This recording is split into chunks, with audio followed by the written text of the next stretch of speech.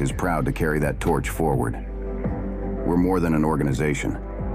It's a beacon calling forth the best of us, to collaborate, to innovate, to dream. For in dreaming, we create. And in creating, we live the legacy of those who dared to look beyond the horizon. 2, 1, 0.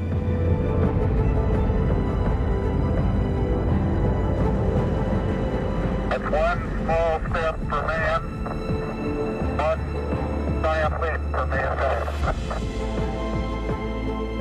We are on the brink of another wave of something big about to happen to our economy and our society, and ultimately civilization. I think we understand that this is that moment that we have to get ourselves organized. This decade really sets the foundation for the rest of the century.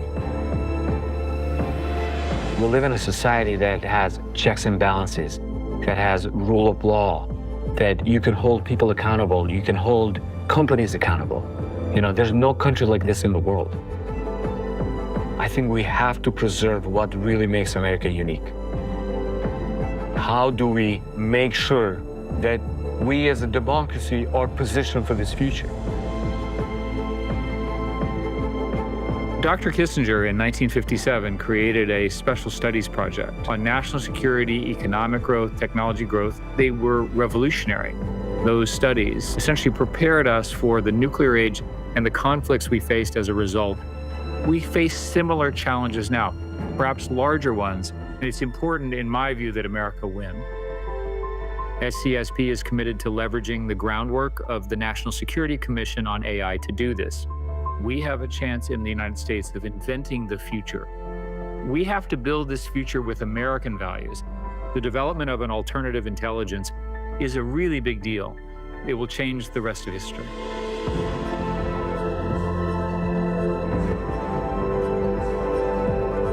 As the world watches, let us show what can be achieved when the soul of innovation is nurtured, when it's allowed to soar. In every corner of the globe, this soul whispers a simple truth, that in unity we find strength, in diversity, our potential, and in technology, a path to a world more connected, more vibrant, more human than ever before.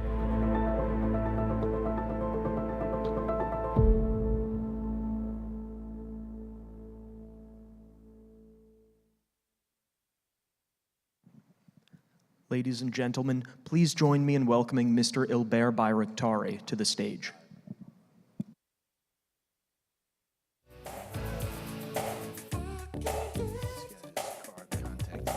Who is he?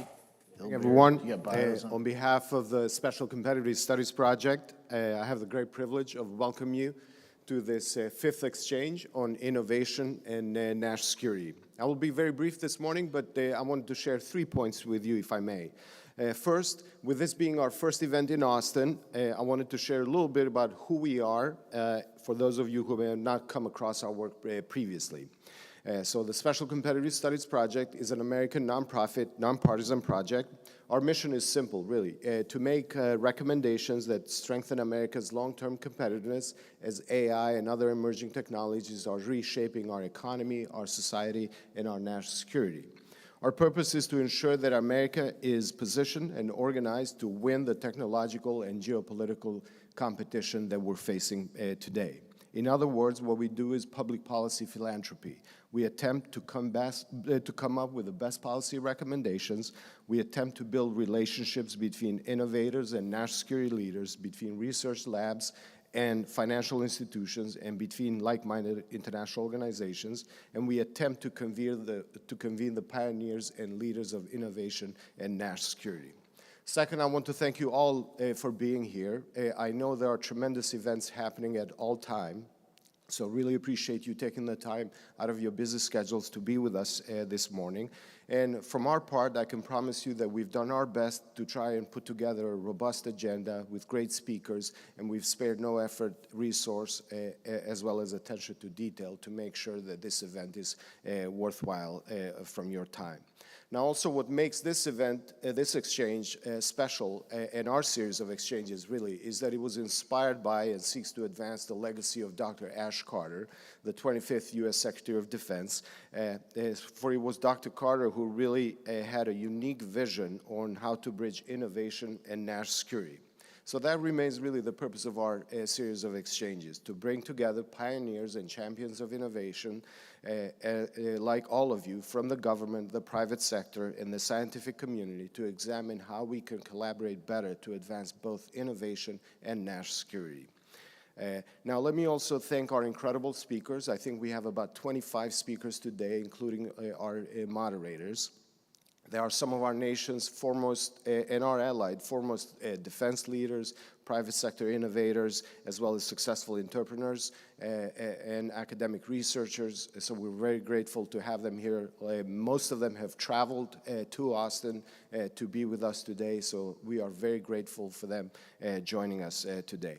Also want to thank the team SCSP for putting this together, our defense team, particularly Luke, who really conceived of and organized much of this, our ops team, and particularly Sylvia for planning and organizing all the details and the logistical aspects of this, the multimedia team for keeping you informed on how the agenda was shaping, and our leadership team, of course, with Ili, who had the vision and the energy to start the exchange series, as well as bring us to our fifth one now. And then lastly, we would like to thank Dr. Eric Schmidt, whose generosity really enables this exchange and SCSP. It was Dr. Ash Carter who recruited Dr. Schmidt, back then as the CEO of Google, to become the inaugural chair of the Defense Innovation Board. And 9 years later, Dr. Schmidt still thinks that this is the most meaningful work that he has done and then continues to do, and he remains committed to helping our government prevail in this competition, as you also heard from the video. My third and final point this morning is to emphasize the theme of this exchange, which is AI and autonomy for national security. We all know that AI is rapidly advancing, and we'll hear from some of our speakers, and becoming more pervasive across our society, our economy, and our national security. But AI is also interacting as well as enabling and unleashing other technological advances, and one of those is autonomy. So from the streets of Austin to the battlefields of Ukraine, AI is giving rise to intelligent and increasingly autonomous systems, whether in the form of driverless cars or drones conducting military missions. These autonomous systems are no longer the work of science fiction. They are here, they're getting better, and they will be increasingly more impactful. So we want to make sure that in this forum, we come up with ideas and exchanges on how we can stay ahead of this trend. 10 years ago, Dr. Carter became the first U.S. Secretary of Defense to visit Silicon Valley in over 20 years, in recognition of the fact that innovative breakthroughs were no longer just happening in government labs, but increasingly were happening in the private sector. Importantly, though, Dr. Carter also realized that Silicon Valley was not the only innovation hub in the United States. So he created the Defense Innovation Unit outpost in Cambridge, Massachusetts, as well as in Austin, Texas. So we're following in those footsteps here, and he had the vision to recognize that Austin was a vital innovation hub in our country.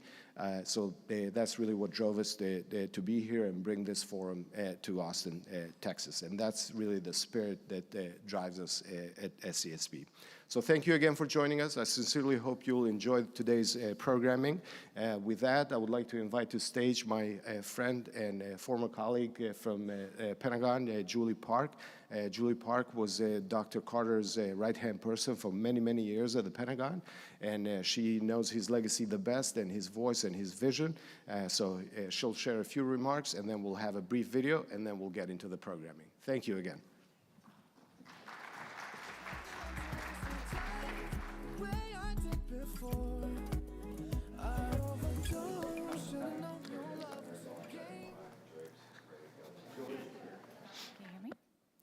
It's a great honor to be here in Austin, representing Secretary Ash Carter's family. Dr. Carter devoted his life to service as a scholar, a mentor, and ultimately as the Secretary of Defense, now referred to as the Secretary of War. But beyond titles, he believed deeply in the power of innovation, in the idea that bridging the divide between the Department of War and the private sector was essential to our country's future. I was fortunate to work alongside him for 13 years, and I still remember traveling here to Austin in 2016, the day that he formally announced a DIUX presence at Capitol Factory. On that day, he said, "I created DIUX last year because one of my core goals as Secretary of Defense has been to build, and in some cases rebuild, bridges between our national security endeavor at the Pentagon and America's wonderfully innovative and open technology community." Looking around, it's clear to me that that vision is still being executed on by our colleagues almost a decade later. Yesterday would have been Ash's 71st birthday, and I cannot think of a better way to honor him than by seeing DOW engaging here in Austin and by gathering together to continue the conversations that he started about the future of technology, about collaboration, about innovation in service of our wonderful nation. To the team at SCSP, specifically Eric Schmidt, Ely, and Albert, thank you so much for carrying forward his ideals, ensuring his vision continues to live on. And now a brief video to honor Secretary Ash Carter. There are rare moments when a single vision reshapes an entire system, when the old ways are no longer enough because the future demands more. Dr. Ash Carter saw that moment and he acted with urgency, with clarity, and with an unwavering belief in the power of innovation. It is his legacy that was so unique and forward-looking that we wanted to continue. The purpose around this event is essentially to honor the notion of innovation in national security. A true innovator who bridged national security and technological advancement. His establishment of DIU, the Defense Innovation Unit, in 2016 continues to accelerate the fielding of advanced technology to Indo-PACOM today. This conference and this topic was around the idea that we all needed to have one conversation, that we needed to bring together the best of technologists, scientists, policymakers, practitioners, and academics to really wrestle with what he saw as the defining issue of our time. Ash Carter was truly a one-of-a-kind public servant. As a student of history, a brilliant physicist, and a mentor to younger leaders, he served presidents of both parties with distinction over more than 3 decades. I'll always remember the way Ash connected innovation and national security and how he created a new wave of public-private partnerships that are, to this day, making our nation stronger and our service members safer. Dr. Carter transformed the relationship between the public and private sectors. He knew the stakes. That innovation isn't just about invention, it's about defense, deterrence, and the strength of democracy itself. The way that Ash leaned forward in developing these new organizations, new units, new ways of thinking about these partnerships was crucial. He invited entrepreneurs into the halls of defense, and he asked technologists to serve not just markets, but missions. I worked for Dr. Carter twice. He was committed to and dedicated to the betterment of the Department of Defense and to keeping America safe and to keeping America secure. And that is our secret sauce. Like the Manhattan Project, like the Apollo program, like Operation Warp Speed. This wasn't incremental change. It was a revolution in how we prepare for tomorrow. This is where that revolution continues. Here, leaders from government, industry, science, and defense come together, not to talk about change, but to drive it. To be able to have a better relationship with industry where we can turn innovation and ideas into fielded capabilities more rapidly. And I think that is where it starts. When you can't take advantage of the fleeting and frequent technological advantages in front of you, that's where you fall behind as an institution. Because the threats are real. Cyber warfare, AI, biosecurity, and so is the opportunity. We are still the premier joint force in the world, and our people and our ability to fight together is still deterring people. The U.S. dominates the tech innovation. The best companies in the world are wholly American, and as long as they come with us on this journey, I feel pretty good about where we're at. Dr. Carter once said, "Our military excellence is not a birthright. It must be earned, again and again." That's what this is. An act of earning, an act of building, an act of shaping the future before it shapes us. Welcome to the Exchange, where innovation meets national security, and where we work, as Ash did, to defend the country and build a better world for the next generation.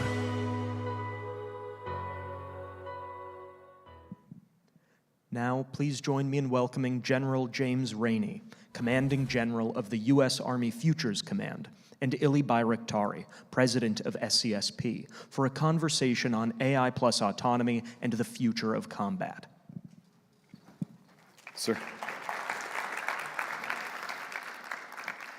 Hi, good morning, everybody. Thank you so much for being here with us in Austin at our 5th edition of the Exchange. It's really an honor and privilege to welcome General Rainey back at the Exchange. Sir, I know you have a busy calendar, but thank you so much for finding time to be with us today. For those of you that may have not known, this is General Rainey's last week as the Commanding General of the Army's Futures Command.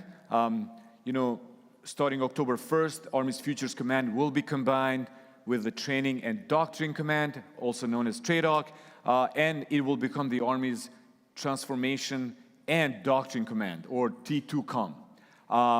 Also, after 38 years serving our country, General Rainey will retire from the service. So, sir, thank you so much for the service to our country, to the nation, everything you have done so far. Please join me in the round of applause and thanking General Rainey for that. You joined the military in 1987. It was right before the end of the Cold War, and you have had the last couple of decades really to observe some of the most transformational aspects of warfare, from Gulf War to the peacekeeping missions of the 90s, to the campaigns in Afghanistan and Iraq, and now what we've seen in Ukraine. Can you tell us more about how have you seen warfare transform over the last couple of decades? Yeah.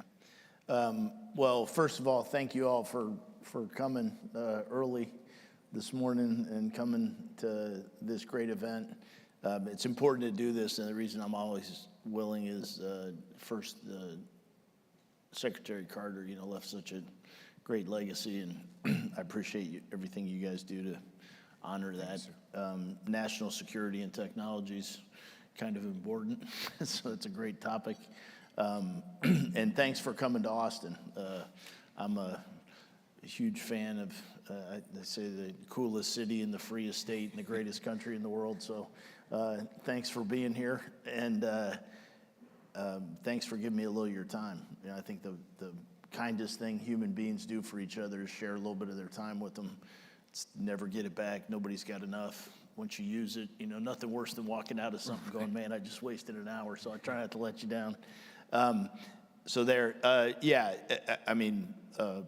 First of all, if you don't know what we were talking about, about 8 years ago, the Army made a really bold decision. We're the only service that has a 4-star headquarters dedicated to transforming and modernizing the Army. When they stood it up, they decided to not put it on some big Army base that nobody can get onto and stick it, right down in the middle of a big tech epicenter. And the tech thing in Austin, everybody gets. There's also a nexus of academic and technology excellence that I'm biased. I don't think is matched anywhere in the world, where you have world-class university systems and such an innovation culture. So they're going to do that. So the Army's merging a couple headquarters. I wouldn't worry about it. My replacement, my current deputy, Dave Hodney, is going to take over for me next week, staying in Austin, and he will have more authority, more ability, control of basically the entire institutional Army to get the ability to transform even faster. So stay in touch. Names will change, patches will change, but we're not going. The Army's not leaving Austin, and we're doubling down on transforming. Yeah, to your specific question, it seems like yesterday that I joined the Army for 4 years and decided to stick around a little longer. What strikes me more, and I could talk about big precision warfare, the precision revolution that happened right before World War II was probably the last giant revolution, and then there's steady, continuous, iterative improvements. I think what we're seeing now is closer to that revolution that only happens periodically in warfare. So I think everybody should really be paying attention to that. The period of time from post-Vietnam to Desert Storm is analogous to where we're at coming out of the 20 years of fighting terrorists to now getting ready to fight hopefully not fight, to deter some seriously capable potential threats in China and Russia. You have to do everything like the Army did. The technology is a piece of it. You need better equipment, but you got to build leaders. You got to retain people. You got to focus on education and training. So I think that what doesn't change is almost as interesting as what does. You talked in one of the interviews about this being a revolution rather than evolution. Can you expand a little bit more on that? Yeah, and I'm just, I don't claim to have the answers. One of the things I always get nervous about is when people claim to have figured something out. People that definitively state things in today's environment make me a little nervous. I think the ability to be intellectually humble, passionately curious, ask good questions, challenge what you think you know. So with that safety brief up front, it appears to me, as somebody who's been doing this for 4 decades and a student of this, the word revolution in military, in the military profession, I'm not talking like RMA and all that bad, 20 years ago, but true revolutions in warfare don't happen very often. You can point to smokeless powder, the railroad, the tank, the radio. It doesn't happen. What's more common is evolution. So doing the same things, but it's changing how you do it and what you do it with, I would say, are the evolutionary stuff that is pretty much speeding up what used to be a 5-year process turned into a 1-year process. And the case of UAVs and counter UAVs is turned into a 1-week process, couple-day process. So that evolution, but what's really important is to watch for true revolutions in warfare. I think we're on the cusp of 2 of them. Good news if you're in the AI business, AI is central to both of these. I don't think AI itself is a revolution, but there's 2. Data-centric warfare, so moving to a truly data-centric approach to how we fight. So getting out of stovepipe mission command systems. It's not about connecting some sensor to some shooter with some leader making an ethical decision in the process. Technology is now taking us to the point where if we get control of our data, meaning that it's usable and accessible and controllable, create a data layer, every sensor, all the knowable data can be brought to bear. Because I don't know what's going to happen with AI. It'd be fascinating people's, but whatever happens with large language models, machine learning, quantum computing, if it ever really materializes, but the speed of computing going up irregardless, none of that matters unless as a military person is able to go to the people doing that and saying, here's my data, unleash the magic. And that's what the Army figured out. So Next Generation Command and Control is an Army program. We've been working on it for a little over 2 years. It's a real thing. We're fielding it to one of our divisions right now. That is going to revolutionize warfare. And I believe it's going to deter anybody from fighting us, because our decision makers can't be a little faster than who they're fighting. We got to be 10, 20, 100 times faster so that we preserve the right to practice ethical decision making, which is what separates us from some of our enemies. So it's that important. So data-centric warfare that'll enable the U.S. to bring all of our advantages to bear. I mean, we shouldn't rest on our laurels or get overconfident, but we still have, I believe, dramatic advantage in this space over anybody we're going to fight. The second one that I would put in that one I'm near certain is going to revolutionize warfare. The second one I'm pretty sure. It's either going to be a gigantic evolution or a revolution, and that's autonomous unmanned systems. And the military that figures out how to combine, not replace their humans with autonomous systems, but figures out how to optimize our greatest strength, which is our human beings and machines. And I know the UAV thing that's going on in Ukraine is fascinating. Everybody who says anything about the sense of urgency we should be pursuing is absolutely right. I'm not making light of that in any way.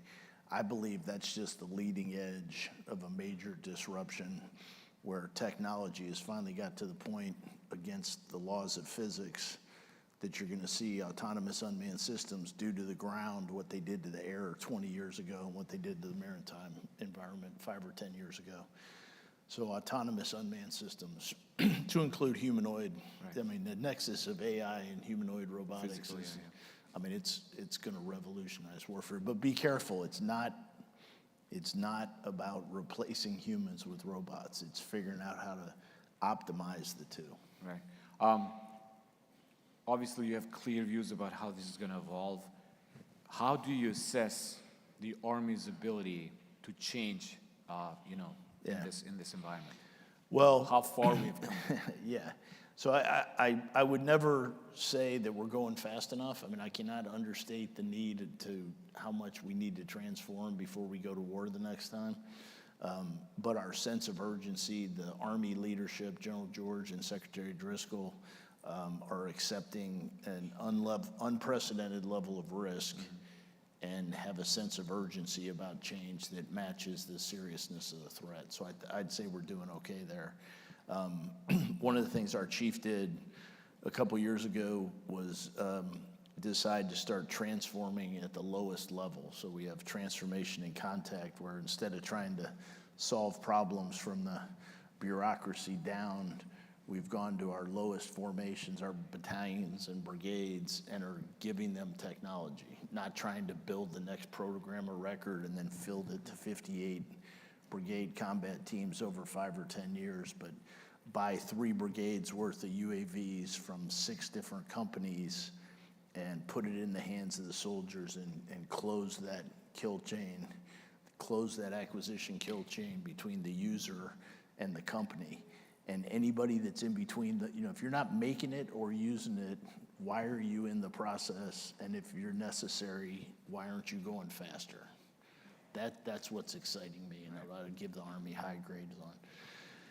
But the amount, I mean, just look what's going on in Ukraine and Russia, and that's the other thing. There's actually 3 categories. There's revolutions, evolutions, and then there's anomalies, where you need to look at something and say, okay, would the U.S. joint force do that and be faced with that, or is that something that if you brought the full power of the United States, really the whole national security apparatus to bear, would we be challenged by that? And there's some things that fall in that category also. In one of the interviews, one of the lines that stuck with me was, you wanted to change faster because you never want our men and women in uniform to have that hopeless, selfless face that the Russian soldiers has when he hears drone over his head.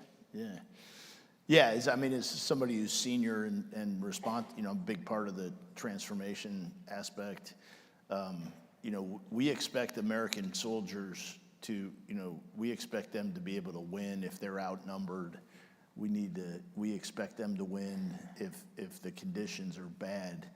What's unacceptable is for them ever to not have the right to defend themselves or not the ability to defend themselves. So there are some cases, some of the UAVs we're seeing, we have a moral responsibility, like right now, to make sure that our soldiers can defend themselves against that. Right. After 3 years at the Army Futures Command, sir, what are some of the things you think you have achieved or you have moved the ball forward? If you would have time back, what would you push maybe even harder? Yeah. Well, I haven't done anything. I'm fortunate. I've got a phenomenal team in Army Futures Command, and really, it's the whole Army. I mean, we play our position, but Training and Doctrine Command does all the training and leader development. And then the real, our commanders who are out in places like Europe and the Pacific and Korea, and they own all the soldiers and all the rest. So the Army is done some really good things. As far as Army Futures Command, though, since you asked, next generation command and control, I'm telling you, unprecedented what our team has been able to do. Go from a clean sheet of paper to a very, very well-funded program through the FIDEP. So white sheet of paper to institutionalized, funded, because your budget is your strategy in the department. I mean, if you say you're doing something, you got to be able to show somebody where you're putting money in there. So that happening, and I'm not aware of any major thing that's ever gone that fast. And most importantly, it works. It's awesome. I don't know, most people in this audience are probably aware of the program, but I'll give you an example. Is we started with defining the problem and going out to industry and saying, here's the problem we're trying to solve. So instead of an 800-page requirement document, we wrote a 2.5-page characteristic and need statement. We went out to what we thought at the time and believe were, say 20 of the best tech companies, brought them down here to Austin, put them in a room and said, how would you do this? Like, we're the best fighting force in the world. I would say we're the best at defending the Constitution, we the military, not just the Army. We're not the best at buying software. The only thing we're worse at than buying software is making software. So, why don't we go out to the best companies in the world and say, how would you do this? And that resulted in an award to a team of industry companies that self-organized. So they're just not an integrator or down select. An industry, we bid the contract in a way that companies had to self-organize and come back. And as soon as we did that and got one going, we just awarded another team that self-organized to come, so we keep competition going. So, I mean, that's by far number one. But other things, Project Convergence is a big thing that Army Futures Command leads for the Army and for the Joint Force. So once a year, going out into the dirt. I have a little bit of time in the Pentagon. One of the things I like to say is almost everything works on the PowerPoint slides in the briefing. Is it going to work when it rains? Is it going to work in the wind? Is it going to work when the humidity is through the roof? Is it going to work at 60 degrees below zero? So the Army, the AFC for the Army, which really for the entire Joint Force creates that once a year experiment. And there's ways for companies, if you're interested in that, there's ways for companies to offer, they make proposals that eventually end up out in that experiment, and then we actually buy stuff out of there also.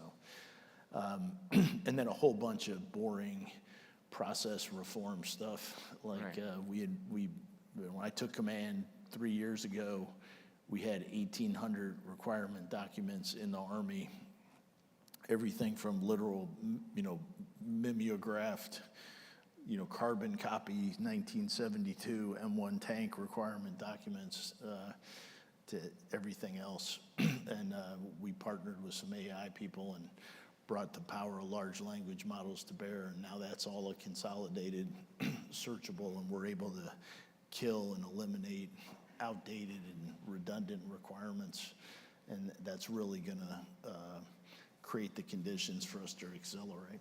Was there anything? Those are a few examples. Yeah. Is there anything that you feel you're leaving not completed that you would put more? Everything. Yeah. It's probably a commentary on my lack of ability, but I've never given up a job thinking, okay, man, I got everything done. I mean, I'm changing command next week, speaking here. I got another speaking engagement. Right. I've got a whiteboard of 10 things I want to get done. So I would never say, I don't think any good leader ever says, well, I did my job. Right. You know, you always want to do more. It's just the speed. Right. I mean, we've got good requirement documents. We know what we want. With very few exceptions, the technology exists. You know, the same thing that frustrates the hell out of me makes me really optimistic. Right. I mean, American companies, there's no shortage of great companies that have great technology, and if they don't, they could figure it out if we asked them. So the technology's there, we've got good requirements, we know what we want. Our chief and secretary are advocating for acquisition reform. I think you'll see some announcements. I don't want to get ahead of anybody, but you'll see some stuff coming out of the Army of how we're going to reorganize some of our acquisition efforts to create unity of effort. We've asked Congress, the Secretary and Chief have asked Congress to give us more flexibility, not more money, but more flexibility to move the money we do have. I think our Secretary is on record on saying, you know, we can't have 17 UAV programs with funding lines and have to go to Congress and ask to move money from one type of UAV to another. So I think that should come, you know, I mean, we're on the cusp of that. So I think the conditions are going to come together where over the next 6, 12, 18 months, you're going to see a gigantic acceleration. Yeah. I think you took over the Army Futures Command right about the same time when ChatGPT was released. Yeah. And so just wanted to ask you about how do you think AI has really impacted your work, the command, how fast you moved once you saw the capability that became like a household item everywhere? Yeah. I don't know that we're adopting it as fast as we should be. I don't know if anybody feels good about how fast their organization is adapting. The biggest thing for us is just getting it in the hands of people. I mean, my experience with any new technology, just get it in people's hands, let them start using it. So we're working on that. Two things. One, process improvement. You know, I had 100 people doing this. It took a week. We're finding, you know, thousands of examples where 5 people can do it in a day. You never zero. It's never zero people. That makes me really nervous. But, you know, I have 10 people doing something. Can I have one person supervise AI doing 10, you know?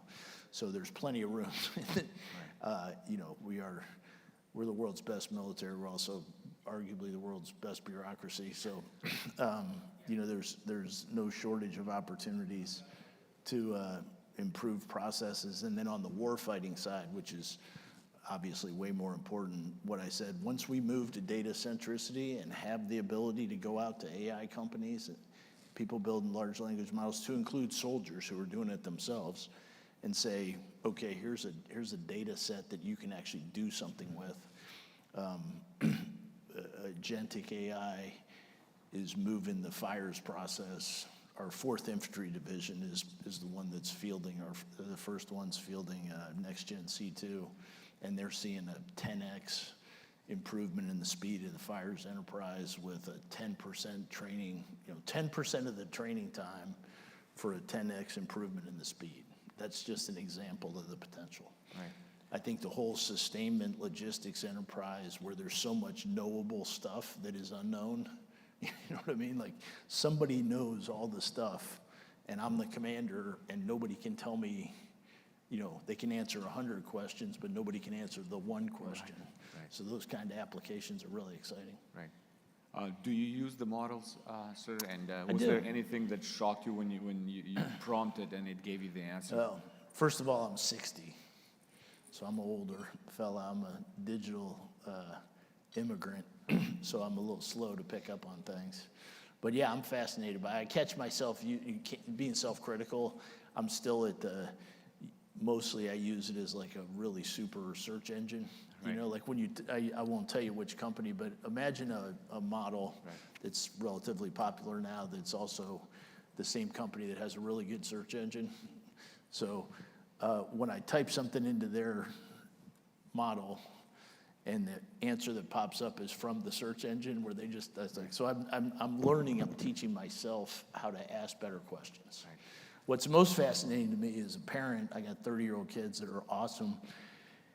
I think we spent, if anybody's close to my age, we spent a lot of time, maybe 2 decades, pushing everybody into STEM. You know, you got to do STEM, you got to do STEM, you got to do STEM. One of my daughters went to school for free on a Women in STEM scholarship, so I'm in favor of that. But it appears we might have missed the mark, because that looks like the stuff that you don't need humans for anymore. Right. And I'm wondering if the way I grew up with a broad history, literature, writing, thinking, philosophy, if that's not the skill set we want to start imparting people with. Because it looks to, I say all that to say, it looks to me like the ability to ask good questions and iterate is going to be the skill that we want leaders to have when they interface with the zeros and ones. Right. Which also but we need the good 0 and 1s people. I'm just saying I'm not one of them. I was doing great at math till they started putting letters in there, and it kind of came off the rails for me. So pushed me into heavy liberal arts. Yeah. Which brings me to, I think, as a segue to the other point we wanted to talk, is the human-machine teaming. Mm-hmm. You mentioned this at the opening remarks. This is like another evolution that I think we will see, first with drones and then going forward with physical AI, robots and whatnot. How do you see the military getting, so like the foundation for this future? Yeah, human-machine integration, I don't like the word teaming, because I played a lot of team sports where everybody's of the same value on the team. I think it's counterintuitive to say it's the exact opposite. You don't value the machine, you wholly value the human. That's just a little pet peeve of mine. But yeah, our superpower, our biggest asymmetric advantage as Americans, as a U.S. Joint Force, as a U.S. Army over anybody we're going to fight, is we have better people, indisputably. Values-based, all-volunteer force. We got an NCO Corps. The quality and quantity of leaders we put in our formation and the men and women we select to command and lead things is unmatched by anybody. So why would we, you know what I mean? Like, why would you give up any part of your biggest single advantage? Right. So optimizing our humans in the context of adding machines. I'll give you an example. We shouldn't find out where the enemy is. Like I say, no blood for first contact. Like, we should never again lose a soldier finding out where a minefield, where an IED is, where the enemy is. That's something, all that risk we can transfer to machines. You know, pilots shouldn't light up enemy air defenses. It should be some autonomous system, you know, around them. So transfer risk, but the real reason you want to do that is war is getting so complex, so fast, so lethal, that every ounce of capability those humans have needs to be spent doing things that only humans can do. I would defer to anybody in here who, everybody probably knows more about technology than me, but I don't believe computers are ever going to have instincts. I don't think they're going to have curiosity in the truest sense of the word. They certainly have no ability to practice values-based ethical decision-making, which is the U.S. superpower. So optimizing our humans, getting everything, all the risk and all the cognitive load off of our humans so that they can perform at their maximum capability. That's in a nutshell, that's how important and how big a deal this is. Right. One of the things I think you've also observed many times is how digitally literate the new recruits are. Yeah. That you don't have to spend a lot of time Yep. bringing them to understand these, how fast they move. So how have you seen that change also? Yeah, I'm over super your career? excited about the young people. It goes back to, one, our people are our superpower, and the younger they are, the better. I'm not maybe it's because my kids turned out great, or I got a couple grandkids now, but I'm not one of these people that, bashes on the young generation for a couple reasons. I remember my grandpa telling me that my generation was going to ruin the world and we're a bunch of idiots. So I think it's more of every 60-year-old thinks 40 to 30-year-olds are not as awesome as they are. But more practically, I've seen no example of our young people having any ability, any challenge adapting to some kind of new piece of kit. I mean, if you think about their life, they've grown up with devices, they've seen the world change dramatically, COVID, Like pick something in this life experience these people have had. They have no expectation for next year to be like this year, and they're totally open to the idea that the world 5-10 years from now is going to be crazy, and that leads them to a willingness and ability to just challenge assumptions. I think their empathy, they're more empathetic. I think they're less motivated by security and money than people that are older are. And all those things make me real optimistic about young people. There's a few things. I mean, get off the social media and maybe get in a fist fight or two on the playground when you're a kid. So you get a little resiliency. I mean, you can't really fix that once they're grown-ups. So. You sort of retiring this week. No, you're leaving the Army's Futures Command this week. We didn't talk about China yet. So like the one thing I would like to end with is, we're facing probably the biggest competitor we have ever faced as a military, as a country. Not just on the military domain, but across all domains, financial, economical, obviously technological. How do you assess our abilities versus theirs? What do you think their intentions are? And how do you foresee the next couple of years in that competition with China? Yeah, I mean, I don't spend a lot of time. It's not really my job to focus on that. But if you I mean, other than the technology piece, but I think the president, the Secretary of War, the leadership of the military, Admiral Paparo out in Indo-PACOM, have all been clear. I mean, China. Everything they say is true. They are a unprecedented threat. I don't think they have good intentions towards the United States, and everything we're doing to deter them from a war that I believe we would certainly prevail in, but nobody's going to win, I think is absolutely the right thing we should be doing. Right. So there's an old tradition in the Pentagon on your last day to provide a clap out for a leader. So I would really like to invite the audience here to do a clap out for your service to our country, for everything you've done, and really thank you again for being with us here today. Thank you, but it's really for the men and women who serve. I will tell you, the word that comes to mind when I reflect on the 4 decades in the Army is gratefulness. I mean, it is truly a privilege that we live in a country where you can serve.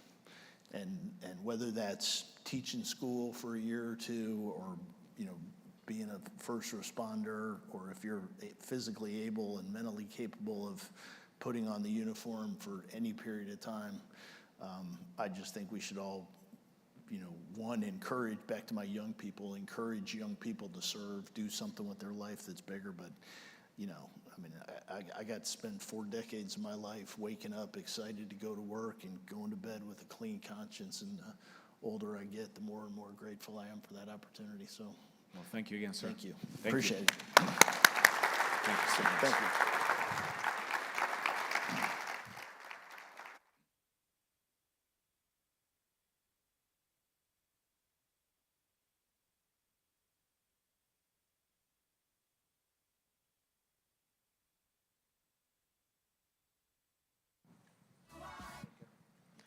Next, please join me in welcoming the Honorable Mac Thornberry, former U.S. Representative for Texas's 13th Congressional District and member of SCSP's Board of Advisors, for a conversation on safeguarding national security through innovation, moderated by Gene Meserve, host of SCSP's NatSec Tech podcast.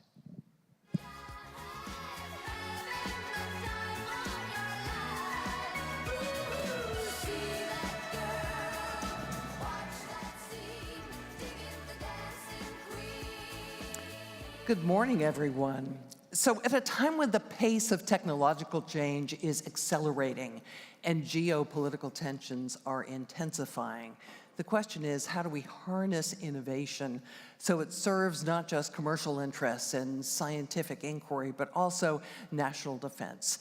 And here with me to share his wisdom is Mac Thornberry. He is, as mentioned, a member of the SCSP Board of Advisors, also was chairman of the House Armed Services Committee, where he led efforts to modernize the U.S. military and to try and prod it to embrace innovation. Great to have you with us. Thanks for having me.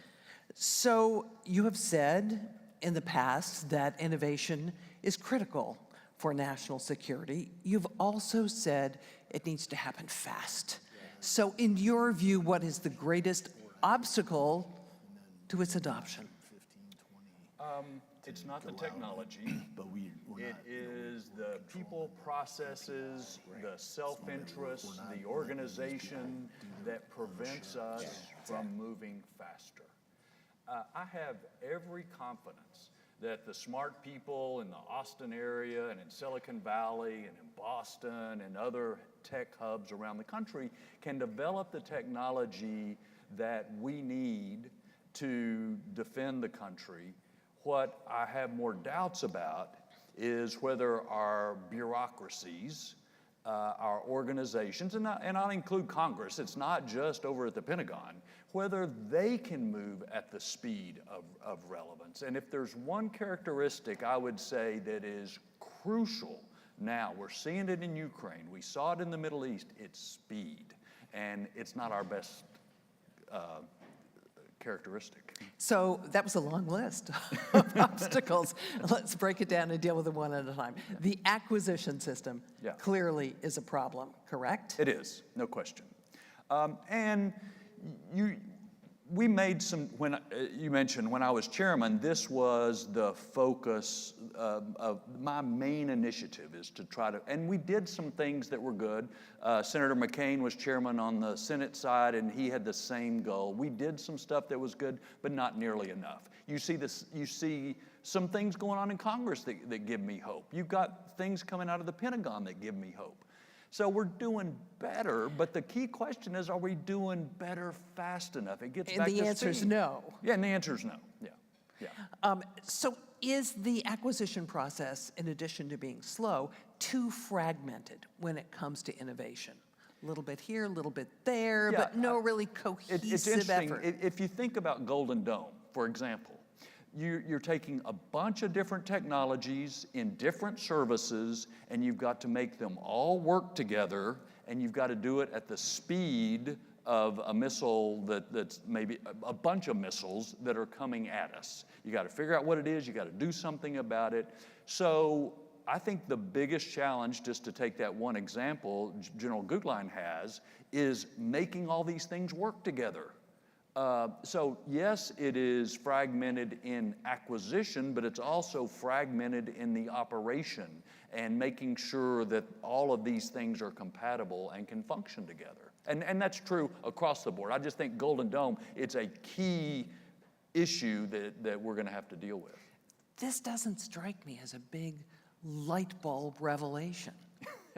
It's not, but it's hard, because if you're in acquisition, if you're a program manager, your pride is in that program, and you want to safeguard it. There's human nature involved in protecting your rice bowl. And it's not necessarily a bad thing, but if you have a bunch of people protecting the thing that they're working on, and see some downsides to collaborating with other people, it makes it harder. And so you've got to break through those natural tendencies of not only humans, but organizations of humans. So how do you do it? I mean, does it require fundamental culture change? It does, and I believe that it's got to start at the very top when it comes to the Pentagon. Only the secretary and the deputy secretary have the authority and the control of the money to break through these stovepipes that we're talking about. But Congress can put a lot of roadblocks in the system. And so, for example, Congress really wants to be protective of taxpayer dollars for good reason. They don't want to see them misused, but they put so many strings on the dollars that it's hard to keep up with the change in technology. So more flexibility of funding would be crucial, I would say, to improving our speed. Congress also wants to protect jobs within their districts, because jobs means votes. And many members of Congress have legacy contractors who are operating on their turf. So is Congress a big part of the problem? Congress is a significant part of the problem. And you're right. When I represented a district in Texas, I knew that I was the only one who would speak up for my constituents. And so I had a job to do that. But also, if I counted on my colleagues to look at the national interests, and if I was wrong about what's best for the country, then they needed to make sure the national interest was protected, even if I was speaking up for my local interest. And that's the way it needs to work. We need to have that sort of overall leadership of what the country needs to do. And that's especially true as we're looking at the threats that we face with adversaries collaborating with each other, making it all much more dangerous. So you mentioned John McCain. He was a champion of this. You were a champion of this. Who do you see in Congress now who's really championing change? Well, I mentioned there's both Chairman Mike Rogers and Adam Smith, who are chairman and ranking member of the House Armed Services Committee, and Senator Wicker and Senator Reid on the Senate Armed Services Committee have some really cool stuff in the bills that are moving now. Now, you know, they've got to overcome dysfunction in Congress to get anything done. Yep. But they have some really helpful things to help us move faster on the acquisition side this year, and I hope they can get it across the finish line. In your opinion, at this point in time, is there still too much time, too much money, too much emphasis on the big legacy systems as opposed to the new innovative systems? There is. But the one thing I try to remind people, it's not like you can stop the world and say, okay, we're going to get rid of all this stuff and we're going to move over to here, because the world keeps moving. So we get rid of a bunch of things. There's still dangers that we require on those older things to help us deal with. So we have to make this transition, absolutely. But it's got to be in a way that is thoughtful, because our adversaries will take advantage of any gap in our capability and drive a truck through it. So we've got to move, and we've got to buy more. That's the reason that people who say, okay, we can save a bunch of money by getting rid of aircraft carriers and just go to a bunch of autonomous naval systems. Well, again, the world's not going to stop. The adversaries are not going to let us get away with that. We've got to do both. We've got to keep the aircraft carriers going because they play a role now, but we've got to buy a bunch of autonomous naval systems because that is clearly the future. We've got to do both. I read a suggestion somewhere that we should have a dual track budgeting system so that there's a certain amount of money that is put towards those legacy systems, but another big chunk of money put towards innovation and the new systems coming online. Does that strike you as a viable proposal? I think something along that line makes sense. And I'll, again, to give Congress some credit, Congressman Ken Calvert from California put $1 billion into DIU last year to help it transition programs that it identified and get them over the valley of death that everybody talks about. So a chunk of money that could be used flexibly to produce new systems, I think, is part of the answer. And it needs to be obviously more than that, but that's part of what we've got to do. And more money overall, would you say, for acquisition? I mean, it's going up, and it needs to go up. If you look at the charts of how much we spend as a percentage of the federal budget, as a percentage of the gross domestic product, we are just going down, down, down. It reached a height in 1985 during the Reagan years, and it's been going, a little blip during the War on Terror, but we don't spend anything like is appropriate for the threats that we face in this time, at least in my view. When it comes to the money, do we have to be more flexible too? Does the Pentagon need to be more nimble so it can move funding as it sees necessary? Absolutely. And if you ask me the one thing we could do that would make the most difference in the short term, that would be it. And the flexibility has got to come, a lot of it from Congress. And it's understandable.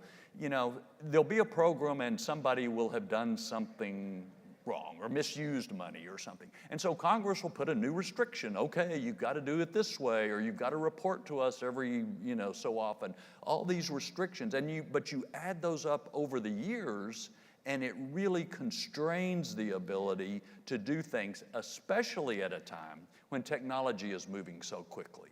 One of the fundamental recommendations of the National Security Commission on AI, which Eric chaired, was a pot of money for AI applications. And of course that makes sense. All of us can see how fast that's moving.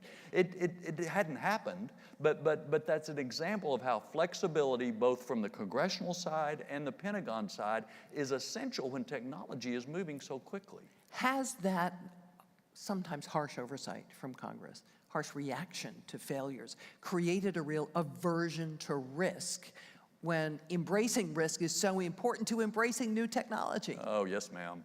I kept threatening when I was chairman to have a hearing of program managers whose programs had not worked out, that had failed, and patting them on the back, saying, okay, you learned what didn't work. And I never got my staff to get it set up. But we are too risk adverse. And there's always some yahoo in Congress who wants to go out with a press release saying, oh, the Pentagon is wasting this much money. And it does happen sometimes, and it ought to be fixed. But if you look at the broader enterprise, we are so worried about those headlines, about the Inspector General reports, about all the things that can come. We are risk adverse, and that puts us at a disadvantage when we think about a China scenario or others.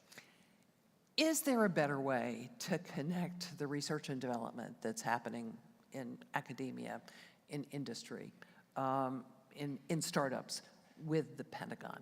Is there a model that works, or do we still have to create one? I think we're still working on it. The video at the beginning talked about the organizations that Ash Carter set up, like DIU and so forth. I think those have been very helpful. They've also are still relatively small. And so I don't know that you could make the whole Pentagon work like DIU does, but there's some models that maybe we could learn lessons from. And you're absolutely right. Part of it is the relationship between government and industry, and part of it is the relationship with academia that also has a huge role in this. Over the years, just like congressional restrictions have made it hard to move fast, over the years, I will, as a recovering lawyer myself, I'll say lawyers at the Pentagon have made it really hard to collaborate for government and industry, and even government and academia. And obviously we don't want self-dealing, and there needs to be some rules about that, but I think we've gone too far in putting everybody in their corners. The only way to deal with the challenges by a China that is a unified industry government approach, the only way for us to do it is to collaborate better. You mentioned DIU. That's one entity. We also have In-Q-Tel. We have various services, have various innovation components. Is it just too fragmented? Is it too all over the map? Or is that a good approach because different segments of the national security community have different needs? Yeah, I've struggled with this question. It was a necessary approach because you weren't going to fix the whole system in one swoop. So you needed to create organizations like In-Q-Tel and DIU and AFWorks and all of these things. But then the question is, as they go on for a while and they do some good, what happens to the part over here that's not changed? Now you hope that they learn the lessons from these new innovative organizations and incorporate them, and to some extent that's happening, but it's clearly not happening at the speed that needs to be. So we're still grappling with this question of how we can change the whole enterprise at a speed that is relevant to the change in technology and to the change in the threats that we face. Do you think the Department of War is doing enough to capitalize on innovation that's happening in other countries? Are we looking at what our allies are doing? Are we leveraging what they're doing? Are we collaborating and cooperating in a way that would move us all further? We're not doing enough, clearly. And I think the premise of your point is exactly right. We can't, as good as we are, we can't do it all by ourselves. And there are allies and partners that have special capabilities that we could benefit from. And besides, we all benefit from being on the same page with each other. And so I am concerned about where we are now. We need to do better with allies and partners, even though sometimes they're going to slow us down. They're not keeping up in certain areas, but we, as a whole, we will benefit, and our deterrence interests will benefit the more we can work together on And these it makes things. it more likely we'll have interoperability should in fact something happen. Absolutely, which is no small thing. Not at all. So how would you say that this issue of AI and autonomy is transforming the geopolitical landscape? Well, I think all of us just watch the news and see what's happening with in Ukraine and in the Middle East, and we see the way that warfare is changing and at an incredible pace. But I would also say what we don't see as much is also a significant change, and that is through cyber and social media, the information domain. In other words, we're all familiar with drones. We have the naval, we have the ground domain. There's also the space domain and the information domain. And there have been some stories recently about how AI and autonomy, when it comes to cyber threats combined, are making the disinformation or information campaigns of adversaries much more effective, much more targeted. And it's something that really concerns me. You know, it goes back to basic Sun Tzu. The epitome of strategy is to win without firing a shot. We give adversaries on our own a lot of fodder to work with, but if they can use social media, if they can use targeted cyber campaigns, not just to plant bugs in our infrastructure, water and electricity and so forth, but to fuel internal dissent in the United States, man, that is certainly in their interests. Is the U.S. doing enough to counter that? No, absolutely not. We don't even, and it's hard for us because of the First Amendment and so forth, but we've had a lot of turmoil here recently in the organizations in Homeland Security, in the Cyber Command, that were set up to help defend our country against such attacks. And so, you know, there's lots of things to worry about. I mentioned the adversaries collaborating together and adapting together, but the information domain, especially as it affects our internal ability to do what we need to do, is probably the thing that worries me the most. I did a panel with law enforcement representatives from the Five Eyes, and we discussed fentanyl, we discussed organized crime, we discussed arms trading, and at the conclusion I said to them, what is your biggest fear? What's the thing that worries you the most? And they said, social cohesion, pointing exactly to what you're talking about. Would you agree with their conclusion? Yeah, no, I think it's true. Let me, if I can, tell you a brief story. Back about, well, this was right about 10 years ago, because the Houston Chronicle just wrote a story about this recently. I started getting people coming into my town hall meetings just distraught because they were getting emails that a regular exercise the Special Operations Command normally does was really going to be a subterfuge, and President Obama was going to use the military to go door to door and confiscate people's guns in Texas. It was called Jade Helm. And I would try to talk to people about that. If they were, the military's not going to do that.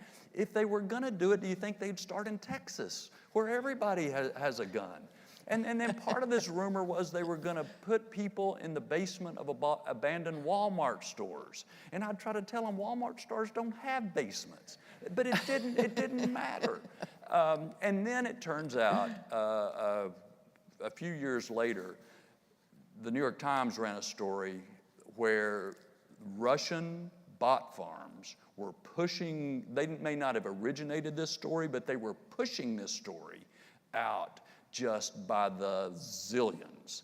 And it really played a role in Central Texas, but in the Panhandle, my constituents were upset about it. And it was really the first time my eyes got opened that, okay, a rumor gets started, adversaries see it, they fan the flames, and it can have real consequences for our society. And I think it's just gotten much, much worse since in the last 10 years. Because of AI and autonomy. Yeah, any tool can be used for good or for ill. And this is one of the ill effects from AI and autonomy. Now, at the same time, it takes AI and autonomy working together to block that stuff or to deal with it. And that goes back to the organizations that you mentioned, CISA, Cyber Command, others that we count on at the federal level to help protect our society from these information campaigns. Speaking of our adversaries, what do you think are the big lessons about AI and autonomy we should be taking from them? Well, I think I don't want to jump the gun. And the next on the stage is General McRyan. And he wrote a paper for SCSP that talked about how they have learned to learn better and adapt. And you see this really not with the Russians and also the Ukrainians. It's nearly hour by hour how they can use these drones and see something, they can adjust, they can try this, and it's a back and forth game. Again, I want to come back to the speed at which that is happening. It's hard to imagine that we could adjust as quickly as both the Russians and the Ukrainians are when it comes to that sort of warfare. But that's a glimpse of not only what is now, but the direction things are headed. And that's where, like Army Futures Command and others have to help us prepare. Do you believe that there is a need for an international regime of rules, guardrails governing AI and autonomy? I think we really need to have the conversation. And General Rainey mentioned this in his remarks. Just say if we are in a war with China, as an example, they will not have the same constraints on the use of AI and autonomy that we might. And we could lose. And so we need to have a conversation. We don't want to become like them, but we need to have a conversation about what we are comfortable with. If there's back to Golden Dome, if there's a barrage of missiles coming at us, we don't have time for an individual to be in the loop saying, okay, we're going to use this to get that missile, this to get that missile. It has to be automated to some extent. And so having the conversation about to what extent we are comfortable with automation, with machines making their own decision about when, how, which, to counter some threat is important, because once they start coming our way, it's too late to have that conversation. So are you talking about having an internal conversation in the U.S. or an international conversation? It needs to be both. It's got to be both. We need to have serious conversations about AI and autonomy and our ethical principles and what we're comfortable with. And we need to also have that conversation with key allies and partners who are facing much the same challenges that we face. Better do it quickly, given the pace of development. Absolutely. And I don't mean to suggest those are easy calls to make. And they will change as the technology evolves.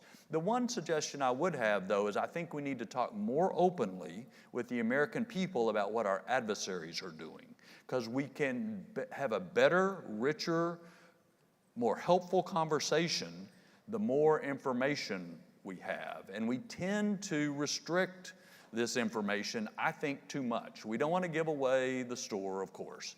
But if we're going to have an honest conversation about where this is headed and the kinds of decisions that our military leaders are going to have to make, we need to have a clear understanding of where the adversaries are and where they're headed.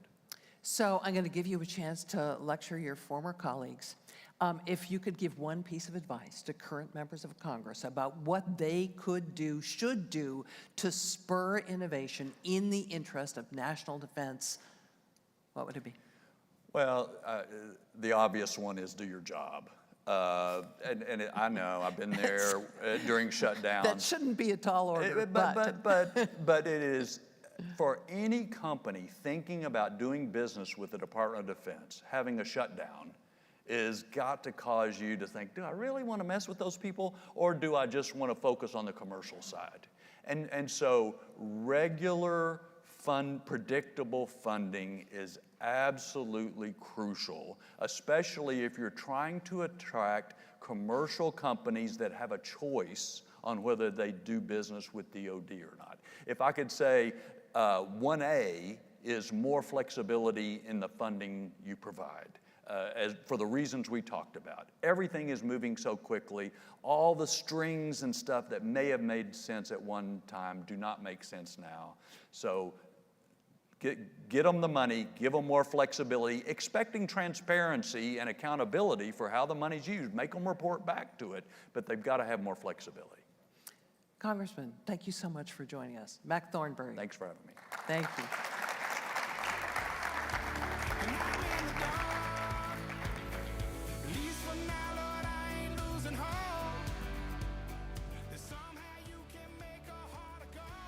Now, please join me in welcoming retired Major General Mick Ryan of the Australian Army and Senior Advisor to SCSP for an innovation talk on AI, autonomy, and adaptation in modern war.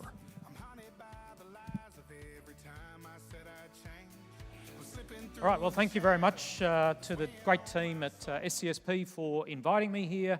Thank you very much for allowing me to be the first person to be on stage all by myself without a moderator. And it's really great to be here in Texas. I feel very much at home here. The state where I'm from in Australia is not dissimilar.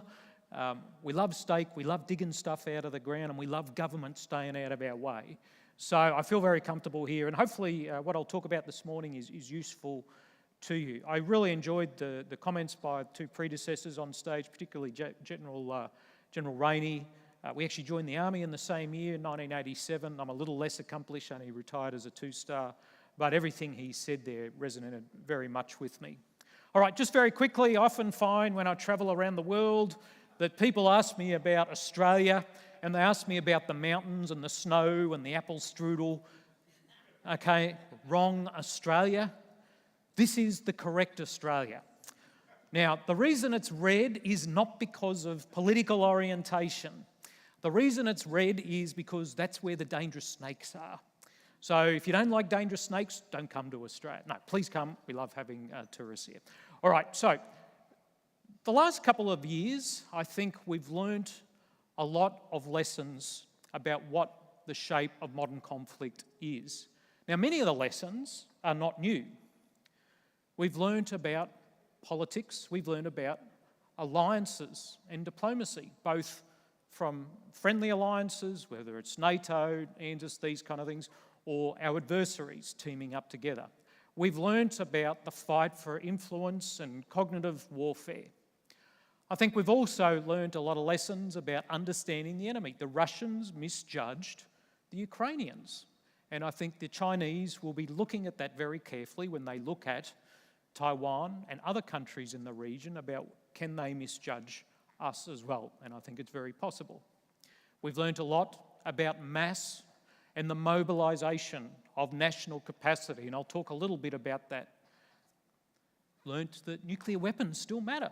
We'd forgotten about them in the post-Cold War world, but they're still out there and people will still use them to threaten us and to deter us from defending democracy and freedom around the world. I think we've also learned that modern war is intersocietal war that's far more integrated than ever. It's not just about military forces and intelligence forces and diplomats. Societies are far more integrated than they've ever been before, and larger parts of society are participating in conflict against each other, whether it's through crowdfunding, the wonderful NAFO movement, which is all about countering Russian misinformation. We've learned about time and strategic patience, and when do we get bored with foreign wars? Now, this isn't a new lesson from Ukraine. We certainly saw it in the 20 years that we were in Afghanistan and other places like Iraq. And finally, we've learned about the enduring importance of leadership, of human beings at the coalface all the way up to the national level. This is something that a robot's never going to provide, and it's something as an enduring part of human existence on this planet. But, as Ben Kenobi said, these aren't the lessons that you're looking for when you came in here today. So what I'm going to talk about are what I call 3 very important drivers of transformation in modern conflict and modern military and national security organisations: AI, autonomy and adaptation. And each is very important to understand, but the interaction between the 3 of them is even more crucial for us to appreciate and ensure that we're able to use to realise the great opportunities that both technology and human capacity provide us in the 21st century. This is the world's first FPV drone. Wasn't a radio-controlled B-17 in Europe. It was a US Navy drone developed during the Second World War, deployed and used in the Pacific. It was an uncrewed aircraft controlled by an operator in the back of an Avenger bomber with a TV screen, used against the Japanese at places like Rabaul. Now, eventually they stopped using them because it was actually cheaper to use manned fighter aircraft and fighter bombers. But it was the first example of an FPV drone. So we've seen drones for a very long time indeed. Autonomy and autonomous war is not just about drones. Drones and electronic warfare go hand in hand. They're co-evolutionary partners, and whenever someone talks about drones, you must be also talking about evolution, learning and adaptation, and electronic warfare. They go together. There is no advance with drones without advances in electronic warfare, either offensive or defensive. And we've seen a huge resurgence in the research and the understanding of electronic warfare on the battlefield and beyond in the last 3.5 years. But drones have also enabled something that was previously the preserve of superpowers and major powers in the Cold War, and that is a long-range strike capability. Until recently, only big, powerful countries had the intelligence, had the systems to be able to conduct attacks over thousands of kilometres. The Cambrian explosion in drones that we've seen in the war in Ukraine has resulted in a lowering of the bar in access to sophisticated long-range strike capabilities. And as we've seen in the last 2 years in particular, the Ukrainians have been very clever at using this to attack large munitions locations of the Russians, and more recently in their economic warfare against Russia, attacking every element of their oil and refining capability across the country. And we're now seeing what I call a next generation drone war, where drones are fighting drones. We're seeing maritime drones shoot down aerial drones. We're seeing drone interceptors being used against Shaheds, and I'll talk about that a little bit shortly. We're seeing aerial drones fight drones on the ground and vice versa. So we're seeing drones carry other drones. So this is the next generation of drone warfare, not just about humans operating drones to attack other humans and equipment. It's drones attacking other drones. It's drones attacking Russian soldiers and clearing out Russian positions without Ukrainian soldiers being involved in the direct combat. So this is a really important trend in drone warfare beyond just the cool drone technology. And it has resulted in the world's first drone force that's the equal of the Army, Navy and Air Force in Ukraine. The Russians obviously copied that because they like to be fast followers. They generally don't invent these things themselves. But the Unmanned Systems Force, and I've had the opportunity to speak with the commander in Ukraine about this, is becoming the central nervous system for drone operations across all the military services in Ukraine. And it's, once again, it's not just about the technology. It's about the collection of lessons from the battlefront, the standardisation of doctrine and training, the filling of gaps on the battlefield, the construction of the drone wall, the conduct of long-range strike, and the integration of tactical lessons with Ukrainian and foreign industries. I think it's a very interesting organisational response to drone technologies and battlefield lessons that we might learn from. It doesn't mean we all need to go out and form independent drone services, but the way the Ukrainians have done this is very interesting. And finally, with drones, we're starting to see drone barrier systems. The Ukrainians obviously are constructing their 1,100-kilometre long drone wall or drone line, which is about a 40 kilometre thick series of drones all the way along the eastern front. The Europeans are starting to look at it. And now in the Pacific, Indo-PACOM and PAC-Fleet are developing their Hellscape concept, which is shifting from a concept to actual implementation with drones on the ground this year. So all these things are really important aspects of contemporary drone operations that look beyond just the drones themselves. And drones, as you know, also have AI in them, but AI itself is having a profound impact on society as well as military affairs. I've had the opportunity to visit quite a few US and allied military organisations just to see what they're doing with the implementation of AI. And in some organisations, AI is penetrating deeply into many of the processes they use on a day-to-day basis. I guess one of the leaders, who are at the forefront of this is Admiral Paparo, what he is doing at Indo-PACOM. And their agentic planning in their J5 is developing thousands of options in their planning processes which they can simulate. It's compressing the time for targeting packages, compressing kill chains. It's allowing better personnel and logistic planning. But it's also, in many organisations, and not just friendly ones, generating material for strategic influence as well as misinformation and propaganda. I still think we're at the tip of the iceberg in the use of AI for misinformation and propaganda. I think there's a long way to go, but this will be one of the critical applications of it. This is one I think we're even less advanced in, but is going to be more profound in impact, where we all have our own personal AI assistants that help us through our careers. There's no reason that when you join the military, you're allocated your own algorithm that helps you track your career with training courses, with development, with a whole range of administrative systems. Everyone should have these when they join the military. It should be like a set of boots and a weapon. You should have your own personal AI assistant that stays with you through your entire career.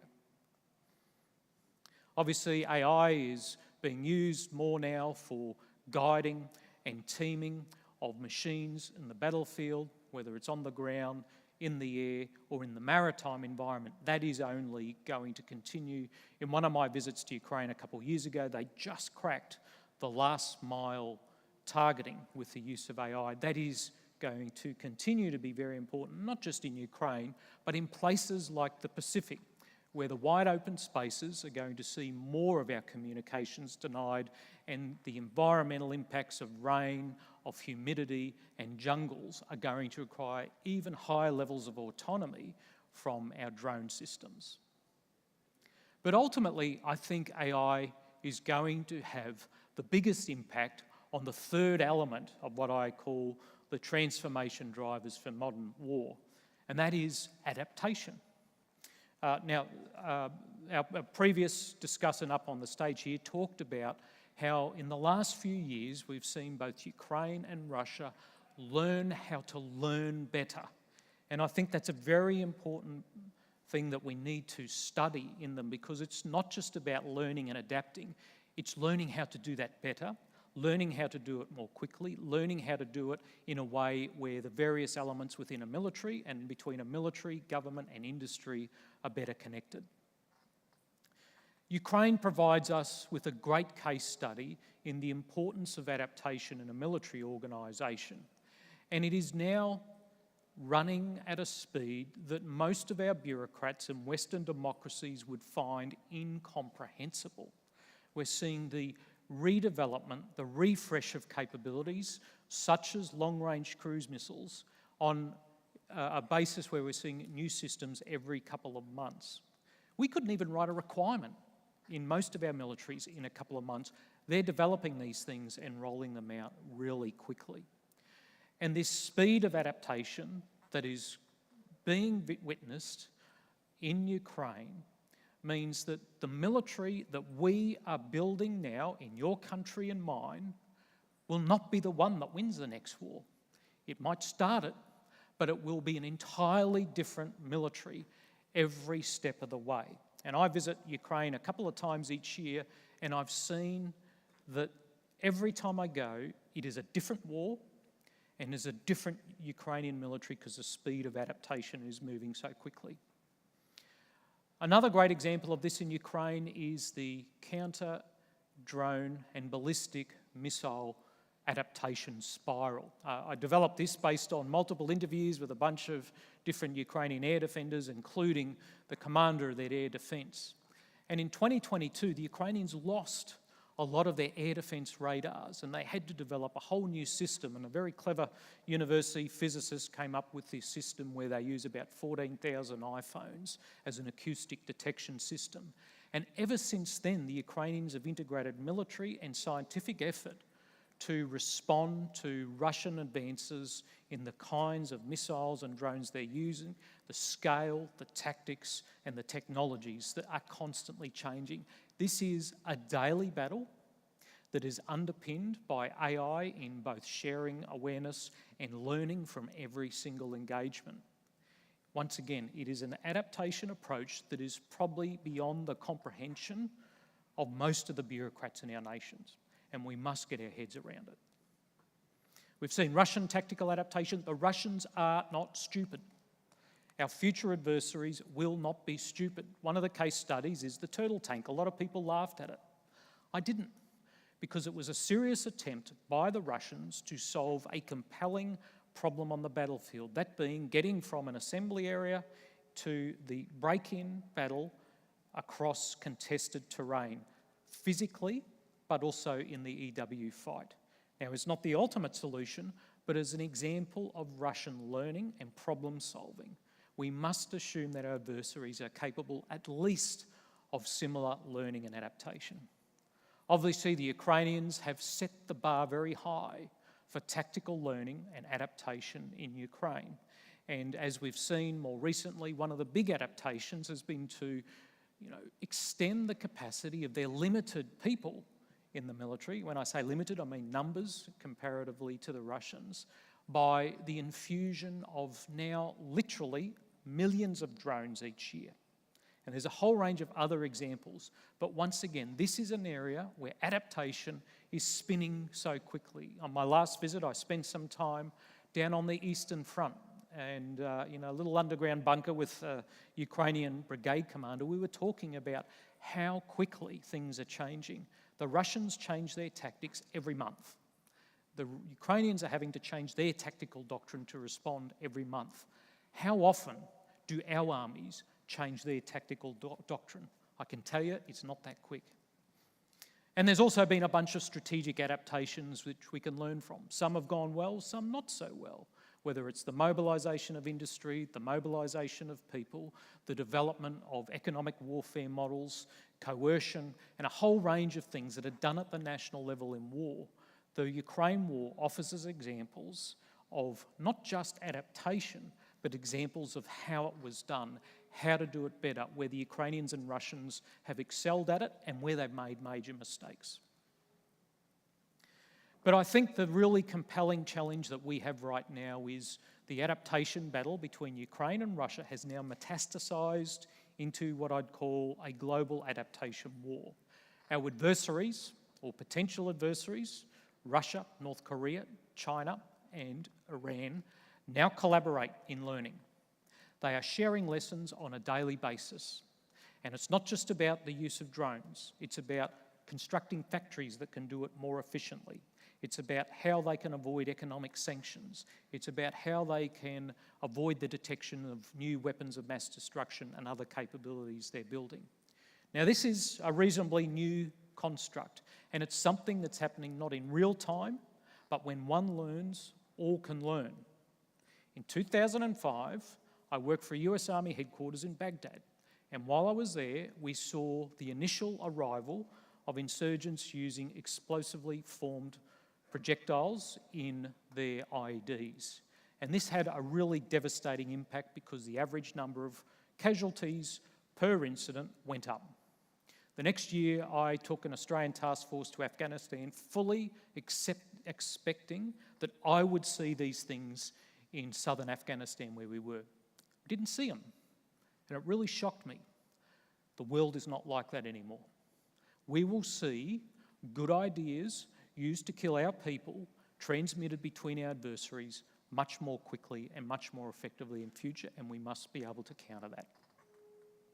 Finally, when it comes to adaptation, institutions need to understand, well, what stage of adaptation am I in? Am I in peacetime adaptation? What does that mean for risk-taking and process? Am I adapting in war? You'll understand that. But a third part of adaptation that I think we understudy and is understudied in the literature is the adaptation from peace to war.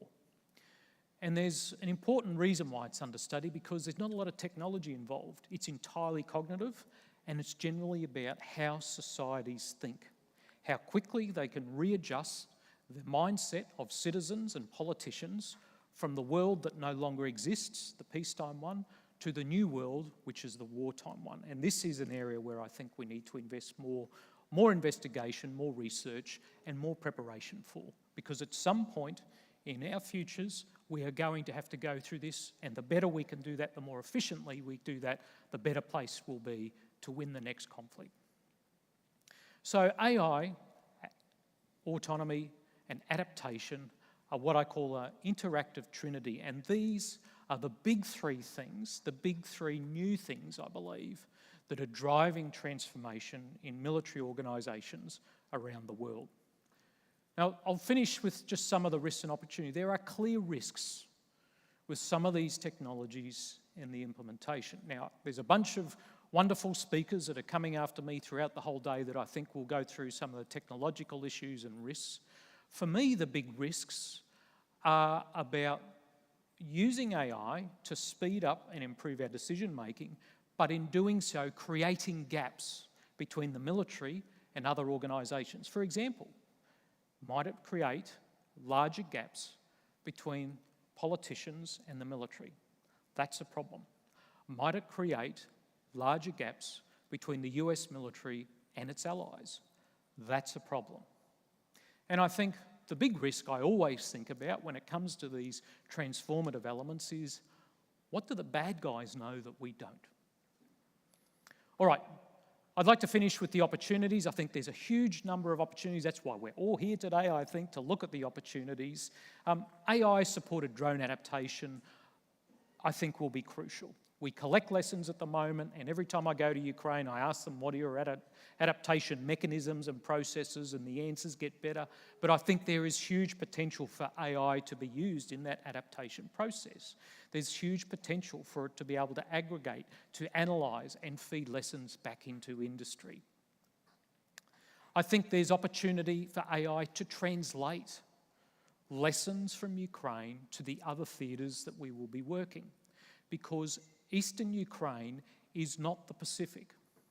Eastern Ukraine is not the singular future of war, even though all the trends from there will influence all forms of future war.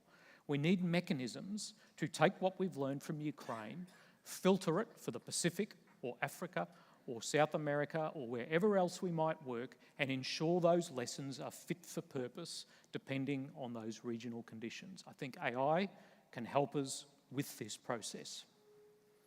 And finally, this transformative trinity of AI, autonomy and adaptation being applied together will help us solve some of the very compelling operational problems we face at the moment.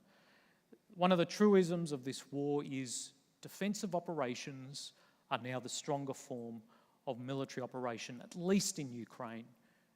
Okay, at least in Ukraine. We need to change that, because it's very hard to have a conventional deterrent if all you can do is defend.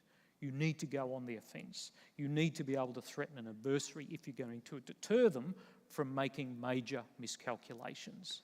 But there's a bunch of other problems that we need to solve for modern war as well, whether it's survivable logistics sustainment, degrading enemy awareness to ensure that we might still be able to deceive and surprise them.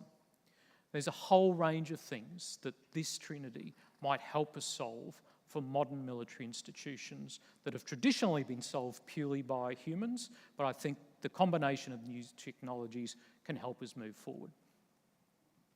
But I think it always should be at the front of our minds that this combination of autonomy, AI and adaptation is not about replacing humans in war.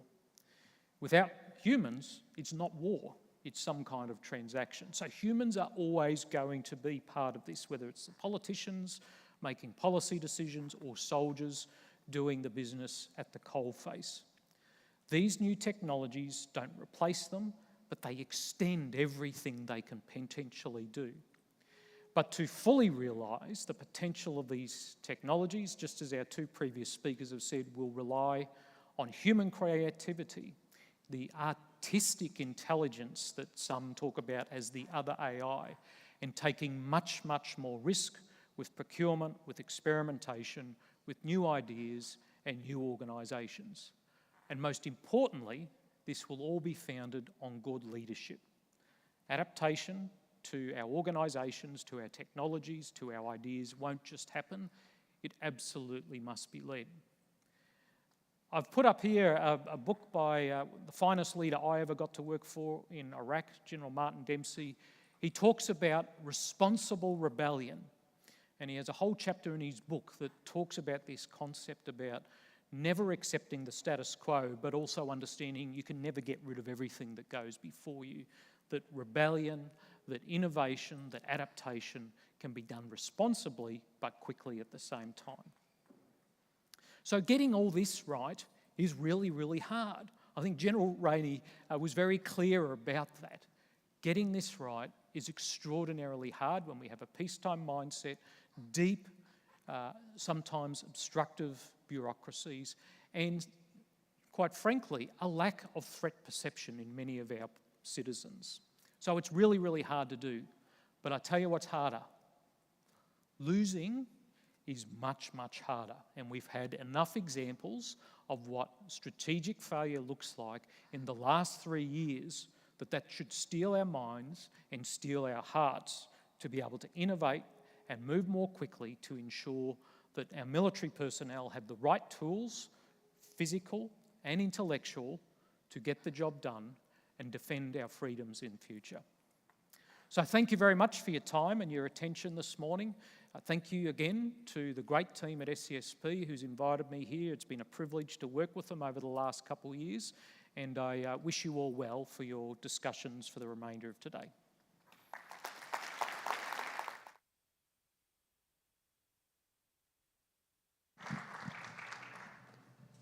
For the second innovation talk of the day, please welcome Dr. Ufuk Topku, Director of the Center for Autonomy at the University of Texas, for a presentation on the trajectory of autonomy.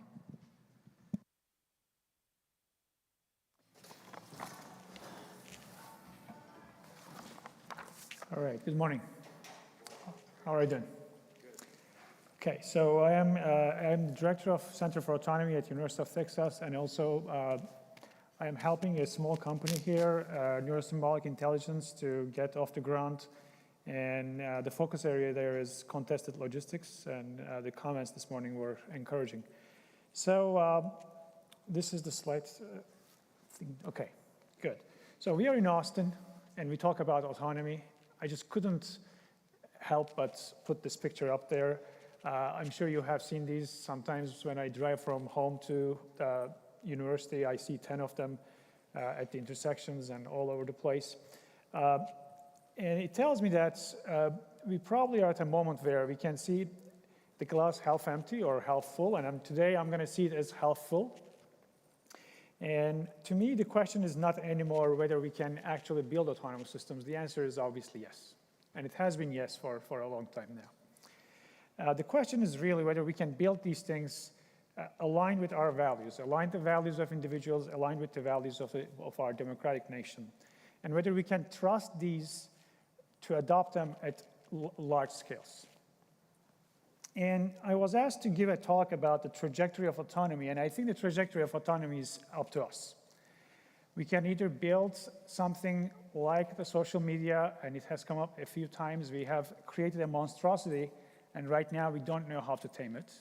We can either go that route, or we can build something that we can rely on and that we can align with our values. And obviously, I'm going to argue that we should go to that right route, right? But then, before making that argument, what I want to do is I want to now take a little look at a couple of trends that may define the trajectory for autonomy. And there are huge opportunities here and also matching probably challenges.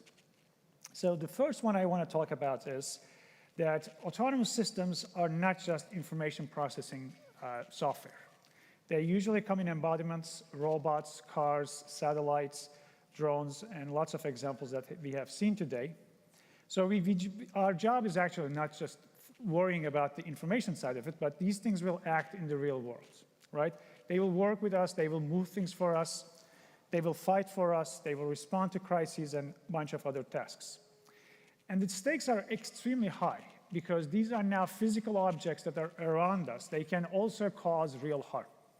So I think the trajectory is partly going to be determined by whether we can design out the risks for autonomy, especially the autonomous systems with embodiments, while also realizing the potential of them. The second trend I'm going to talk about is that the proximity to humans. Autonomous systems are coming close to us. It is not a technology that far from us is doing good things for us, but it is moving toward us. Pilots and AI pilots sit in the same cockpit. Commanders work for all strategic and tactical reasons with AI assistants. And actually also people on the street, not just specialized professions, but people on the street are getting very close to autonomous systems. And I think that the recent advances in processing language and vision-based data, vision language models, for example, are making the communication with autonomous systems easier for us. We can probably understand in many different ways. We can collaborate with them, but also this capability of speaking with them, seeing them, and interacting with them, understanding with them, it comes with its own new vulnerabilities, new ways to fail for these systems. They can be fooled in new ways. They can be manipulated in new ways. So as always, there are the opportunities and then there are the risk factors as well. The third trend I want to talk about is that we are at a point where we can now start talking about not only individual autonomous systems, but also groups of autonomous systems morphing into perhaps even societies of autonomous systems. And with scale comes better coverage. With scale may come that these groups or societies of autonomous systems may be able to do things that individual systems cannot do. But also these dependencies, again, bring new vulnerabilities. It becomes much harder to predict how we will see ripple effects from one failure in the system to the entire system. And the fourth one I'm going to talk about is that there's a coevolution between humans and autonomous systems.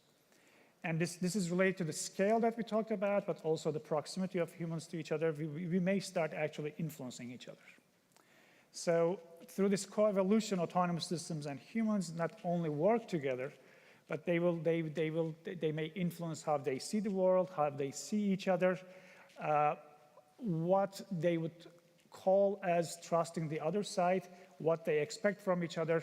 We may get into a perpetual loop of influencing between humans and autonomous systems. And we don't even have to have these things in large numbers. So I'm going to go back to this Waymo example and just a personal experience over the last couple of months. They are really common here. And I have seen Waymo cars changing lanes, making a left turn, actually proceeding through a traffic light much faster than my fellow Austinites would do.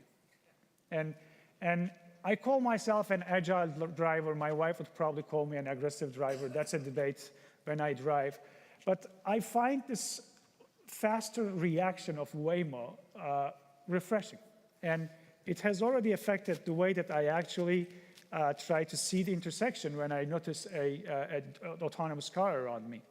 So, and now take that and apply it at a much larger scale. We will get into not only a human autonomy interaction, but is going to get into a human autonomy coevolution, living together, human autonomy societies, perhaps. Okay, so this list goes on. I have two more. Bear with me, okay? The next one is whether autonomous systems can strategize. And this is very close to my heart and my group's work at University of Texas.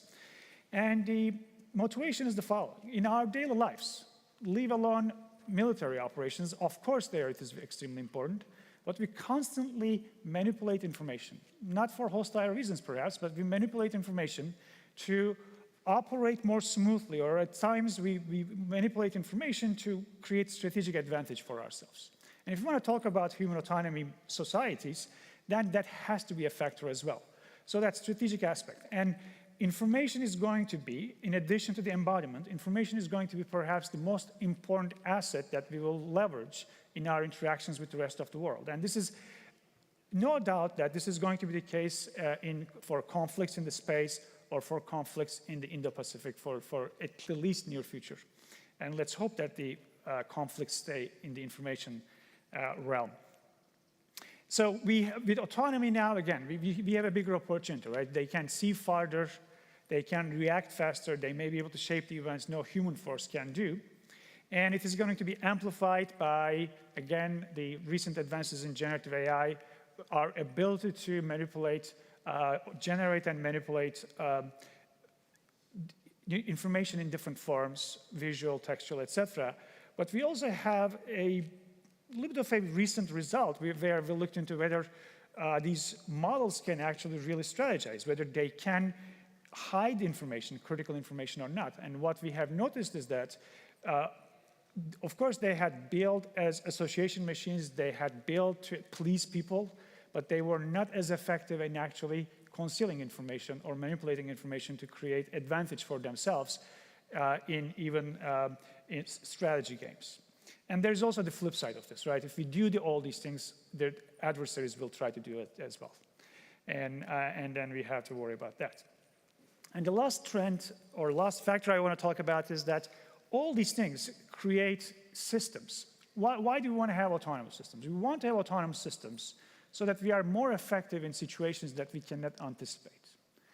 By very definition of autonomy, we are going to have systems that will continuously change. We will have ever-changing systems. They will grow capabilities, they will adopt new functionality in new contexts, in new environments and new missions, okay?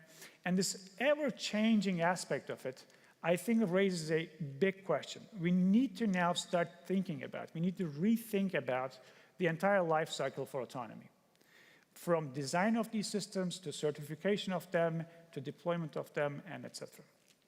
And that's what I want to do next. But before doing that, I want to just set the stage with a simplified view, very simplified view of what the design flow looks like in engineering processes, right? It starts from requirements or specifications. You design to these specifications. You try to build confidence that your system is going to operate properly. You can call it certification. You can call it assurance building. At some point, somebody signs it off, and you deploy the system, right? And the goal is never just building something. The goal is building something that we can trust, that we have sufficient assurance that the system is going to be safe, the system is going to be secure, private, or whatever we care about, right? And this process is, I would say, has been challenged for the last couple of decades already. And maybe these challenges are what is behind the Augustine's curve that shows that the unit price of defense systems is growing in an unmanageable manner. But I think the situation is getting way worse. This flow is not being challenged only. This flow is breaking under the pressure, a couple of factors of pressure. One is the trends that I talked about, ever-changing aspect of them. So we don't even have requirements anymore, right? Just the requirements are not just one-off things. The requirements are becoming moving targets, right? And we cannot talk about one-off certification. You can fly this airplane and then you are done. We need to think about the entire life cycle slightly differently. And I think the other factor is the culture that we have in AI today, where we don't even talk about requirements. We almost never start, hey, I want to build a system that's going to comply with these requirements. I expect this from it. It is all dreaming something and using as much data and compute that you can use and hope that the system is going to actually comply. Is going to do something seemingly useful. And I think that this omission is not just like a sloppy engineering process.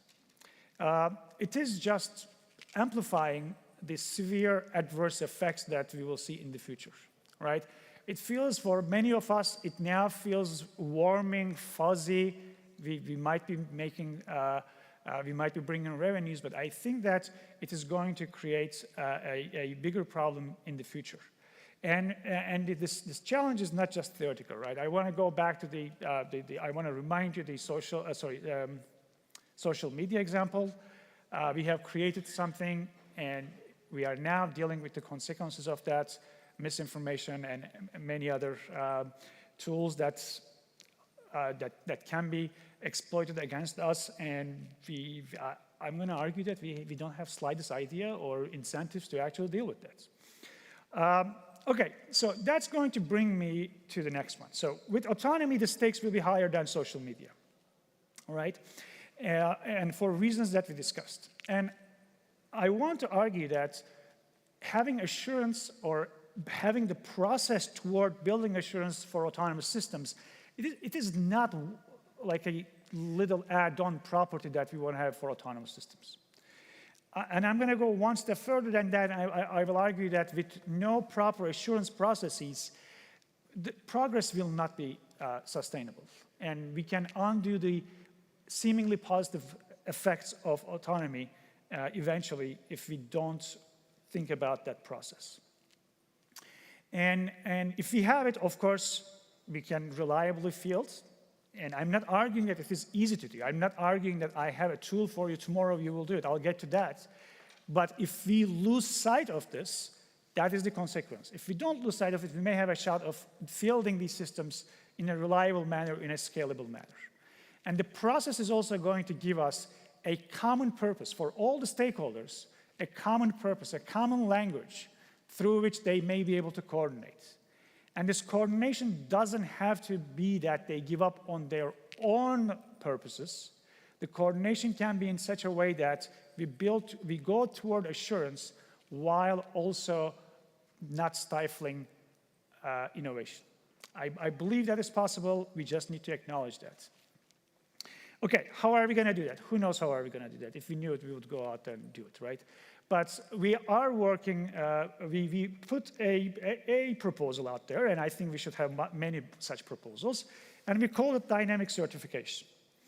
And we said that let's reinterpret certification as continual risk management over the lifetime of a system.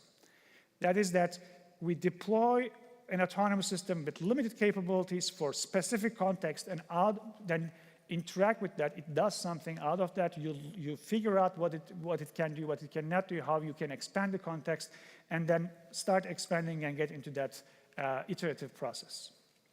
At this point, it's a concept, but some parts of DoD, especially the, I think, Office of the Secretary of defense/war, found it interesting enough that we now have a so-called DoD multidisciplinary university research initiative project on that. It is just starting up. And remember that, and I'm academic, right? And please give me credit that I did not show you any gibberish slides so far. Here is my gibberish slide, okay? So, what does dynamic certification do? It aims to not interpret specifications as frozen objects, right? They will evolve.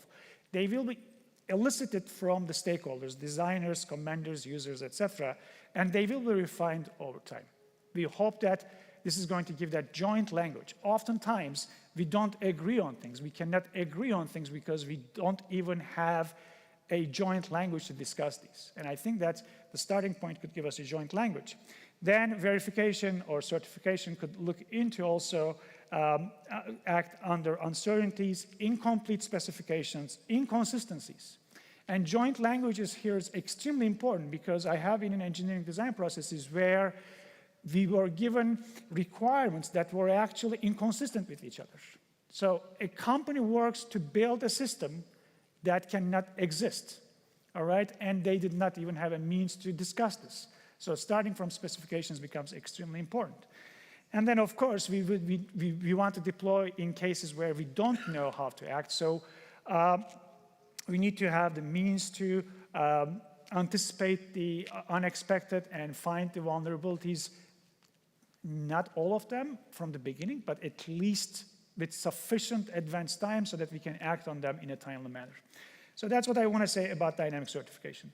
So I'm going to go to an example very briefly where dynamic certification, I believe, can have actually find a very important use. And this is also motivated by conversations with the Army Research Lab and Air Force Research Lab and Air Force personnel. It is the desire of instilling autonomous systems with ethical values. And let's just think about even the more narrow context of autonomous systems in the military context, right? And where are the ethical principles? They can be the norms that we might have, the commander's intent, rules of engagement, the team dynamics are complicating these things, etc. So dynamic certification could play as in the following way. If these norms only stay in the commander's minds, or if they are in an unprocessable way in the laws of armed conflict, right, we cannot act on them. So the goal here is translating them into computable and testable specifications. And of course, these will evolve over time, things will shift, therefore the verification step, the middle step, also has to adjust to these shifts. And not only the shifts, but also inevitably, these things will come partly from humans. Human language, human reasoning will be vague. So in the face of vagueness, we need to be able to go test and evaluate autonomous systems. So that is the middle step. And as things shift, conflicts may arise. Your ethical value and my ethical value might deviate from each other. Whether these systems can actually proactively go and resolve such conflicts is the next piece. I really believe that building ethically aware systems is a very interesting use case for dynamic certification. Okay, so I think this is what we should do. Obviously, I think this is what we should do because I built my academic group on that. Let's talk about one more aspect. I think this is where US excels, but we cannot take it for granted. And I think it is the diversity in perspectives, diversity in methods, the diversity in stakeholders, right? We need to create an environment we can actually sustain such diversity. As I said, this is our strength, but we cannot take it granted. We need to nurture it. It's going to help us have a broader coverage from many different angles. We can look at the problem, and we can find the blind spots. Does anybody disagree with that? And is anybody actually in the AI field right now? I'm going to argue that what we have in AI is actually just the exact opposite of this. A couple of ideas are sucking all the energy and resources. And I think that is actually short-sighted. So we need to change that. And one idea And I'm not going to claim that this is the idea, just having argued that we need diversity. I think we need diversity in our opinions about diversity as well. But here's an idea that we have been talking about. It is what is called neurosymbolic AI. Neurosymbolic is in that the symbolic aspects are good in reasoning and structure and neural elements, as in the language models or transformer models these days. They will be good in building patterns and scalability. They will both have gaps. If you use ChatGPT, you probably notice those gaps. And actually, if you use ChatGPT and if you are talking about prompting it better, there is a gap, right? We have accepted that, but that's a gap itself as well. So how can these two ideas that have come to existence in perhaps different decades even work together and create something better? And as in the assurance case, I think diversity is not just an add-on property. We have to invest in that. We have to preserve that. Monocultures will always feel more attractive. You will make more money more quickly, right? But that is also going to be prone to brittleness. So if we invest in diversity, I think that's going to be our competitive advantage. And why do I think that? Because I see the competition as this. I asked ChatGPT what would be a good metaphor for this. It gave me this stool. So I think that the competition is going to hinge on whether we can actually balance these three aspects. Speed, we heard about speed, right? And obviously we need scale, but also we need to build trust. Because building something quickly and deploying it at large scales that humans will not use have no value for us in the long term. And our allies, our competitors, China hopefully is fielding quickly and large, and what they do on the trust side is yet to be tested.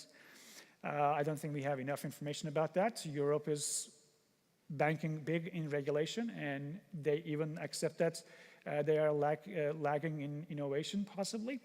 And our allies, Israel, Korea, and others, perhaps excelling in very limited silos, but they will not be able to get scaled. So I think it is not only our chance, but our obligation that we need to balance these three legs so that we have something stable for a long term. With that, I'm going to wrap up. So I'm going to remind you that I think the trajectory for autonomy is our choice, and we should choose the one that we can sustainably trust and build on. And for that, I believe that we will need a culture change toward longer-term strategic thinking and diversity of ideas. Thank you.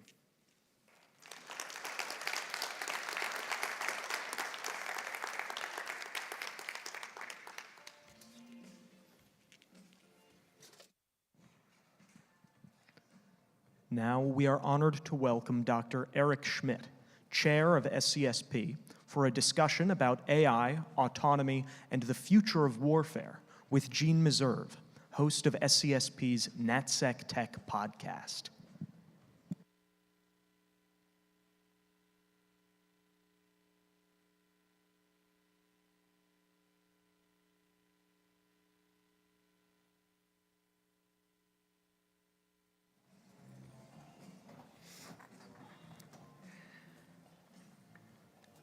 So as you've heard from every speaker this morning, AI and information is transforming warfare and will change how wars are fought, how wars are won. Here to help us understand that transformation and how to meet it, we have with us virtually Dr. Eric Schmidt, who has been at the forefront of both the AI and autonomy revolutions. There you are. Dr. Schmidt, hi, nice to have you with us. Hi, Jean. Good to see you again. SCSP Chairman, thank you for being here. So you have spent time in Ukraine on the ground. Tell us what impact AI and autonomy is having right now on the battlefield. Well, first, Jean, thank you for doing this with us. You're so good at this, and I'm sorry I'm not there in person. I think the Ukraine war is a very good testbed to try to understand how AI will change war. And I'm not trying to minimize the horrific nature of the war. I've been in it, I've been on the front lines. Real wars are much worse than you all think they are if you've not been in them. It's really horrific. I think there's a couple of principles that I would offer. The first is that there's no place to hide, that modern sensors see everything. So for example, if you're on the front, which is a horrible place to be, you can only come in and out of your foxholes at dawn and dusk every 12 hours, because those are the only times when you can move without being detected by the daytime cameras or the infrared nighttime cameras. And the infrared cameras are getting so good now that the visibility at night is very similar to what you need for the day. I mean, it's astounding. So if there's no place to hide, then why are you building aircraft carriers? The US Army just announced a brand new huge tank, which is a sitting duck for the next generation of drones. And by the time the tank is deployed, the drones will be incredibly powerful. You have the same principle with aircraft carriers and so forth. It's my own view is that the fastest learner wins. What's happening on Ukraine's side is that they're outnumbered 3 or 4 to 1, and Ukraine is moving very, very quickly to innovate ahead of the Russians. The Russians are good, but the Ukrainians are better, and that's why the fight is kind of balanced right now. It's not a stalemate, it's a tough fight, but Russia has not been able to achieve her objectives, which in my view is very good. You know, if you go back to all of this hardware, when you go to the actual front, there's nothing on it. They don't have tanks or armored personnel carriers. All those things that are sitting in warehouses, you can't use them, they're too dangerous to be in. And I think what's gonna happen is that the autonomy aspects will make automatic killing machines in war much more likely. And I'm not talking about the robots that you see in movies. I'm talking about the equivalent of drones, whether they're sea drones or air drones, that are highly automated with highly automated kill chains. And I think the final observation, sorry to go on, is that this is integrated in an AI software framework using reinforcement learning, and that integrated software framework with reinforcement learning means that you can have optimal battle plans. My observation of militaries, having spent lots of time with them, is they have thousands of people who consider themselves planners. Why do we need planners when we can have the computer do a better plan than humans can? The planners can obviously oversee what the computer is doing, but computers are going to be better at planning and vision and, frankly, killing. It sounded to me when you mentioned the aircraft carrier that you thought that was not the right place to be spending our money. Is that correct? Yeah, so the argument in favor of aircraft carriers is force projection in faraway Pacific fleets, which is absolutely needed. What do you need on an aircraft carrier? Now, let's think about it. Why do you need a fighter jet on an aircraft carrier? Don't you really need a boat that has a whole bunch of automated drones, which look a lot like jets, by the way, that get close enough for the range to hit whatever their targets are? So if you think about the Taiwan scenario, which is what the American military is mostly spending their time on, you need to get those drones close enough to do the various military tactics that the military wishes to do. But why would you put 5,000 humans in the path of a Chinese or Russian missile? Because we don't have very good defenses against those missiles. So just the whole concept of war should change.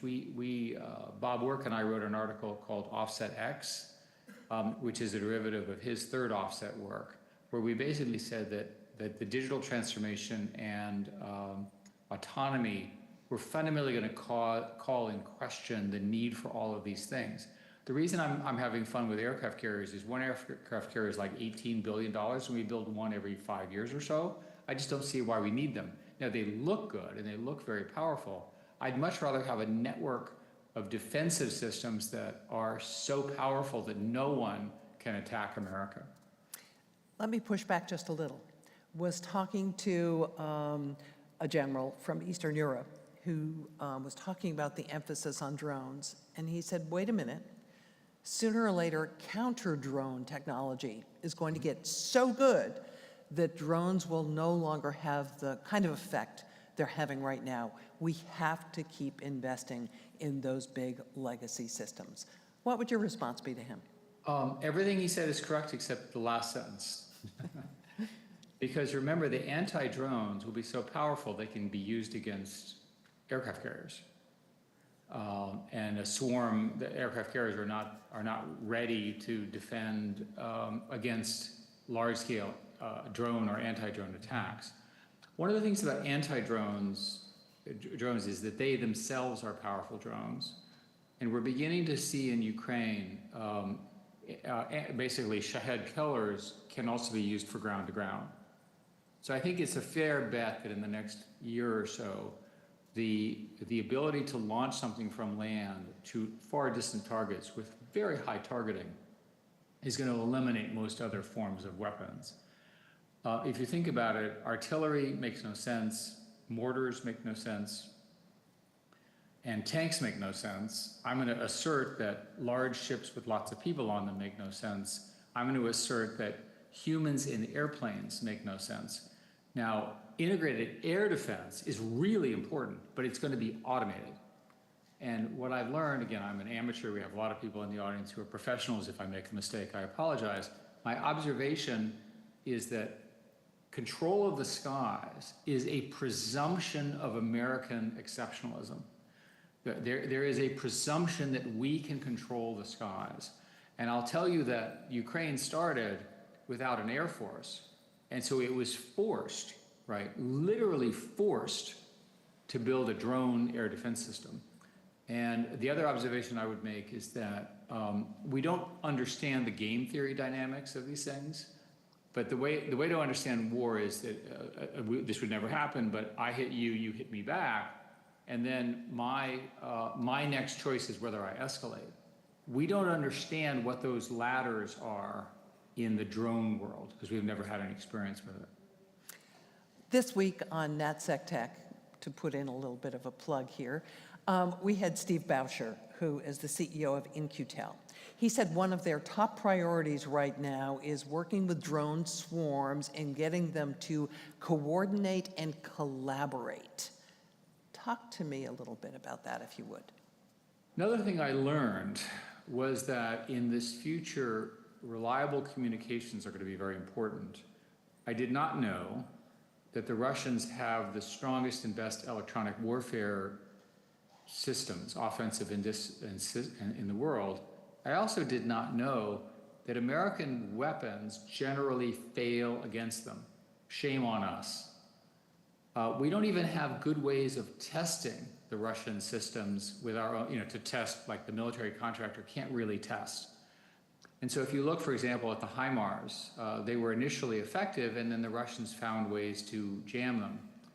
I was watching a particular operation, and I actually saw a number of American weapons going against a tank, and they would get close, they would have target lock, and then something happened, and the tank had some way of emitting a signal that confused the American weapon that would have been supplied to the Ukrainians. So I know this to be true. It looks to me, now this is Eric's opinion, that both sides have figured out how to get through each other's EW. And so it looks like we're not going to be able to block the signal transmission of our enemy, right? And the way they do this technically is using various forms of spectrum, Wi-Fi, other kinds of signals. There's evidence that large jamming systems work, but the large jammers are the size of trucks and they're not very mobile. And so that's why I think it's likely that you will be able to communicate with your 100,000 drone swarms, and it will not be possible for the enemy to stop that. And that allows you to project a great deal of power. So one of the things that I'm worried about, and I'm sorry to be such a downer for you all, is that if you think about neither side can deter each other's with stopping communications. So that means in order to win, you need more kinetics, that is more mass. So a reasonable prediction is that the mass of drones, that is literally the amount of TNT and C4 that they have on them, or whatever you are carrying, is going to go up exponentially. which tells you, for example, that if you're in the business of making C4 or TNT, you probably have a good business going forward. When it comes to coordination and collaboration amongst the drones, though, that's key, isn't it? Because no human operator is going to be able to keep track of 100 or maybe 1,000 drones in the air at one time. So I was present when AlphaGo won the first Korean championship against the human, and I was literally in Korea. And there was a famous move called Move 37, and Go has been a game that's been played for 2,500 years, which made no sense. And I was with the room with the humans, and the human says, proof that the game is going to lose, the computer is going to lose to humans, because no human would make such a stupid mistake. When they reverse engineered the algorithm, the computer had discovered a new move. And this was the first example that I'm aware of in a gaming context of a completely new strategy being invented that was not visible to humans who were real experts in it. So I'm of the opinion that if you have 100 humans who are busy controlling all the drones, and these are smart people and they're well-trained and so forth, my computer using reinforcement algorithms can actually come up with moves that you cannot anticipate, and I can beat you. That is my opinion.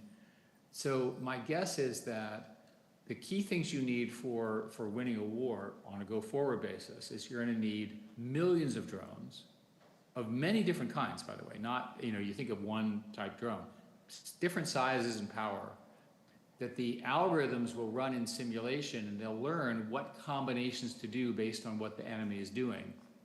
And the battle will occur very quickly.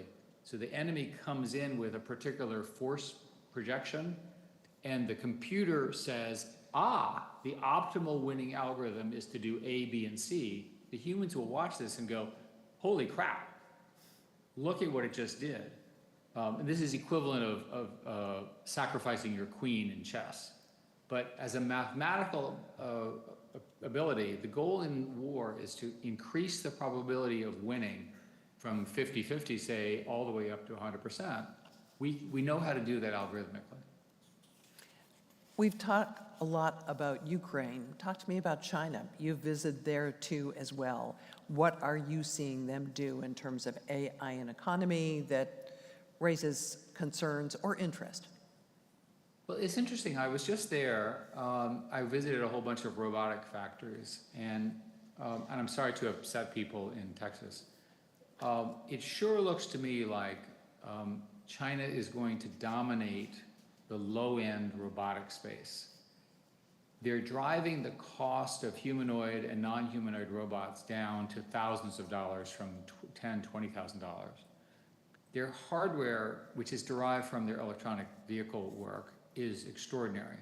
We in America don't have access to the Chinese EV cars, but they're phenomenally good at it, and they're getting better and better, and they're doing it the Chinese way, which means at scale. So my conclusion was that the ideal scenario is Chinese hardware and American software, which is geopolitically not possible, but that's the way I would phrase it. On the AI side, and I've written publicly about this, it sure looks to me like China is pursuing a different strategy than the US. The US is, and I'm very excited about this, working toward general intelligence. If you look at the planning gains and the incredible look at whether it's the latest 2.5 Gemini, OpenAI's successor to O3, it just goes on and on. Look at the coding capabilities of Claude. It's unbelievable what they're doing. That, and by the way, that's at huge cost, right? Hundreds of billions of dollars of capital. You know the story about we're running out of electricity. We need, God knows, I testified in Congress, 92 gigawatts more power. An average nuclear power plant is 1.5 gigawatts. You see the problem. China has all the power that it needs. It's built the infrastructure, by the way, using solar largely. And they have all the power they need. They don't have the chips because of chips resource. And they also don't have the depth of the financial markets to fund $50 billion worth of hardware, at least today. It looks to me like because of all of those factors, they're going to focus on consumer products and enterprise applications for the rest of the world. I don't think that America will allow those things in. There's a pretty good chance that Chinese software is going to power the majority of the world's human interfaces with computers and business interfaces. That's of concern. I think it's very important that US technology dominate all of the spaces. I want America to win, and I think we need to win in all of those. I think we're not spending enough time on the more mundane stuff. We're spending a good amount of time on the exciting stuff, which is great. We need to spend more time on the mundane stuff as well. I'm sure there wasn't a lot of transparency, but I'm wondering if you were able to glean anything about how China might be militarily applying AI and autonomy. There's no hint at all. The people I was with were not military. The Chinese military does not welcome me to chat with them. I always, when I visit a Chinese company, I always believe, because of civil-military fusion, I'm in one building, and I always believe in my mind that there's another building next door, which I'm not allowed into, where they do all the military work. So remember, in their model, the companies, the national champions, do both military and civil stuff together, presumably in different buildings with different classification. So you have to assume that every product that I see, which includes, by the way, the robotic stuff, there's a military division as well. I did not see them. So if this is the future of warfare, as most of our participants here today agree that it is, and if China and Russia are moving ahead, is the US meeting the moment? Well, the US is at the moment well behind in the areas that I'm speaking about. The Secretary of Defense has issued a very important and positive order to get organized around drones.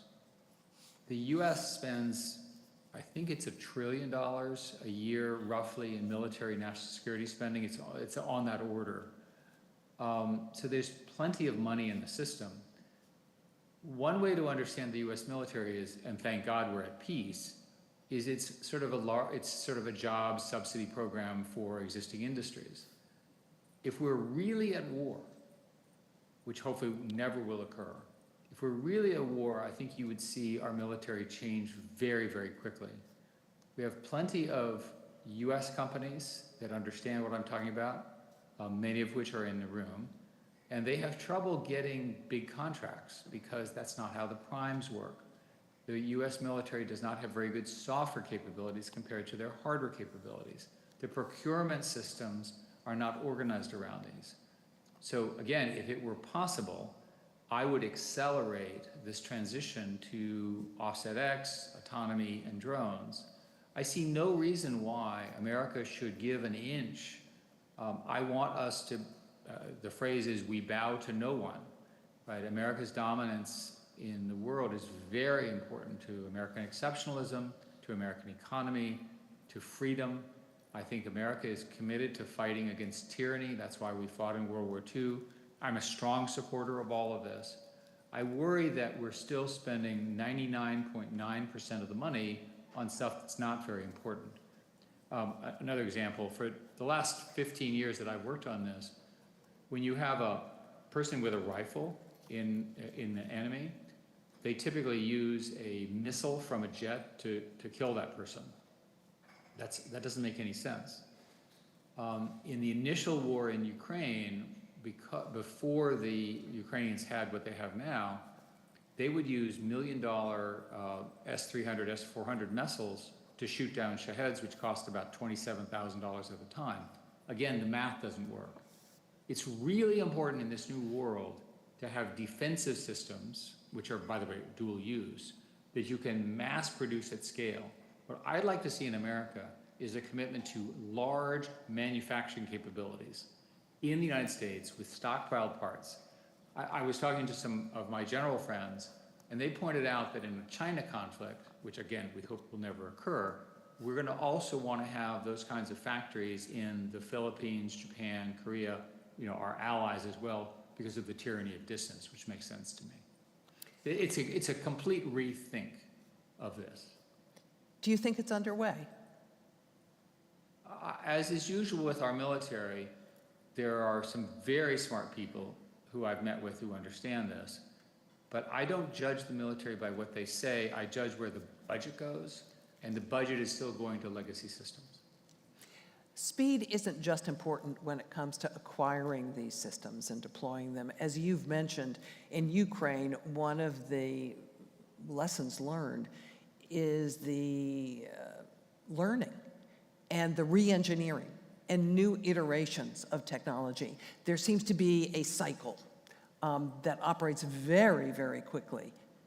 Does the US military have anything comparable to that? It does not. There is a very good group in the Army in, I think it's Wiesbaden, in Germany, that really does understand all of this, but the big Army, whatever you want to call them, is not operating on that cycle. You know, in Ukraine, the innovation cycle on either side is about 3 weeks, 3 to 4 weeks before one side copies what the other one does. It's horrible. And the Ukrainian drone companies and software teams work 24 hours a day. So if you have a Shahed, a simple one is using Shaheds because everyone's talking about them. The Shahed 136ers come in and the Ukrainians can now shoot them down, and they use various techniques. The Russians are aware of this, so they change their tactics. So you can watch on the radar tracks, they're taking evasive maneuvers. Well, every time the Russians make a change in the Shahed, overnight the Ukrainians make a software change to anticipate it. So that's how real war is fought. Now, everything I'm saying may be fine because America's not at war. And so I'm not trying to say that this is, it's not some existential crisis. America is strong. We have plenty of money. We have plenty of smart people, including the people in the rooms. It just seems like a waste of money to be working on the wrong things. I don't want us to be at war in order to learn these lessons. America also does not have troops, by agreement, I think, in Ukraine. So you don't have active duty people who are watching the Ukrainians do this. These are, again, the Americans are very smart. They're reading about it. But having been there, the visceral reaction of watching this go on is profound. And part of my message here is, until you go there and see it, you won't understand how both brutal and iterative it is.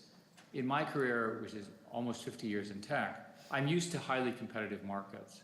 Real war is even more than the competitions that I've been through in my many years in competing with my friendly competitors. We have an audience here, and I'd love to solicit some questions from some of you who are expert in the field. We have a couple of people with microphones. If anybody wants to be brave and put up their hands, here's your opportunity to talk to Eric Schmidt. Oh, Thank we you. have one here. My name is Hasib Abdullah, resident here in Austin. The question I have, Mr. Schmidt, is there's only a couple of 5, 6 major primes. Breaking them up, do you think that would be at least a first start to innovation and also cheaper weapon systems? Thank you.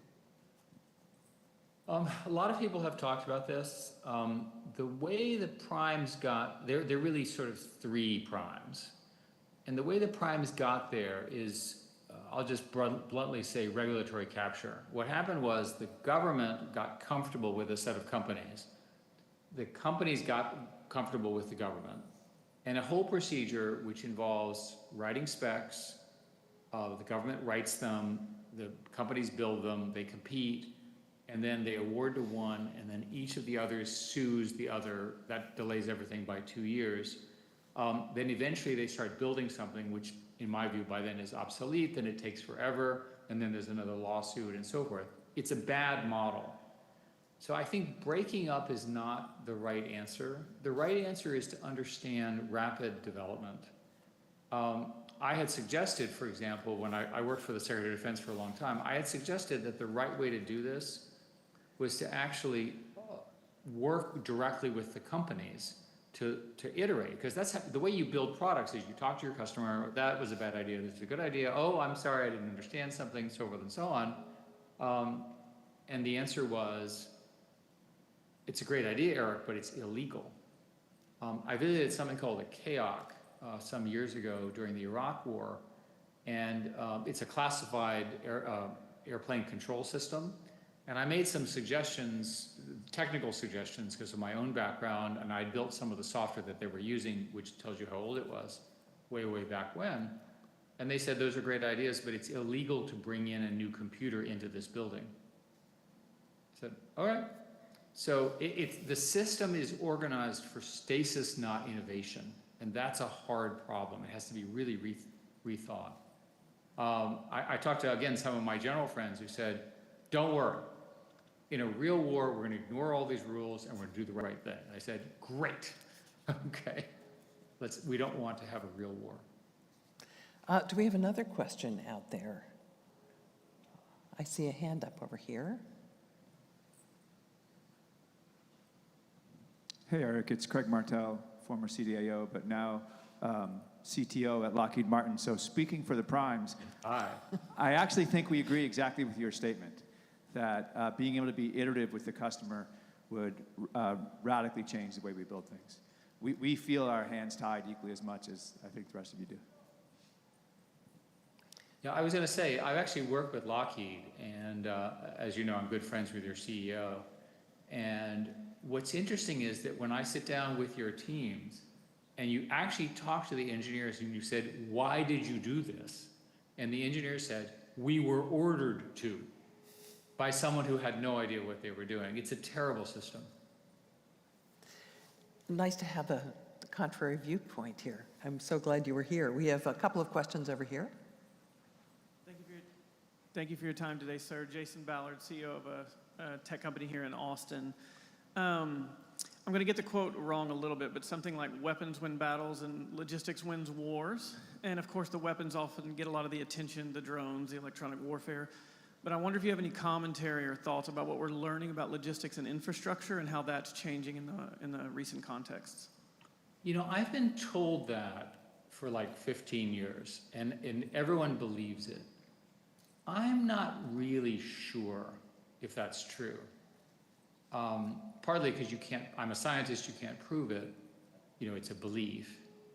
But when I look at Ukraine, they've tried very hard to destroy the back-end infrastructure, and the war continues. So it sure looks to me like you have to solve everything at once. I understand the argument that weapons build back. I understand the argument. Weapons for a battle, logistics for the war. A better metric is you have to have a plan to win, which involves solving both problems at scale simultaneously for a long time. And I think that's a more accurate description of that. I think what happens is that the infrastructure people generally feel that they don't get any attention. And so this is their self-validation. Maybe that's false, but that's an opinion. And you need infrastructure. I'll give you an example. In the current battles on the Ukrainian side, I can't speak for the Russians, obviously, the humans are still too forward on the front. So how many humans do you need? Well, because of connectivity, the entire war can be run from a different city like Kyiv, and I've seen this done. But somebody's got to put the drones in the front, right? So the logic there means you have longer and longer and farther range drones. I used to be able to go to the front within 5 or 10 kilometers, and now that would be suicide. Today the answer is 50 kilometers. So what happens is that in drone war anyway, the distances increase as a function of the supply line of where the drone launches from. And the current tactics are limited by batteries, high-powered batteries, battery ranges. The gasoline engines on drones are more powerful. They have longer ranges. They're also louder. They're easier to shoot down. They're easier to see on a radar. They're easier to see with infrared. If you look at the FPV fiber drones, FPV, everybody knows, is the tiny little drones, and the Russians have had great success with fiber optics. Those things now have 30 kilometers of fiber on them. It's insane.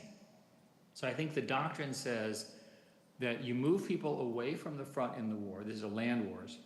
You increase that distance. You still got to get your drones there. How are you going to do it? And I think that's going to be the next kind of innovation. I think another question back here, quickly. Hi, my name is Ananya Krishna. I'm a senior at Yale studying applied math and machine learning.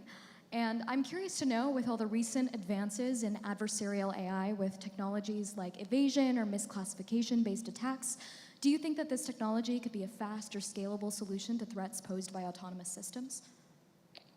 So there's been a lot of work on it. It's an excellent question, and I look forward to hiring you in one of my companies.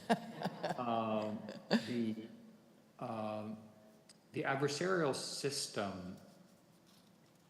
at the moment, adversarial attacks are largely theoretical. There have not been significant adversarial attacks. We should expect adversarial attacks because we should expect a rapid increase of cyber war. And the reason we should expect a rapid increase of cyber war is we're seeing a rapid increase of automatic software development. And automatic software development is identical to building cyber attacks using computers. It's the same technology. So in my little world of people who talk about this, we collectively believe that there will be an explosion in cyber attacks. And an obvious cyber attack is what you're describing. And so all of the companies that I know are very worried about this from a physical security and a cryptographic security. And I think you're correct that this will occur. I'm waiting to see a big one happen, and that will be illustrative. Dr. Schmidt, we're just about out of time, but I want to give you a chance to compose a message for national security leaders on this issue of AI and autonomy. What is the one thing you want them to really grasp? Well, you know, our military, these are real heroes. I love working with them. And they have a doctrine of fight tonight. They have enormous courage, much greater courage than I do. We do not have the tools and the systems that they need.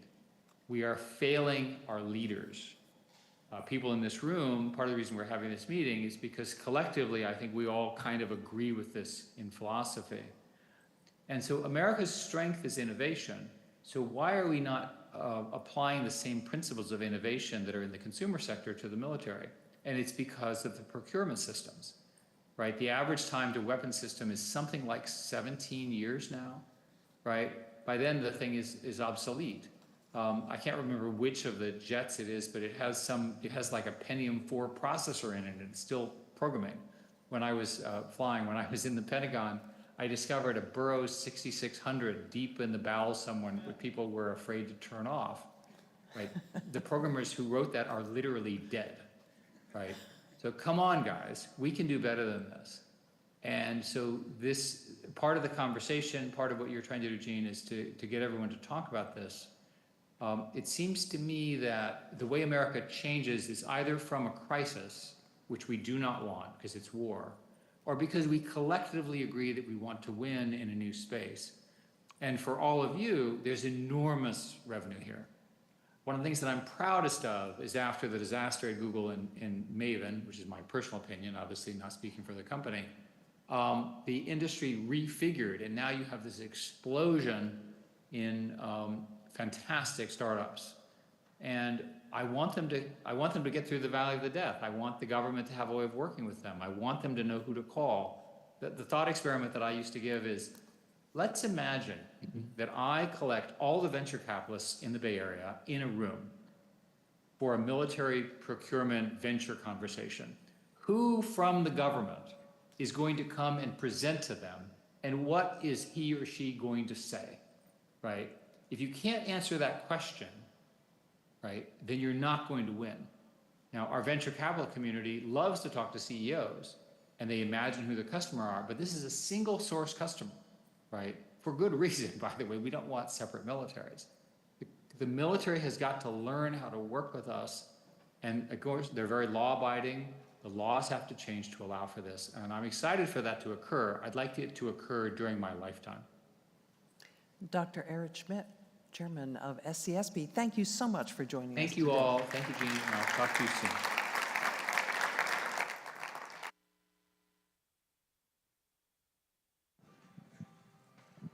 For our final session of the morning, please welcome Tarun Chhabra, Head of National Security Policy at Anthropic, and Christopher Kirchhoff, head of Applied AI Strategy and Global Security at Scale AI, in conversation with David Lin, Senior Advisor for Future Tech Platforms at SCSP, to discuss the next frontiers in AI, autonomy, and national security.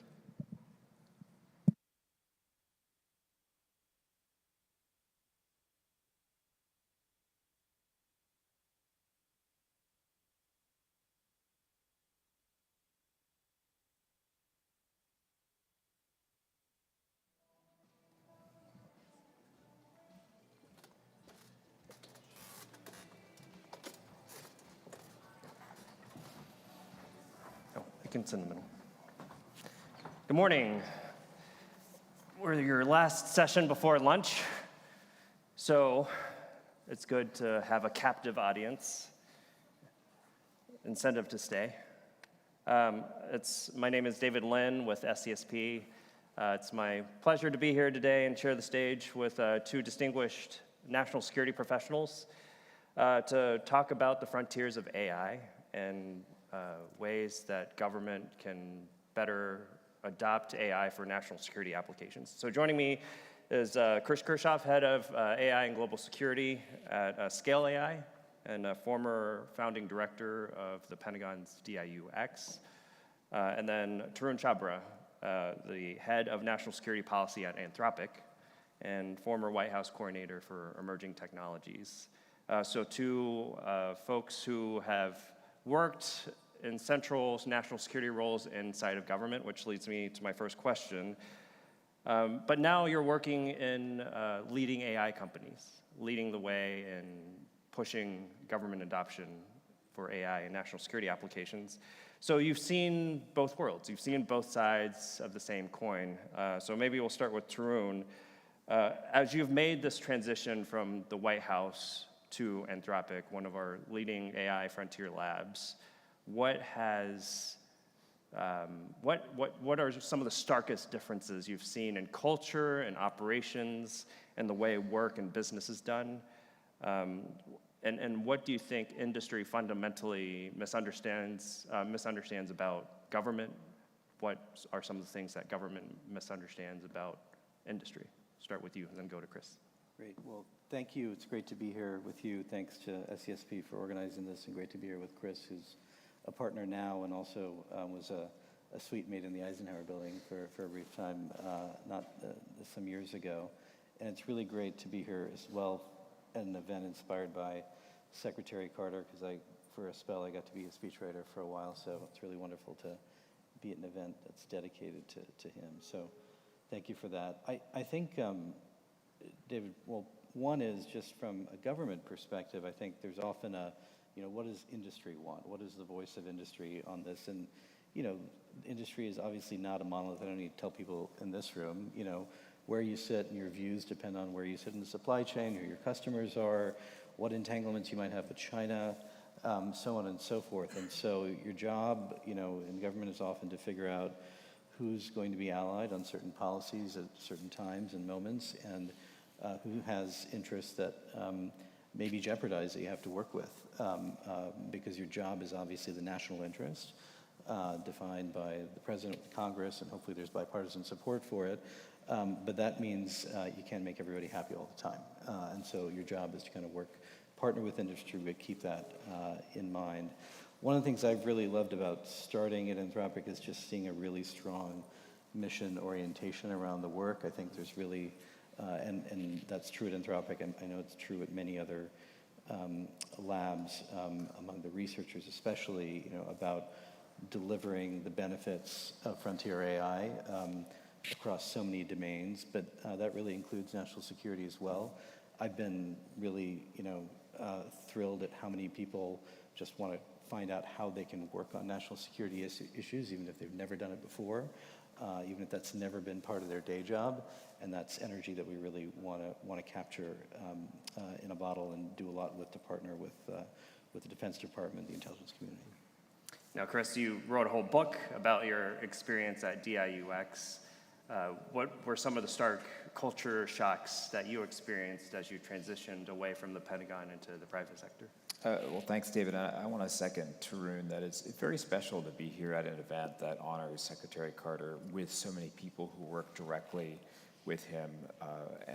So I'm very honored to be here. And I wanted to read the dedication that Rachana wrote in Unit X. To the memory of Ash Carter and the innovators in the U.S. Armed Forces, he singularly unleashed. And it's really just remarkable now, 10 years after he started a small snowball rolling downhill, that it's an avalanche these days, and a good one. I was a federal employee in the Department of Defense for 13 years. And I'll say three things about transitioning into the private sector. The first is that I don't have to get a sign-off from a lawyer if I want to go to a think tank event that serves lunch. The second is they issue you a corporate credit card for travel. And my first question is, well, what's the travel policy? And the HR woman who handed me the card looked confused at my question. She said, well, you put the expenses on the card. And that was it. And so don't do anything stupid. Yeah, there's an ease to everything. And the third thing is that there's no copays on all the benefits in healthcare, which is sort of nice from how federal civil servants are burdened by quite a lot. But I'd say, I'd second Tarun also. It's been so impressive sitting with my colleagues at Scale AI, where I'm 7 weeks into a new role. Our public sector product teams are almost half either former uniformed people or civilians who have a tech orientation are now working. So the culture of those product teams feels exactly like the culture that I came from at DIU and serving in the Pentagon. And maybe we can pull on that thread a little bit too. Like when you have this culture clash behind, businesses are fundamentally about revenue generation, right? Government, on the other hand, is not necessarily.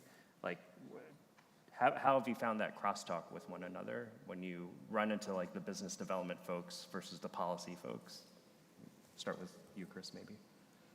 Sure. I think General Rainey really, in noticing that, what did he say? There were 17,000 requirements documents in the Army. And, we're still in a world where the U.S. Department of Defense, despite, at a policy and leadership level, its commitment to innovation, if you look at the last 12 months, less than 1% of the Department of Defense's procurement spend went to venture-backed defense tech companies, which means there's a lot of room to grow. So I think one thing is when firms like Anthropic and Scale AI and others look to the government for opportunities to work, they're facing a budget that doesn't have a lot of room, doesn't have a lot of headroom for defense tech firms, and that's a challenge. So, as you know, David, you need contract vehicles to do work. Clearances and facility clearances and all of that. But one thing that I've been really heartened by is I think Anthropic definitely sees our national security work as core to our mission as a public benefit corporation. And so, we've been fortunate to have really rapid commercial growth, from around 600 million, almost 6 billion in ARR since the beginning of the year. And that means that's where that enterprise growth in particular is where that revenue is coming from. That gives us, I think, breathing room to really invest in projects that may not pay off tomorrow from a purely balance sheet perspective. And so the direction I have from Daria, our CEO, is to really lean in on what are the top agency priorities at the Defense Department, the intelligence community, get people in there to help make the products work, partner with folks at the application layer as well, partner with folks like Scale, and really have an impact. That's the mission. Yeah, so let's talk about that a little bit more, starting with you, Tarun. Like, Anthropic has built itself around AI safety, security, building fast but responsibly, right? How do you see that? What's the Anthropic take or twist on national security applications and deploying AI for national security purposes? Yeah. Well, we've, because of the direction we've got, we've been first in a lot of places to kind of deploy particularly, on sensitive networks. And so we've been really proud of that work. And, integrating across systems is not hard. So we have a really great crack team of folks who work in our applied AI teams who have made a lot of that happen. I think, we see trust and safety as an asset, certainly on the commercial side. Companies don't want to mess around with their sensitive data and with their IP or unpredictable systems. They want to know what they're getting, and they want to trust their vendor. So that's an asset, and I don't think it's that different when it comes to the government as well. As you know, rightly so, the departments and components and the COCOMs all have pretty rigorous standards. They want to be able to rely on their systems, and they need to. And so I think that's generally a strong asset for us. Another dimension, though, of our work on national security has been, from the CEO on down, a big focus on U.S.-China competition, because we just think that we have to be candid about our views about how we can stay ahead. And so we see, the competition with China happening, in basically three parallel races. One is the race to the frontier, which Eric just talked about. A second is the race to diffuse American AI, not China's AI, around the world. And the third is the race for adoption. We see every day from our safeguards team the way that China, Russia, North Korea are trying to misuse our models against us, against our allies around the world. And so that's a sliver, I hope, of what our colleagues in government are seeing, but it's certainly a leading indicator of how fast we need to be moving, hopefully much faster. Yeah, the China piece, definitely want to come back to that. Chris, Scale AI, though, has branded itself as a data integrator across all sorts of DoD, C4SR type capabilities in particular.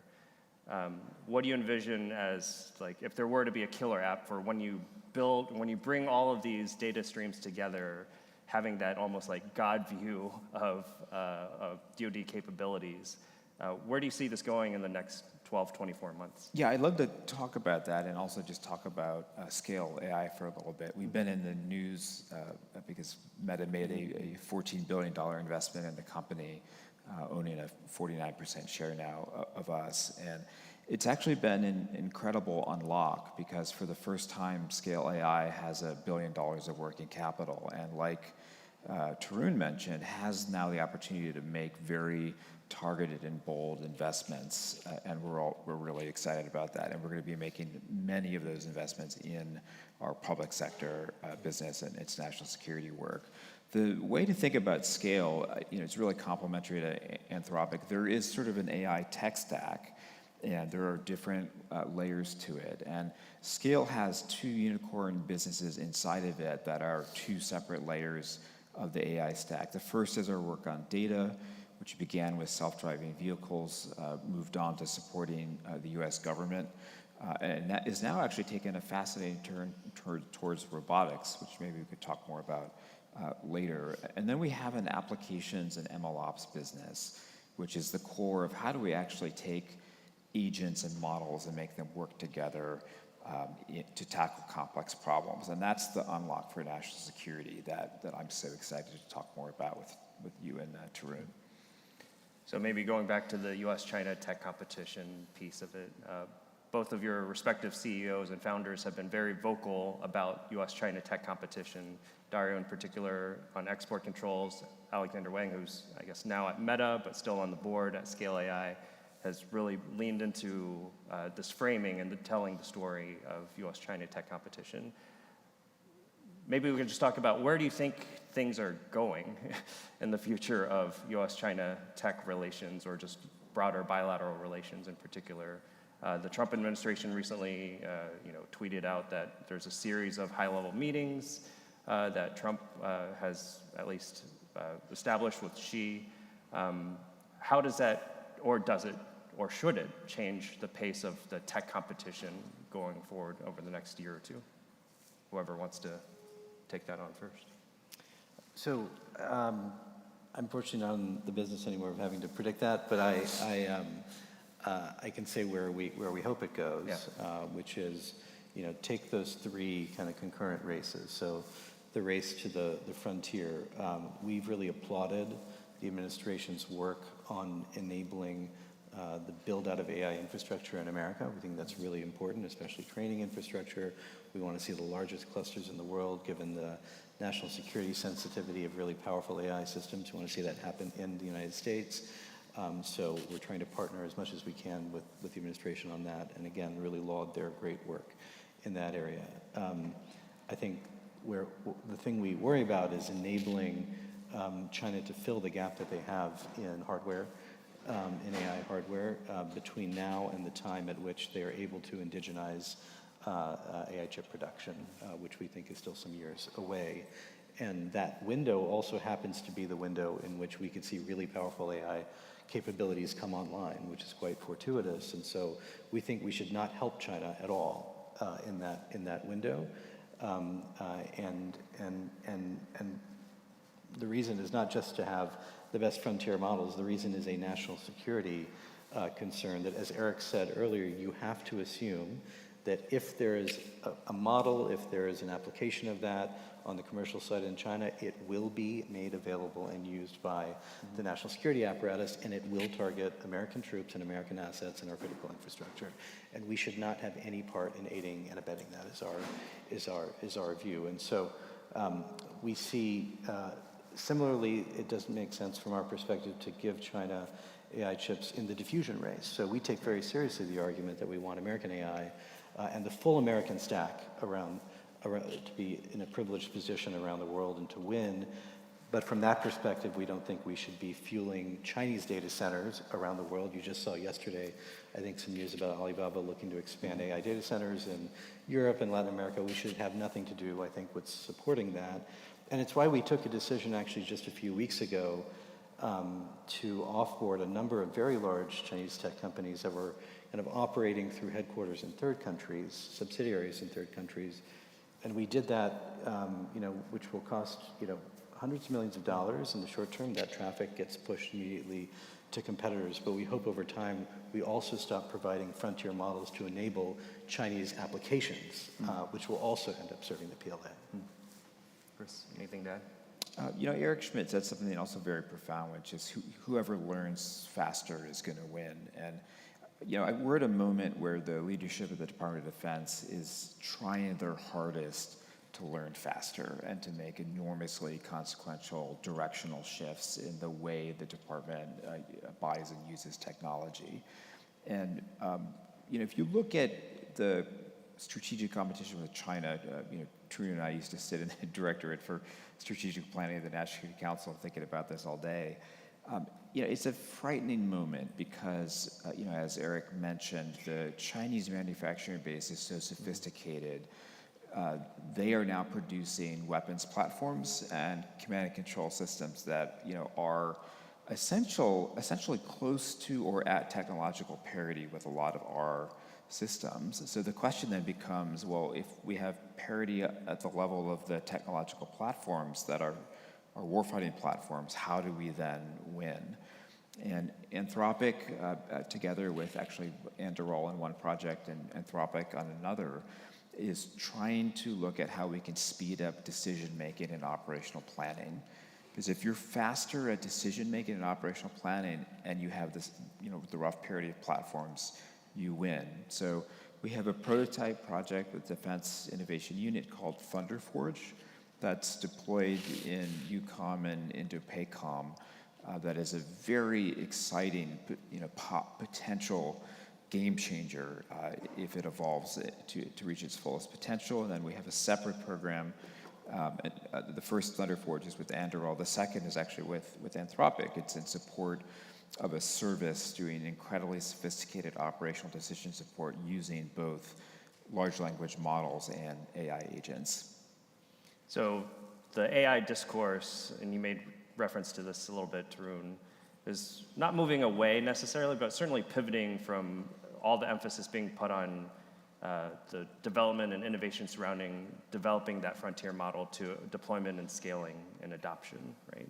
So maybe we'll look backwards first, then try to project forward. What do you think has been the biggest step change in AI over the past 6 to 12 months? Be it something that Anthropic has rolled out or Scaled has deployed. And then part two of that question is, what are some trend lines that you personally are particularly paying attention to, excited about, or even perhaps concerned with looking at 12 months ahead? Do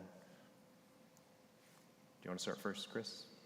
Yeah, I think that we're really, as a military, beginning to understand the technological stack that we have to build. And it's obviously about the incredibly powerful large language models that are now being developed. It's also about linking them together in agentic workflows where you have custom-built AI agents that are enabling incredible systems-level actions. And at Anthropic, we call this agentic warfare. And I think that whole tech stack, though, developing that, there's going to be an enormous amount of work that has to go into that. Because it's not just about plugging in the models and creating the agentic workflow. It's also about test and evaluation. So you have surety that your systems will function as expected. And oh, by the way, surety on AI is part of the strategic competition with China. Because if we are fielding more reliable AI-enabled systems, we will have more confidence to use them. So this is very important in the context of strategic competition. Yeah, couldn't agree more. And I think to the presentation earlier, speed, scale, and assurance are all critical. Things that I think are, here now. So as some of you know, Anthropic's focused a lot on coding. So we have a great coding model, which has also shown significant capabilities when it comes to cyber. And what we would like to see, of course, is deployment of that model to help us defend, and deployment of that model to help the Defense Department do its work in cyberspace as well. So I think this is a now problem. I think it's not recognized to the degree that it should be. But again, we see it, through our safeguards team. We know what Russia and China and North Korea and others are trying to do with these models right now. We catch them, we turn it off, and again, we see a bit of a sliver right now. But I think those capabilities are here, and we're going to do more to make sure that we can help enhance those particular capabilities. I think the other one that maybe Chris can talk a little bit more about too is a focus on robotics and manufacturing. I would love to see much more work among all the frontier labs to help strengthen and help the defense industrial base scale more quickly, right? Deterrence isn't going to be effective if your adversary knows that you're going to run out of munitions in a week in a certain area and you don't have the capability to scale very quickly. And we're already beginning to see now, actually, and I think we'll have more on this soon, LLMs being able to provide lift without much dedicated work, actually, to robotics and manufacturing. That's an area I know Chris can speak to, and hopefully we'll be able to partner actually on it as well. Yeah, Chris, would you like to talk a little bit about the robotics piece? I mean, Eric in the presentation just before us was talking about how, like you were mentioning also, how China's industrial manufacturing base gives it a leg up in terms of deploying those kinds of hardware systems at scale and at speed. Time and time again in the US, we've invented things like, telecommunications, advanced batteries, and solar PVs even, only to have that IP go to China. And because China's able to build things at scale quickly, they're able to dominate the market share from their industrial manufacturing base. What are we working on in the US in terms of robotics, and how do we keep that same pattern from repeating itself when it comes to deploying and scaling versus China? This brings us back to the conversation of autonomy and where autonomy is going to be going. Yesterday, Scale revealed publicly that we have a very advanced robotics lab and a data infrastructure around that robotics lab that is collecting today 1,000 hours of annotated robotics data every day, and it's soon going to be 10,000 hours every day. And that annotation data is going to enable incredibly incredible advances in the models that will govern how humanoid robots will progress. And in the context of a strategic competition, where we're, as Eric mentioned, we are at a disadvantage in terms of manufacturing. So how then do you win? Well, your AI OS has to be better. Anything to add to that, Tarun? No, I think this is an area where we already see many enterprises that we work with developing pretty sophisticated tool use in computing, right? And now this is the next stage. And so what I hope happens is we end up with a consortium of frontier labs, companies like Scale, traditional primes, newer defense companies kind of working together to maximize the benefits of the LLM revolution for manufacturing. And we think really hard about how we can ensure that helps us step up deterrence. So when it comes to deployment and scale, what would you say is the single, if there is a single, biggest policy or regulatory change that would unlock the next generational leap in AI-enabled national security applications? Is it, increased data sharing across departments and agencies? Is it acquisition reform, or is it something else? Chris, do you want to start? Gosh, I'd say that, in a lot of respects, we're in the earliest stages of what will be a wildly experimental moment to figure out how, where, and to what extent AI will transform the battlefield even further than it already has.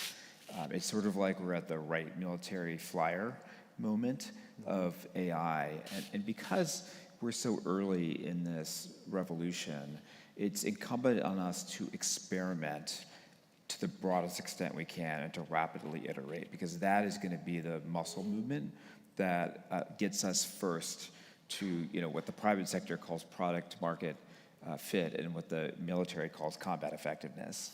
So how do we get there? Well, again, right now we have ways to rapidly prototype and experiment, but I think we can put even more budget and momentum behind them, so we can do 10x or even 100x more than what the Department of Defense is doing today. Yeah, well, first, maybe there are things that LLMs can do to help us kind of cut through the acquisition system as we know it.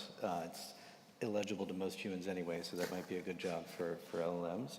But I think beyond that, I'm actually more hopeful than many people, I think, in this account, because we see every day at the enterprise level CEOs, C-suites insisting that that their colleagues re-engineer their missions to take advantage of the LLM revolution. And it's happening. It's happening all around us right now. And I think with leadership and budget and commitment from the Congress, and we have that from the administration, I think, now as well, we can do this. I think it helps when we see what adversaries are doing.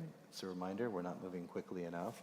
But I'm actually much more hopeful that with the right leadership intent and a meeting of the minds with Congress, that we'll actually be able to move this. And none of this is exclusive to DoD either, right? Like the national security apparatus, as we've defined it, has traditionally been DoD, the IC, but in the way SCSP talks about things in terms of national competitiveness, it's really a whole of government approach toward things. And yes, I maybe would love to go one summit without mentioning the word whole of government, but I think it's true, right? Like DOE, Department of Commerce, Department of State, all of these departments and agencies are part of this broader national competitiveness picture.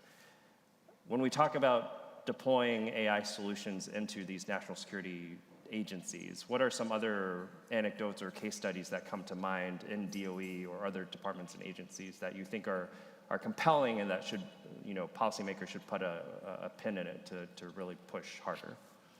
Well, you mentioned the Department of Energy, so I think the leadership there actually has a really great vision for how we could help the national labs kind of build new platforms. Some of that is going to be the amazing set of data that the labs have across so many scientific disciplines that could really help the labs make more powerful models for scientific reasoning as well, and enable even more productivity at the national labs, including for national security applications. So I hope that's something that the leadership takes forward, and I know a number of labs will want to support them on. And then if you think about kind of just the amount of intelligence that's needed for enforcing our export controls, enforcing our sanctions regimes, and so on, that's obviously an area where companies like Scale and labs like Anthropic can do a lot.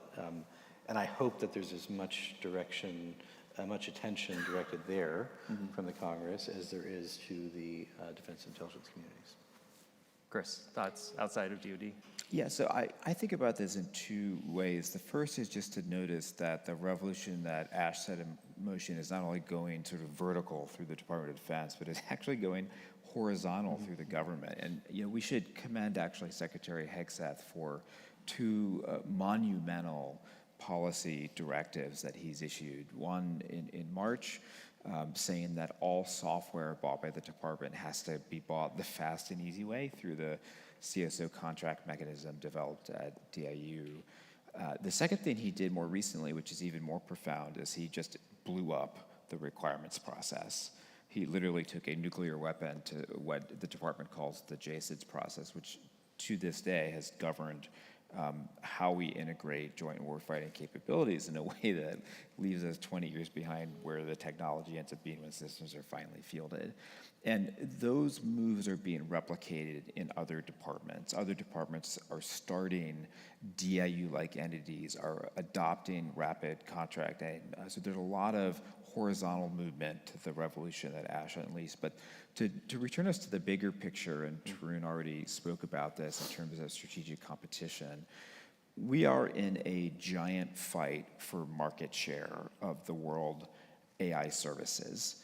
And China is presently in a lot of places around the world pushing their own AI stack, often at better prices than we are able to today. And our government has an enormous role to play in making our companies competitive globally, and also getting the message out that our models actually are more reliable. And this relates to a lot of the work that the U.S.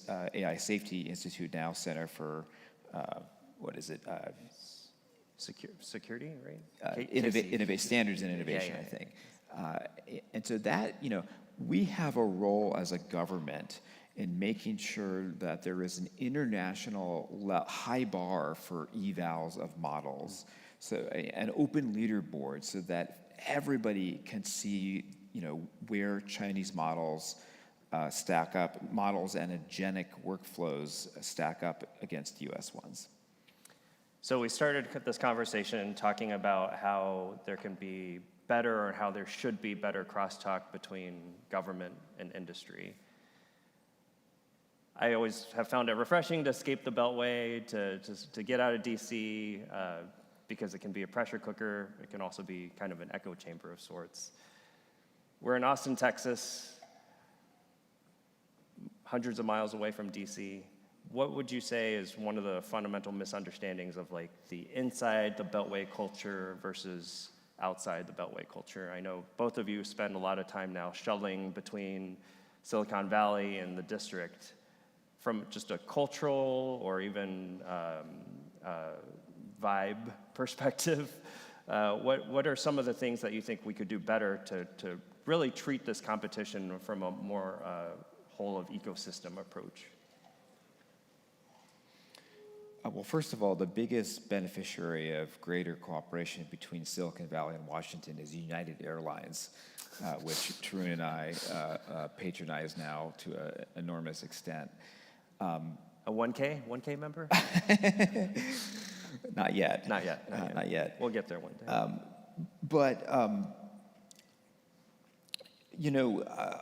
Silicon Valley operates with a product mentality, and I didn't fully appreciate this until actually joining a product company that builds things, and builds things in a particular way. And the irony of our system today is that primes are restrained essentially from maneuvering in the same way that Silicon Valley technology companies can to develop product.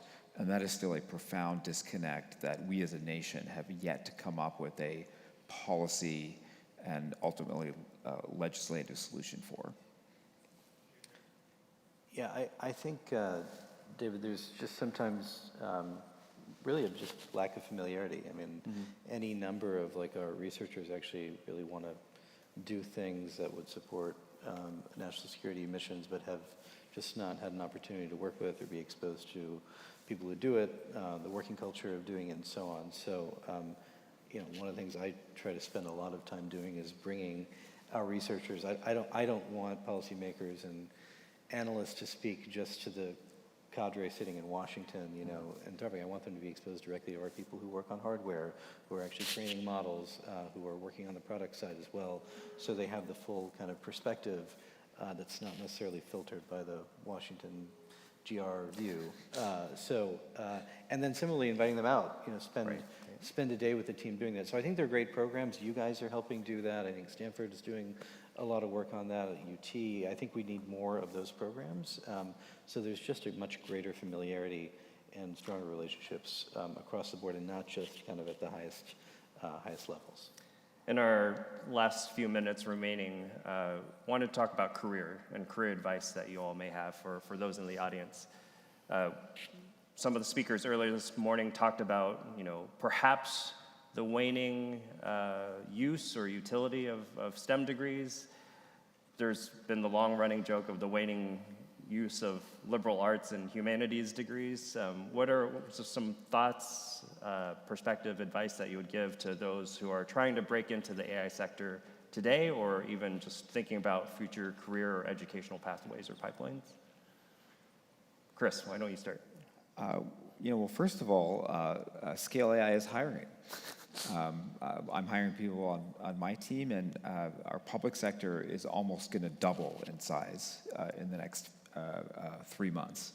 So there's enormous opportunity as the defense tech ecosystem grows for people to contribute in all kinds of ways. My advice is always really focus on the mission set that you care about. You will find ways to contribute to it in government, you can do it in industry, you can do it from a research perspective. But when I'm hiring, that's really what I'm always looking for is there a mission orientation, and is there a acknowledgement about how all the pieces can fit together? I think that's what you're looking for, is kind of someone who's going to be dedicated and agile. We can't predict, even, you know, sitting in a frontier lab, exactly what things are going to look like a year from now, maybe even 6 months from now. And so it's really mission and orientation and agility that are really, I think, the prime right now.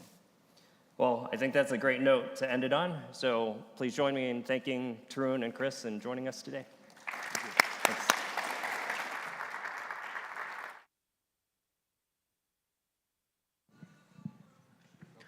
Ladies and gentlemen, this concludes our morning programming. We will now break for a quick lunch, which you can find through the back doors of this room.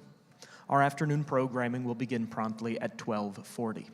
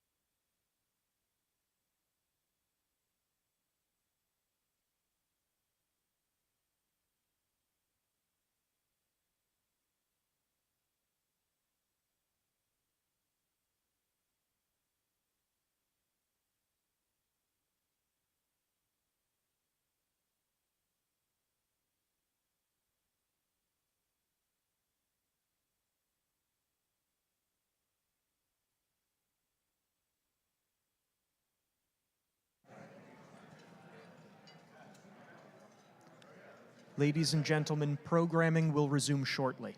As a reminder, please silence your cell phones and conduct any phone calls outside the venue. Thank you.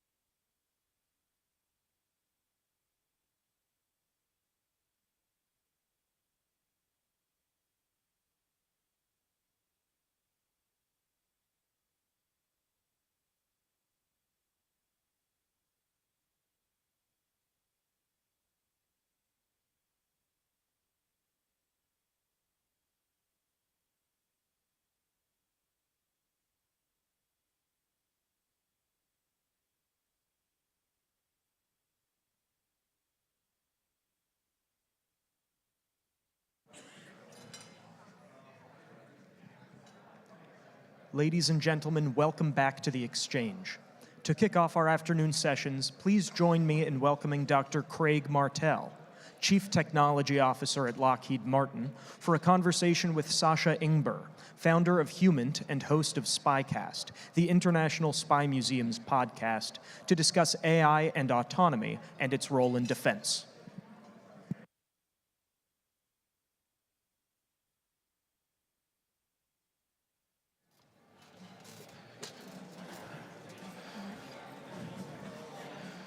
Thanks.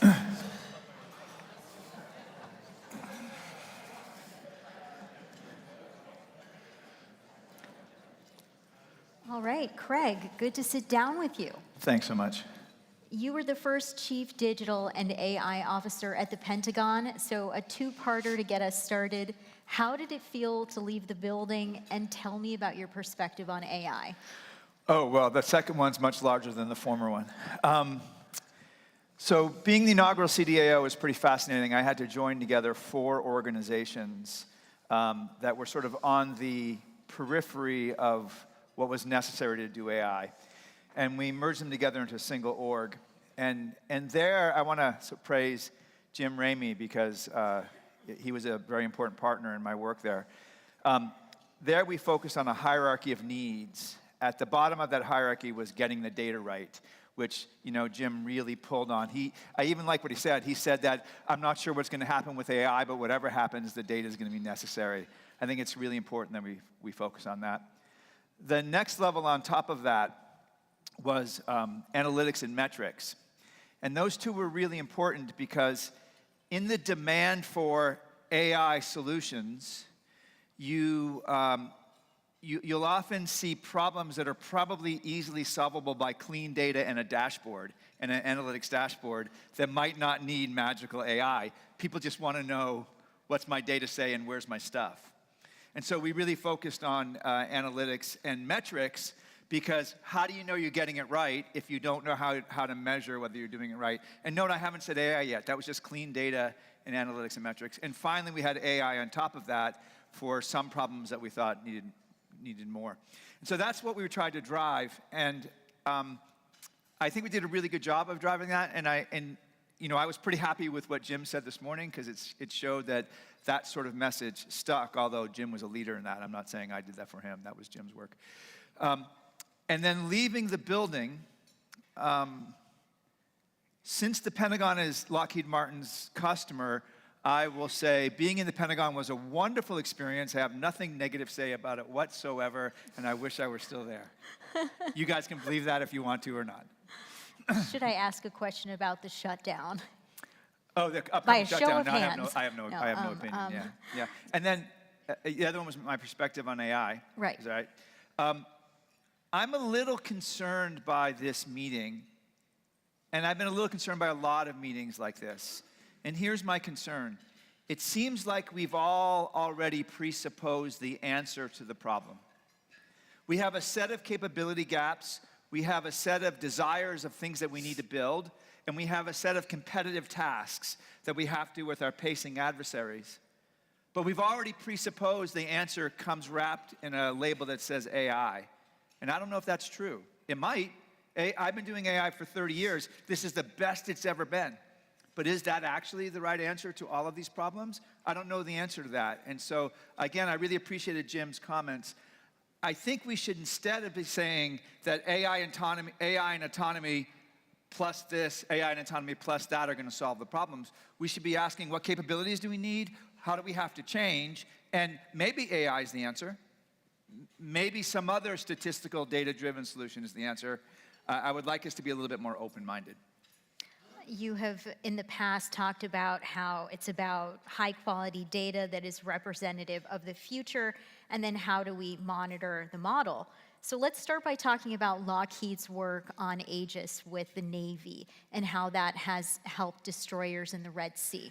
Yeah, that's really amazing. So there's an example of how we ship models out to these ships. There'll be behavioral patterns where we're monitoring how those models do their job. And then we learn almost immediately, almost the same day. and then we'll ship a new model over the air the next day. And so I think that's extremely important. Like, because let's pull the thread about what AI actually is. AI, Brandy's heard this story before, so hi, Brandy. What AI actually is. AI is statistics at scale. That's all it is. We gather data from the past to build a model to predict the future. And that fails under two conditions. It fails if you gather the wrong data, but hopefully we're gathering the right data. And it fails when the future is no longer like the past, when the future changes, right? So the model might work really well for a while, and then it stops working. I'll give you an example. When I was at Lyft, I joined Lyft in March of 2020. So what happened in March of 2020 was the beginning of the pandemic. And the pandemic obviously had a massive impact on rideshare, right? And I did an analysis of all of the models at Lyft, and a third of them hadn't been retrained in over a year. So what does that mean? Well, we quickly retrained them. But what does that mean? That means the data that they were gathered on was no longer representative of the future because the world changed really drastically. And in warfighting, the world changes really drastically. So the more quickly you can gather new data, build new models, and get them to the deployed situation, the better. And so that's what we're doing in Aegis, and I'm super excited about that. Right, and we're talking about the Houthi-launched missiles and drones and how every day this is improving. That's right. Destroyers. And we're measuring how well we're doing and then changing the model to make sure that we're doing even better and better. Let's also talk about Fight Club, AI Fight Club, which we obviously love the name. This is another Lockheed. We can't talk about Fight Club. Okay, Tyler Durden. You knew I had to do that joke. I'm sorry. You knew that I had to. Did you hear that I called you Tyler Durden? Sorry? I called you Tyler Durden, right? Isn't Oh, that the right. name of the guy? But tell us about what this is and why it's an important step as we discuss the evolution of AI. Yeah, so remember how in the second level of the hierarchy of needs is metrics.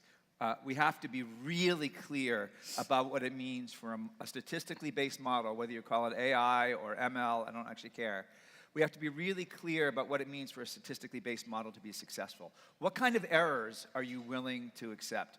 Are you willing to accept precision errors where or recall errors, false positives, false negatives? You have to make this decision that this is the sort of error envelope that we're willing to accept. And then you have to test whether it's within that error envelope. Well, for many things that we want to ship models for, say planes or surface water vehicles or subs, we actually can't go out and test them broadly in a battle.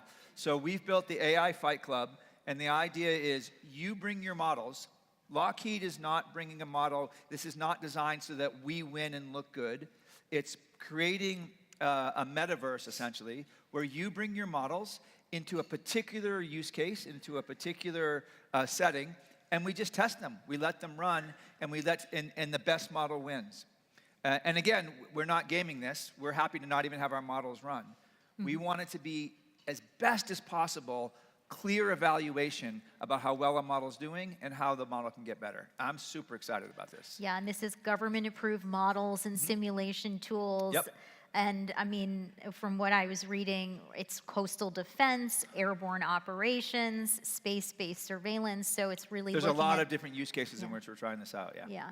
Okay, so let's move on to Ukraine since our clock is ticking here.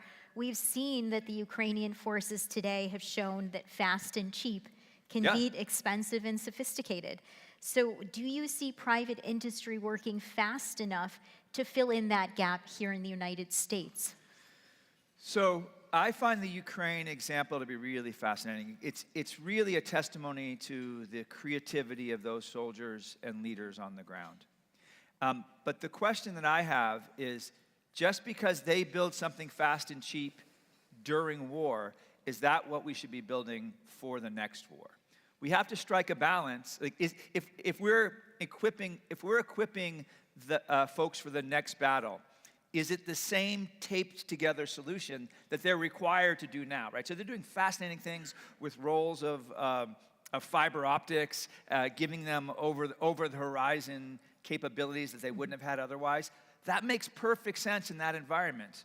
The question to ask, though, is are we going to replicate that, or should we ask the question, what is quick and attritable look like if we have the time to design it correctly. And so I think it's really important to focus both on those things. How to get things out quickly, but what's the right thing to get out quickly? It sounds like you're questioning whether necessity really is the mother of invention. No, I think necessity is absolutely the mother of invention. Now we have to learn what pieces of those inventions are the ones that we have to stabilize and make more robust, and what pieces were just there because of that particular situation, right? Like there's got to be a better solution than trailing a bunch of fiber optic cable. So let's solve that problem so that they have the actual right tool the next time around. How long does the question period happen before the answers are given and manufacturing moves forward?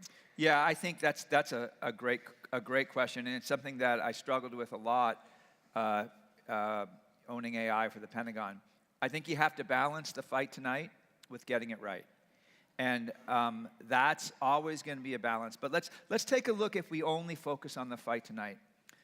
For any of you who have been in service, you know that you have 100 tools that they give you, or 50 tools that they give you. Some of them work and some of them don't. So anybody who has ever used the software-defined radio, you know that it doesn't work very well. And it would be great if we could fix that. And every time I talked before Congress, they said, when are you going to fix this radio?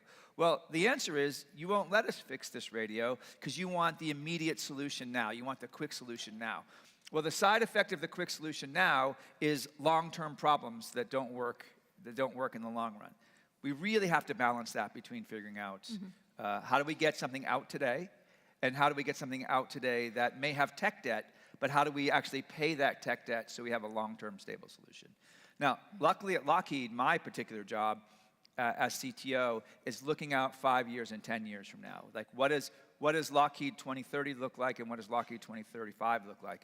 So I have the probably unique in the company, the position of being able to figure out what's right and think about terms of what's right. My job is less about the fight tonight. And fascinating to think about what the future looks like. If we're thinking about how AI uses data from the past to predict the future, which is not my brilliance, but you said this at one point, crystallizing the idea of what AI needs to be, where do you see AI being most useful when it comes to supporting the intelligence community?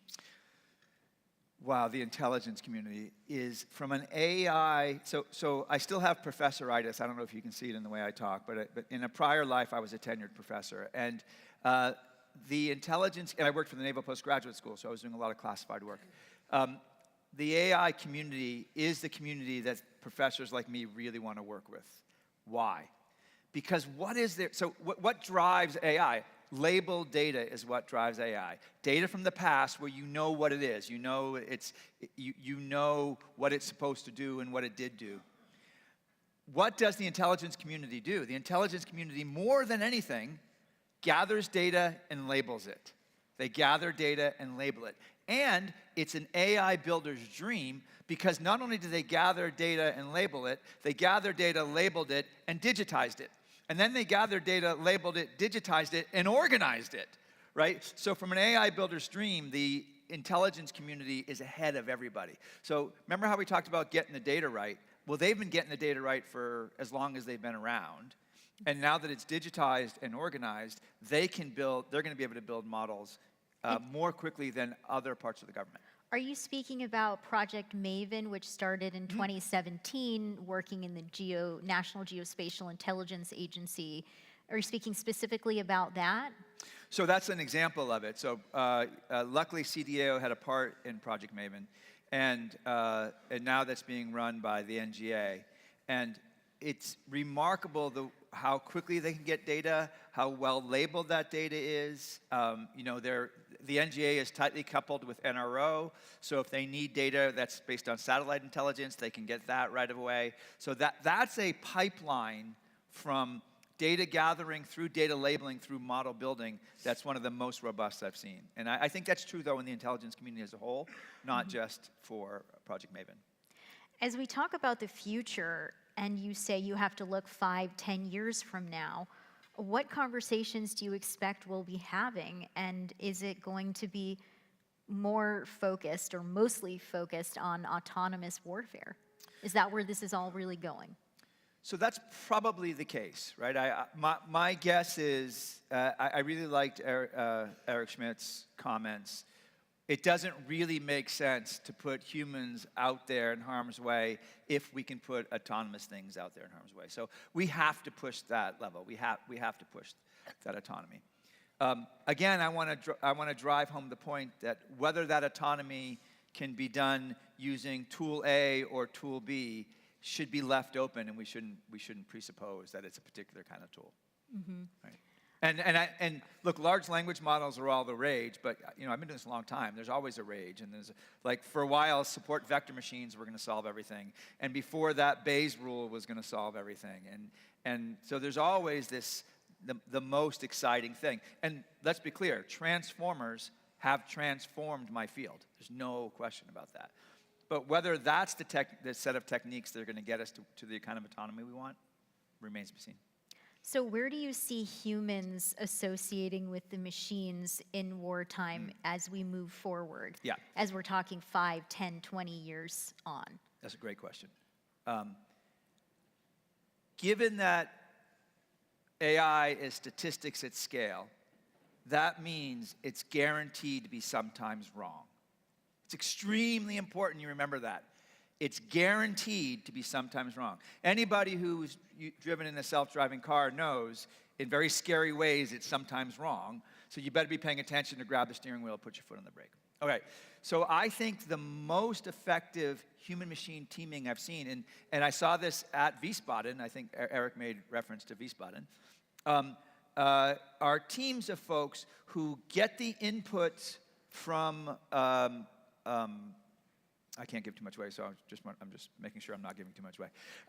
Has to take the input from a system, from an AI system, and they look, and then a soldier, that input doesn't automatically go into the next phase. A soldier looks at the output of that AI system and says, yes, it's correct. No, it's not correct. Here's the correct answer.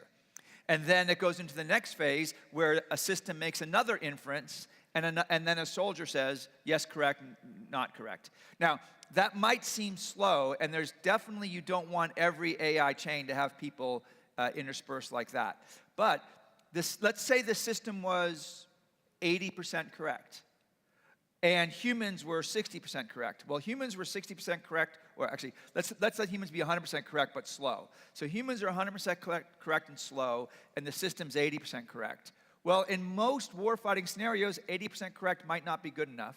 So combining the 80% correct system with quick correction by the humans, you get something significantly faster than humans, but much closer to 100% correct. And that sort of teaming, I really think is the right, I know someone pointed out that teaming wasn't the right word, but that sort of working together, it was Jim, yeah. That sort of working together, I really think is the right way to think about this.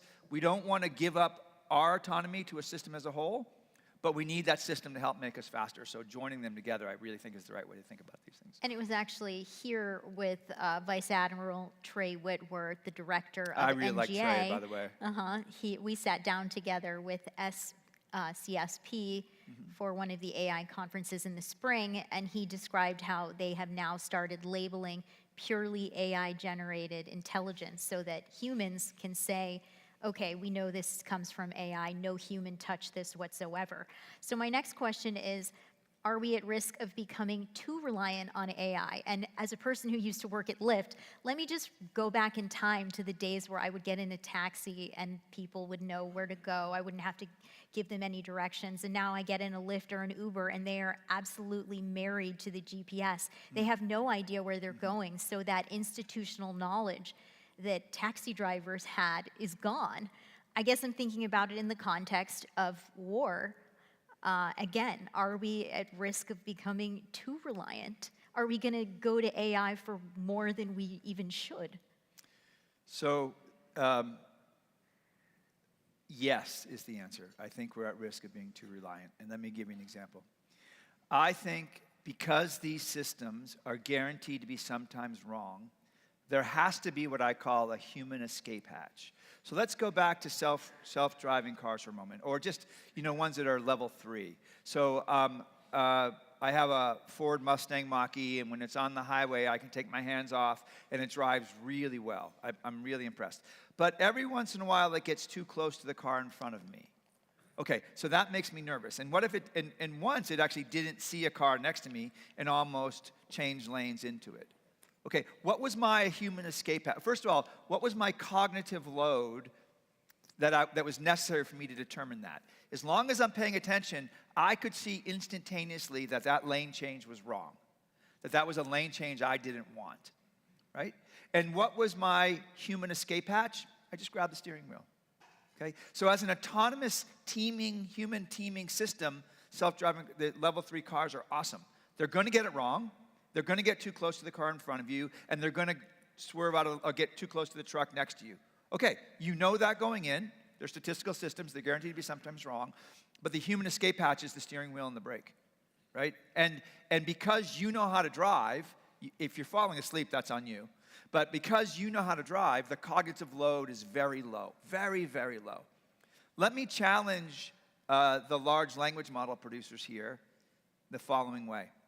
If I have a large language model and I generate some text, so you ask, let's take RAG as an example. You ask a question of a set of documents, right? That's a huge time saver. You don't have to read the documents. I do it all the time using any one of the search engines I use. It comes back on the top, and I've asked a question and I've gotten the answer. Okay. First of all, what's the cognitive load to tell when it's wrong? What do you have to do to tell when it's wrong? Well, you have to read every one of the documents.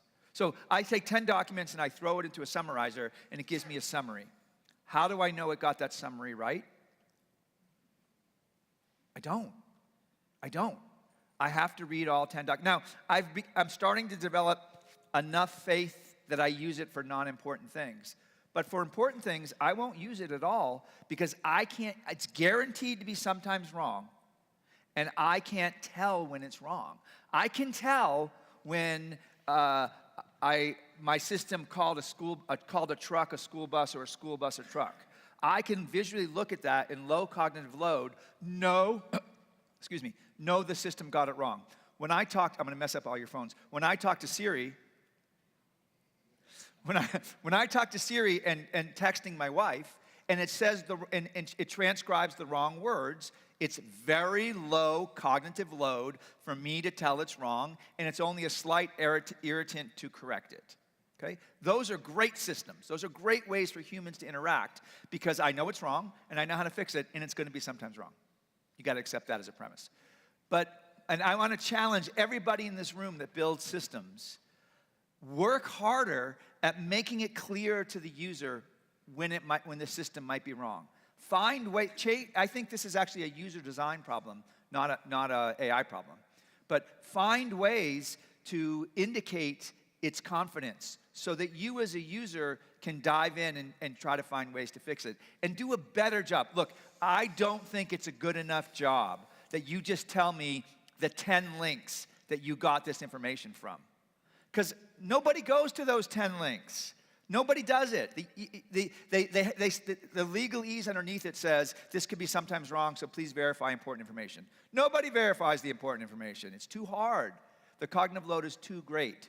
To me, this is the hidden dirty secret that nobody wants to talk about. And I challenge the producers of these systems to think better, to think harder about what it means to interact with these systems and how you can correct them.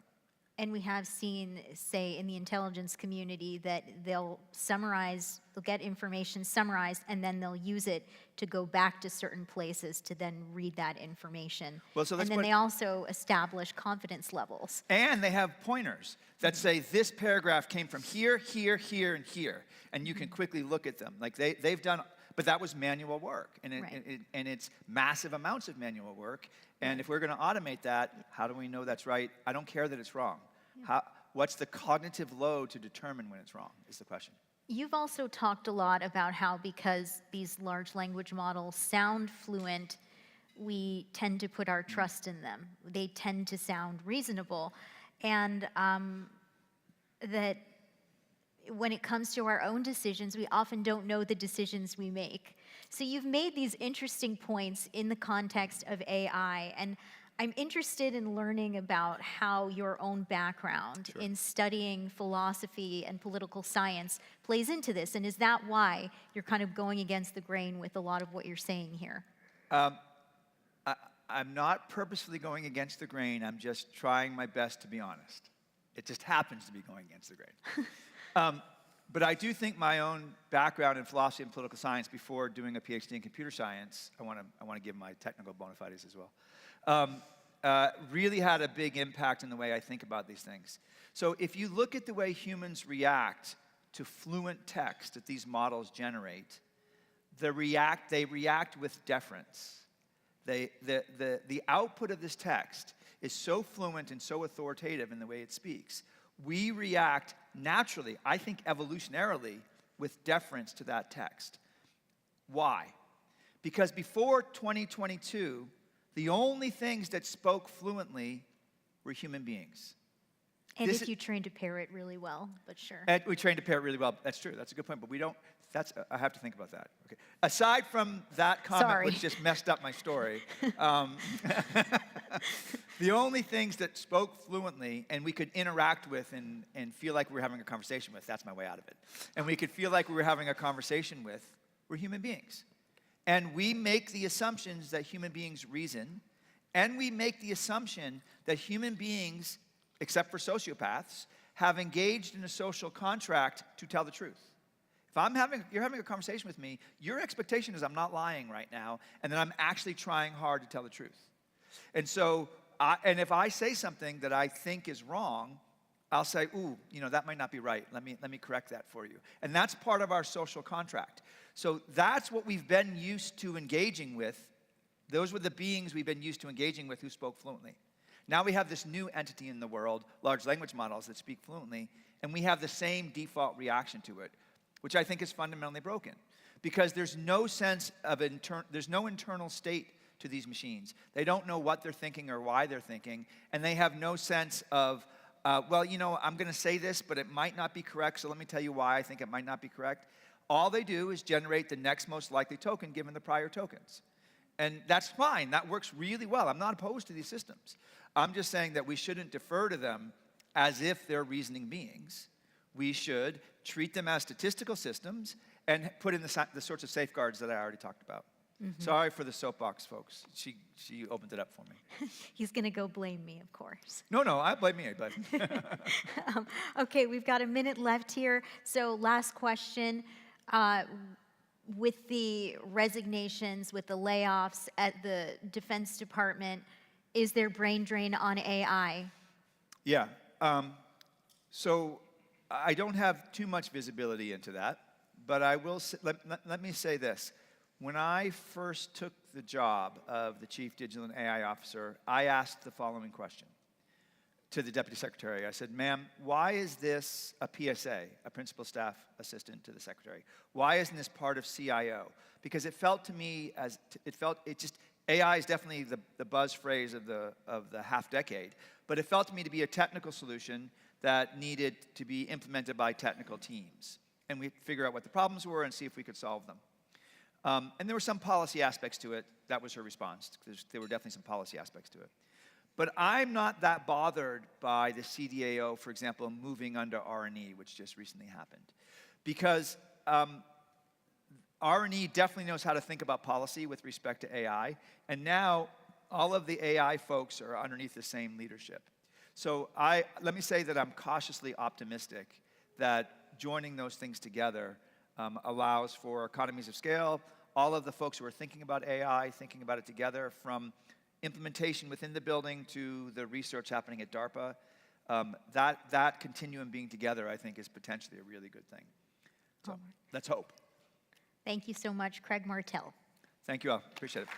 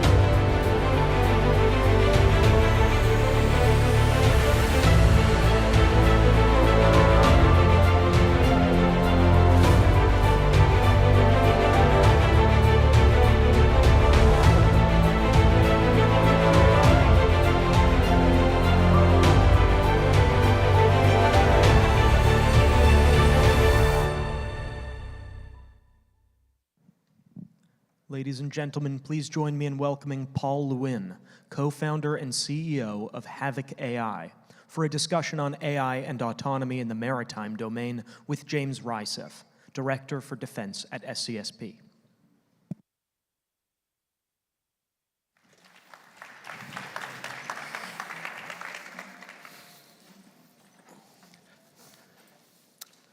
Good afternoon, everyone. It's a pleasure to welcome you to today's discussion on one of the most dynamic and consequential frontiers of autonomous systems, the maritime domain. When conversations about autonomy arise, the focus often gravitates towards the skies or the land, self-driving cars, drones, and aircraft. But the seas present some of the greatest challenges, and at the same time, some of the greatest opportunities for AI-driven systems. Operating at sea means contending with extraordinary distances, unpredictable and often harsh environments, and significant constraints on communications. These are not trivial barriers. They test the limits of both the technology and imagination. Yet overcoming them is critical because effective maritime autonomy requires something unique: the ability to provide reliable and persistent presence across vast ocean spaces where human resources are often stretched thin.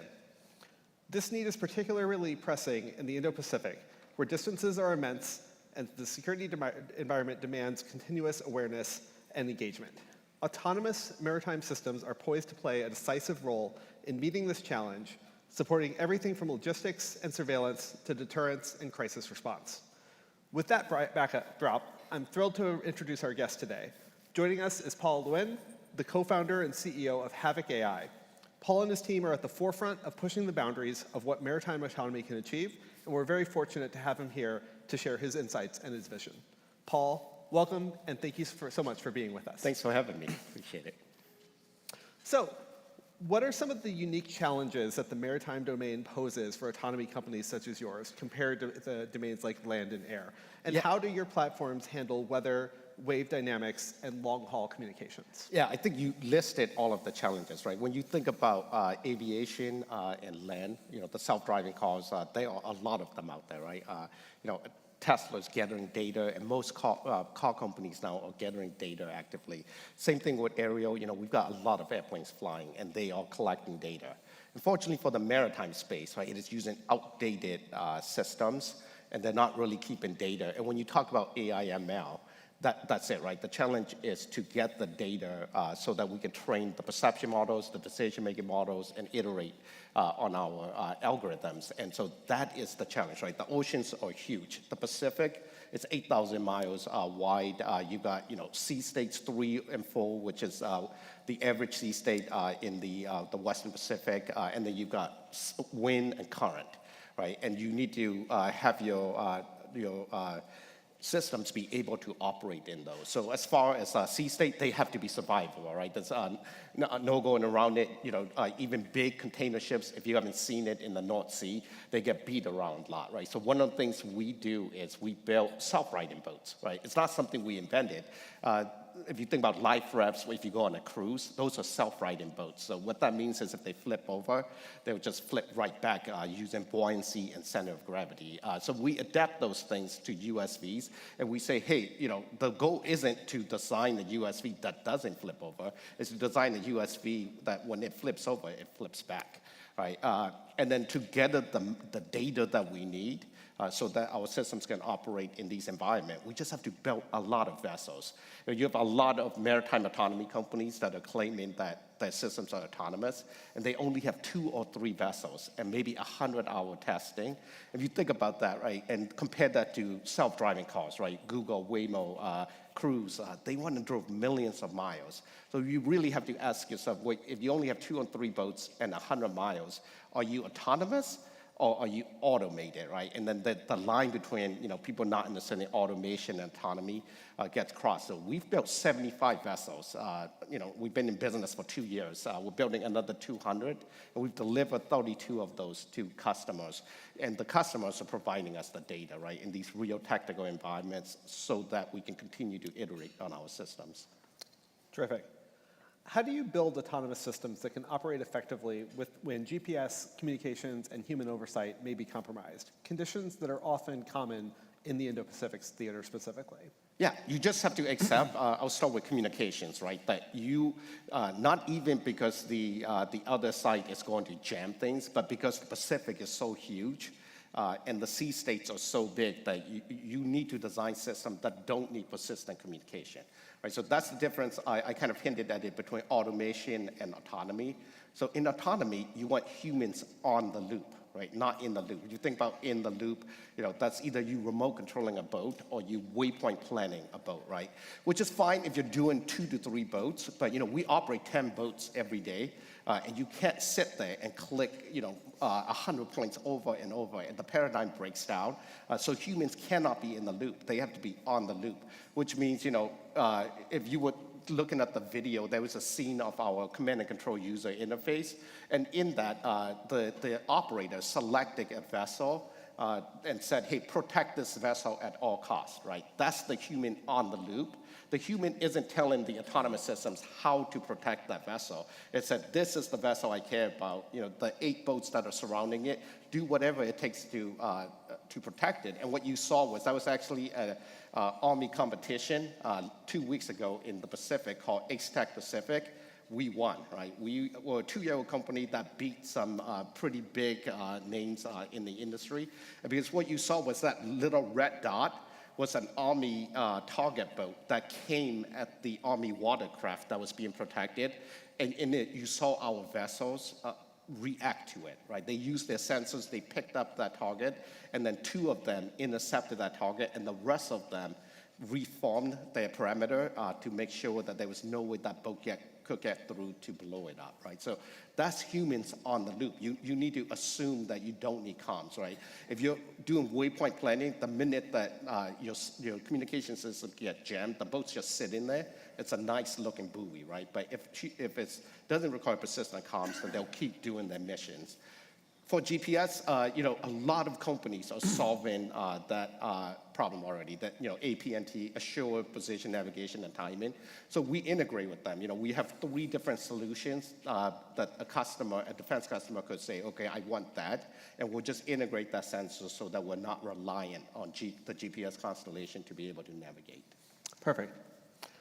Beyond direct combat, how can AI and autonomous systems be leveraged to enhance situational awareness, logistics, and maintenance for naval forces? Yeah, most of the use cases are in the non-kinetic use case, right? I think, a lot of people get drawn to that because it is sexy, right? It's what the Ukrainians are doing, and it is a valid use case, right? Using these as swarming kamikaze boats.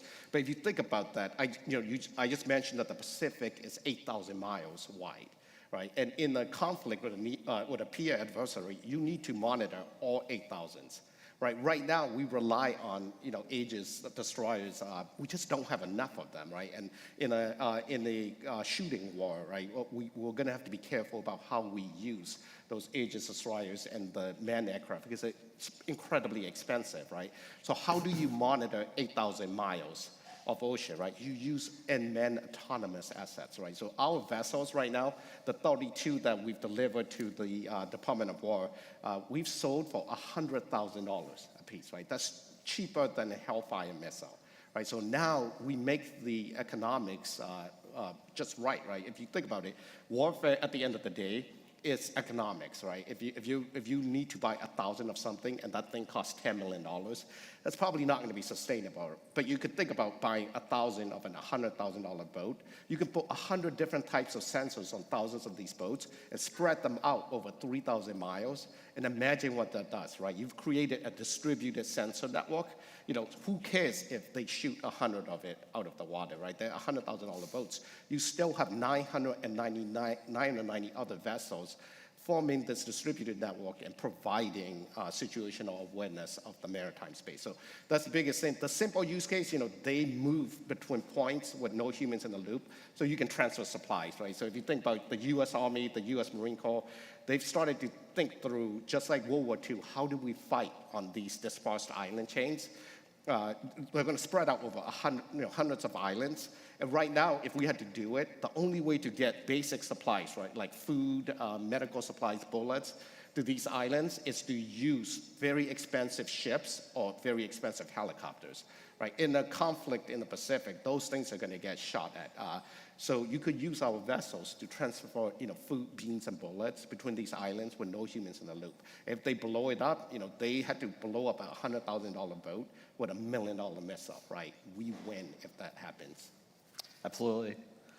There's a lot of talk about autonomy and concept. How do you ensure that what you build actually works in the real world, on the water, with unpredictable conditions, and with real mission constraints? Yeah, and that's a great question, right? And Craig was just talking about this. There's a lot of noise out there, and this goes back to we put a lot of boats on the water. We've had to build 75 vessels this year. Obviously, we're trying to show that we can scale, but it's also out of necessity, right? To really get AI ML models, whether if it's traditional AI ML models or large language models, you need data. You need to create that data set that's reflective of the real environment. So if you only have 2 or 3 vessels, you're not, right? You're faking it. Simulation is only going to take you 50% of the way. So, every day we put 5 to 10 vessels on the water back in Rhode Island, and we test it, right? At this minute, as I'm speaking right now, we've got boats on in Rhode Island. We have boats on in San Diego doing a DIU project, and we have boats on in Hawaii being tested, right? All of that data is being used by us, right? Daily, our autonomy developers are iterating on our algorithms, but we're also training our perception models and decision-making models, and that's how you get there, right? There's just no way to fake this. You have to put a lot of boats on the water, and you have to go get that data set. Yeah. What has your experience been like navigating the national security space as a startup? What needs to change to accelerate the adoption of systems like yours? Yeah, I think things are changing. As a defense tech startup CEO, I think I'm encouraged. So I think there are 3 things that are changing, right? So the venture capital community, it's willing to make bets on national security companies again, right? About 10 years ago, they were probably hesitant. Obviously there was a lot of politics, but also just a lot of risk, right? But recently, over the last 5 years, they are dumping a lot of money into it, willing to take risk on companies like ours, and they understand what it takes to sell to the U.S. government. The second thing that's happening is a company like ours, right? But you even look at some of the big names like Facebook, Google, they're starting to willing to play with the U.S. government again, right? There's no longer, what happened with Project Maven back 10 years ago anymore, right? Every major company is helping again, and startup like ours are, at the forefront trying to show innovative things. And the third thing is the U.S. government, right? The Ukrainian conflict has shown that you could take commercial, affordable, off-the-shelf things and use them effectively as weapons. Before the Ukrainian conflict, if you were trying to sell, what you saw on the screen from us, which is all commercial off-the-shelf hardware, right? The US government would say, no, you can't do that. That's not a weapon, that's a hobby. But now that the Ukrainians have shown that, they're more willing to take risks and see where that goes, right? If you look at what the Houthis did in the Red Sea, right? They used $30,000 drones, probably more cheaper than that. And over a year, we spent $1 billion in missiles, right? We shot $1 billion in missiles at these things that were cheap drones you could buy from Amazon, right? So the thinking is shifting, and those 3 things are aligning to make it easier for startups to work in the national security space. How are you designing autonomy architectures to enable data and operational interoperability with U.S. allies and partners in the Indo-Pacific, places like Japan, the Philippines, or Australia? Yeah, so that was, we're 2 years old, so we get the benefit of using all the latest technologies, right? If you think about some legacy systems, they're custom built and they use, custom protocols, right? Even data protocols. But for us, because we had to move fast, when we started 20 months ago, there were 5 of us. Right, so we use a lot of open source stuff and a lot of industry standard protocols, right? What that means, if you think about how industry operates, right, how Silicon Valley operates, exchanging data isn't a hard thing, right? Like if you're a commercial company developing technology, you should be able to exchange data with any other company, right? Your cell phones iPhones talk to Android, right? And that it's all happening in the clouds. So that's what we did. We built a lot of cloud systems that we just copied what Amazon and Google did. And surprisingly, a lot of defense customers are surprised, right, that we could integrate easy with Andros Lattice, right, with things like ATAC and things like Minotaur, right, which are government-only programs. But to us, we're not surprised because we do industry standard development of databases and data exchange protocols. So that's what we do, right? For international customers, we're going to approach it the same way. 2 months ago, we saw an article in some UK newspaper that the Polish special forces had been operating our vessels. The US Navy had loaned the vessels they had bought from us to Poland without even telling us. And the Polish were using their own command and control software, and they had integrated it on our boats, right? Without requiring any help from us, right? And that's what an open architecture and using modern industry data standards allow you to do. Yeah, absolutely. What are some of the most important trend lines that you're seeing in maritime autonomy, whether technical, operational, or geopolitical?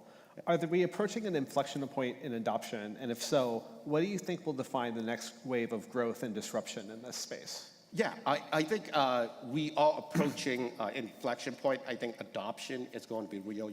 We didn't start building autonomous surface vessels because we thought it was fun or cool, right? The U.S. Navy is asking for it. If you think about Admiral Paparo, he calls it the hellscape. He says, I'm going to create an unmanned hellscape in the Pacific. There's a reason for that, right? And I'm a former Navy guy, so I'm a former naval flight officer. I was also a test pilot in the Navy. And about 12 years ago, I got to participate in trying to understand the challenges in the Pacific, right? Which I think all of you hopefully know what the challenges are, right? The thing is, they're going to outbuild us, right? Like in traditional ships and weapon systems and aircraft. There's just nothing we can do. We're throwing trillions of dollars into it. Hopefully, in a few years, our manufacturing capacity comes back. The second thing is technology. They are catching up. And they're innovating with us and probably exceeding us in some areas now.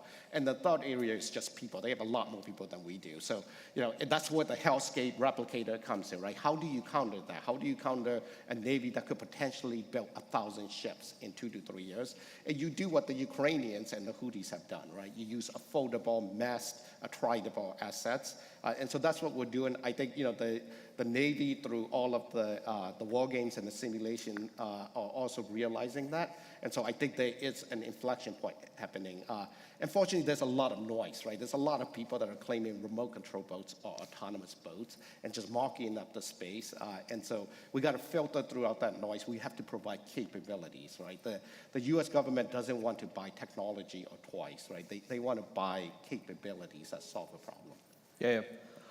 You talked a little bit before about the need to, the ability to keep humans in the loop and to have your users sort of specify their problems. How do you guys think about really discovering kind of what your military users truly need and what they're trying to accomplish? And how do you sort of drive that into your feedback cycles as you sort of iterate your own products? Yeah, you got to do what every commercial company does, right? There's no, in Silicon Valley or anywhere, even in Austin here, right? Companies that are developing commercial products, they're not doing it in a vacuum, right? They're not just sitting in a lab for 2 years and saying, I think this is the coolest thing ever, I'm gonna build it, and they will buy it, right? That's not how businesses operate. So we take the same approach. In the defense space, traditionally, there has been that, right? Of companies building in a vacuum and never talking to the end users. You can't do that, right? Well, the problems we're solving are very complex, and also no one knows how to use 1,000 autonomous boats, right, to solve national security problems. So you have to get the boats into the warfighters' hands, and that's what we have done, right? From the very beginning, 6 months in, we sold vessels to the U.S. Navy, and they have been operating these vessels for the last 2 years. And every month, we send vessels to all of these DoD exercises, and we learn from them. We get the data, but we also get the feedback from the actual warfighters that are going to use it about what works and what doesn't work. And because we're a software company, we can quickly iterate and make it better, right? And that's how we've been able to get to that level of maturity that you saw in that video. Perfect. So one final question, given the tyranny of distance and the scale of the threat from China, how do you think the United States should be thinking about better leveraging the kinds of assets and capabilities that our allies and partners in the region might be able to bring into the fight? Beyond simply just interoperability, but thinking sort of a little bit further out in terms of both their geographic potential and their resources and things like that. Yeah, we have to all work together, right? We obviously want to build these vessels in the U.S. and build a stockpile of it.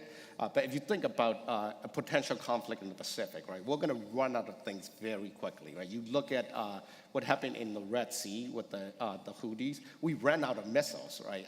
We can't do that in the Pacific because that's going to be very bad. And we can't just keep building it here and shipping it 8,000 miles, right? That's going to leave the supply ships vulnerable. So you have to think through. We have a lot of allies that are concerned about, the threat that we're all trying to solve, right? Taiwan. From the beginning, we've worked closely with Taiwan.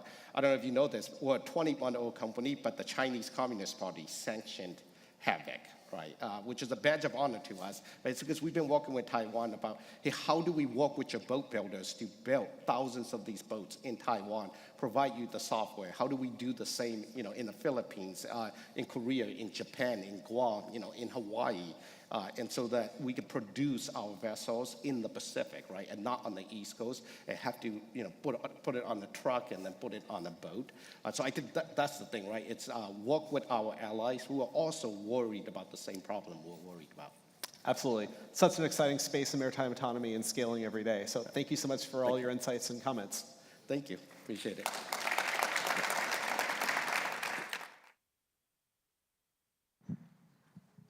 Now, to discuss AI and autonomy in the ground domain, please welcome Josh Araujo, CEO of Forterra, in conversation with Billy Mitchell, executive editor of Scoop News Group. I'll let you go for it. All right.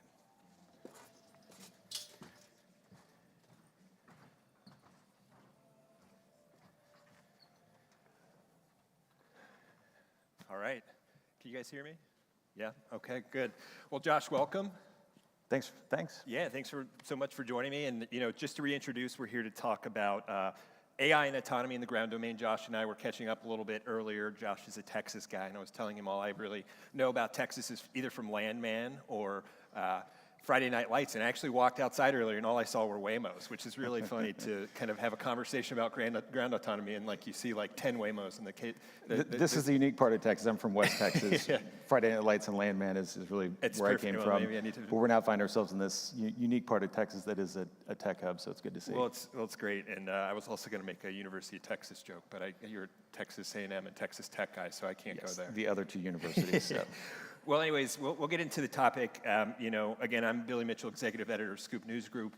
Under that umbrella is our Defense Scoop publication, which I play a role in, and we closely follow the recent explosion in AI and autonomy in defense. And I wanted to give a shout out to the SCSP team for having us here, Tara, Luke, Illy, and Ilbert for having us, but Josh as well for taking the time to speak with me.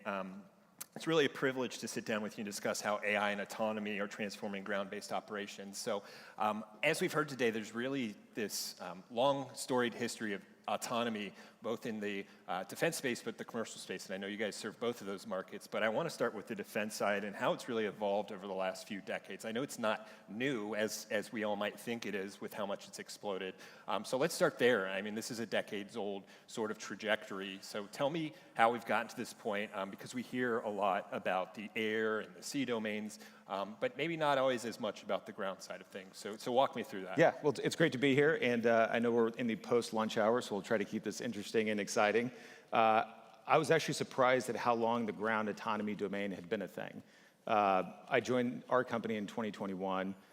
We were founded by this gentleman, Alberto Lacaze, who had dedicated really the past 25, almost 30 years in developing self-driving technology specifically for warfighters. I'll give you a quick vignette example. As I was walking through the interview with the founder, we were going through the lobby of the office, and they had a big television screen on the wall showing all the greatest hits, the highlight reels of what the company had done over the last 20 years in ground robotics and autonomy. And this video pops up, and it's a Stryker convoy, a full three vehicle Stryker convoy, driving probably 30, 40 miles an hour on a dirt road. And I looked at Alberto, I was like, hey, are those autonomous? He's like, oh yeah, we automated those. I was like, that's amazing. There's autonomous Strykers? He's like, well, that was in 2004. I nearly fell on the ground. I was in Iraq in 2003 and 2007. It's like I was overseas. I would have given anything to have that capability in those vehicles. Well, how well do they work? It's like, oh, they work great. Well, what happened? It's like, well, Valley of Death, DoD's hard to sell to, it's complicated. The next video reel pops up. Humvees driving in Afghanistan. It was like, hey, that's Afghanistan, right? I was like, yeah, Afghanistan. It's like, and those Humvees are running autonomously, right? It's like, yeah. It's like, okay, great. Like this got deployed. Like these, it's like, yeah, we drove about 2,000 or 3,000 autonomous miles ahead of the mine clearing operation, took humans out of harm's way. I was like, okay, great. It's like, yeah, and then the Army pulled the safety release because we went around the program office, found OCO money and some IRAD and deployed it overseas, and it wasn't in line with the acquisition strategy, so they pulled the vehicles out. And I was like, wait, and then they put humans back in Humvees. He's like, yeah. And they went and cleared mines with humans in the vehicle. It's like, yeah. I was like, okay, I'm in. I will be the janitor. I will take out the trash, whatever I need to come in here and make sure this technology gets deployed.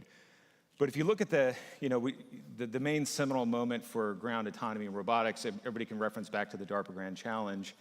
And if you trace all the Waymos running on the street and the cruise vehicles and all the robotaxis and all the on-road trucking, I think if you look at the company lineage and the leadership lineage, they all started around 2004, probably as undergrads at university in the DARPA Grand Challenge. And this is really a bringing together of a lot of innovators in the space that really demonstrated technology at the time for self-driving and what it could do in an operational environment. And from there, you had an explosion of startups and companies back in the 2006, 2007 through kind of 2016 timeframe. I think when you look at what transpired there is all of those companies started in defense and then left the industry. They went and started robotaxi companies and on-road trucking companies and all these other companies where really, when you look at today, one of the biggest demands and needs is really in the defense industry. And then the question is, well, why did they leave? And I think, when you look at really where this resurgence of autonomy and AI and tech has really come from, it's from this injection of capital, venture capital, private equity, investment to develop products. That investment really follows where markets are buying products. And you've really seen that emerge recently. But if you go back to the 04-05 timeframe, the Department of Defense, now Department of War, was not focused on buying products. They were focused on experimenting and really not focused on how do we deploy this to service a warfighter, but how do we examine what's in the art of the possible. So it's been a long road. I think you can look back online and find requirements from DARPA in the late 80s of what ground vehicles should do. And so we've come a long way. And really today there are, I don't know if anybody's aware of it, but hundreds of autonomous vehicles that are deployed with the Army and the Marines today. And that's just getting increased going forward. Well, it's very fascinating. You mentioned a lot of things that I think we'll pull on throughout the conversation, from the VC element to the way that the Department of War now is thinking about buying commercially and changing the way it's thinking about buying products and technology in specific. But where I wanted to start the conversation was, again, we hear a lot about the air systems in particular, and we see other installations doing things in the Pacific with the vessels in the sea. What's the difference between those and in terms of challenges that ground autonomy faces? I mean, I'm sure that's a clear reason why some of that departure happened during that time period, because there were some unique challenges that those companies faced. But, what are the different operating constraints and things that you guys are dealing with that maybe those in the airspace, in the sea space aren't? Yeah, I think some of the challenges are probably intuitive. You have a really big sky in a little airplane, or a really big ocean, a really big flat two-dimensional ocean in a boat. But that's not to minimize the challenges that our sister companies focusing in other domains are dealing with. But in the ground domain, you're really driving on an obstacle. An Earth that has a lot of features and terrain that are ever-changing, different obstacles. But really the challenge and what we focus on is really around that warfighter, that individual soldier, Marine, Lance Corporal, Specialist that has that mission on the ground that's probably, it looks a lot different. And they're interfacing with that technology in a hands-on way, really in a visual way, I need to send this over that hill, I need this thing to support the action that I'm doing. And so it requires a very tight coordination. Well, one, dealing with the complicated terrain and being able to do whatever it is that vehicle can do, but also deliver that capability or payload either in direct support of that soldier or Marine that's on the ground that has an immediate mission to go do, or to support some other strategic or operational, either fires or sensing. But it's really on the ground at the tactical edge, and it's a persistent capability that's out there, not either flying overhead on station and back off station, or out in the ocean. It is really in and amongst the troops on the ground, really supporting the operations that they're doing. So it creates some unique challenges, both on the systems integration side, on the user interface side, on the data situation awareness side, because when you're in these tight, confined areas, or even in battle spaces, understanding where you are, where the robots are, what you need them to go do in these tightly coordinated areas becomes critically important. So with that in mind, what is Forterra's place in this market? You mentioned there's others out there, and there's sort of this shift back, this moment, and this sort of signal from the U.S. military and the Department of War that this is the way going forward. So there's obviously going to be other players, but you're trying to fill a specific gap in this marketplace, and I'm curious what that is. Yeah, well, I'll give you the one example. I think unlike commercial autonomy and the Waymo, the driving autonomously from point A to point B isn't the so what. If I get in a Waymo, I want to go from this location to that location. I want it done safely and reliably. I don't want to get lost. I don't want to get in an accident. Those are all givens. In a military context, it's the enablement of that mission, either delivering effects, sensors, payloads, doing a resupply, a casualty evacuation, putting a fires platform on the edge. You're doing that self-driving robotic AI autonomy portion in order to achieve a mission, in order to deliver a capability. And so what we think about is focusing on that in-state capability, and not just us delivering a product that does that, but really enabling a partnership and ecosystem of best-of-breed capabilities that need to make it to the warfighter on the ground. If you think of what you need with a drone or a fires payload or a remote weapon station, you need onboard power, you need compute, you need some kind of command, control, and communications capability, and you need that to be mobile and expeditionary. That's essentially what you have out of the box with an autonomous system. And we look at it as how do we pull those partners, teams, capability providers on top of that vehicle platform and allow that to be deployed in a mission-critical way that's relevant, easy to use, reliable, and isn't going to get stuck, isn't going to have comms failures, and enable that warfighter to do that mission. So the best analogy I can give is we all have cell phones in our pockets. Generally what it is, it's a little mini box of compute with some sensors on it and some software connected to command and control systems. I had no idea that my iPhone with the 3 cameras on it, why would I ever need 3 cameras? I had no idea until I took my 3 kids on the walk through the forest, and I said, hey kids, freeze, let me take a picture. And I look at my camera, and it's this amazing depth perception and all the things that I wouldn't know how to do as a photographer. And I said, that's why that's there. And when you're thinking about what an 18 to 24-year-old's going to need on the battlefield, and the products and technology that are delivered, you have to be forward-thinking. You have to be continuously innovating about what that product's going to need to do in the next fight. I think there was a comment earlier, comparing Ukraine and putting the spools of fiber optic on there. And yes, you have to do the quick, fast thing, but then you also have to think about the next capability and the next system, and what does that need to look like? Our view is you have to do both of those in parallel, and that feedback loop between the quick, easy, fast thing that you deployed and how that integrates back into the system, it really has to be one and the same. That feedback loop has to go from feedback from the field and the fast thing you deployed to an immediate uplift of the capability in days, weeks, months, not program cycles and years. That's really how we think about it, and our kind of guiding focus is, if I were back as a Lance Corporal again and forward deployed and I had essentially a monster truck with a rack of GPUs and comms on it, and like, oh man, I would have loved to have just a communications resilient capability. What would I want to do with that thing? How would I want to interact with that? What capabilities would I want that to deploy? And then work with the ecosystem of partners and other defense technology companies to say, let's work together collaboratively to get this integrated into a system in a very relevant speed and out to the warfighter to make a difference. So kind of taking it back to the start of the conversation, you mentioned, some of the oldest sort of requirements, solicitations, if you will, stretch back into the 80s. And that's a very different world, both in terms of the conflicts, that we were experiencing then, as well as the technology space and how quickly things moved.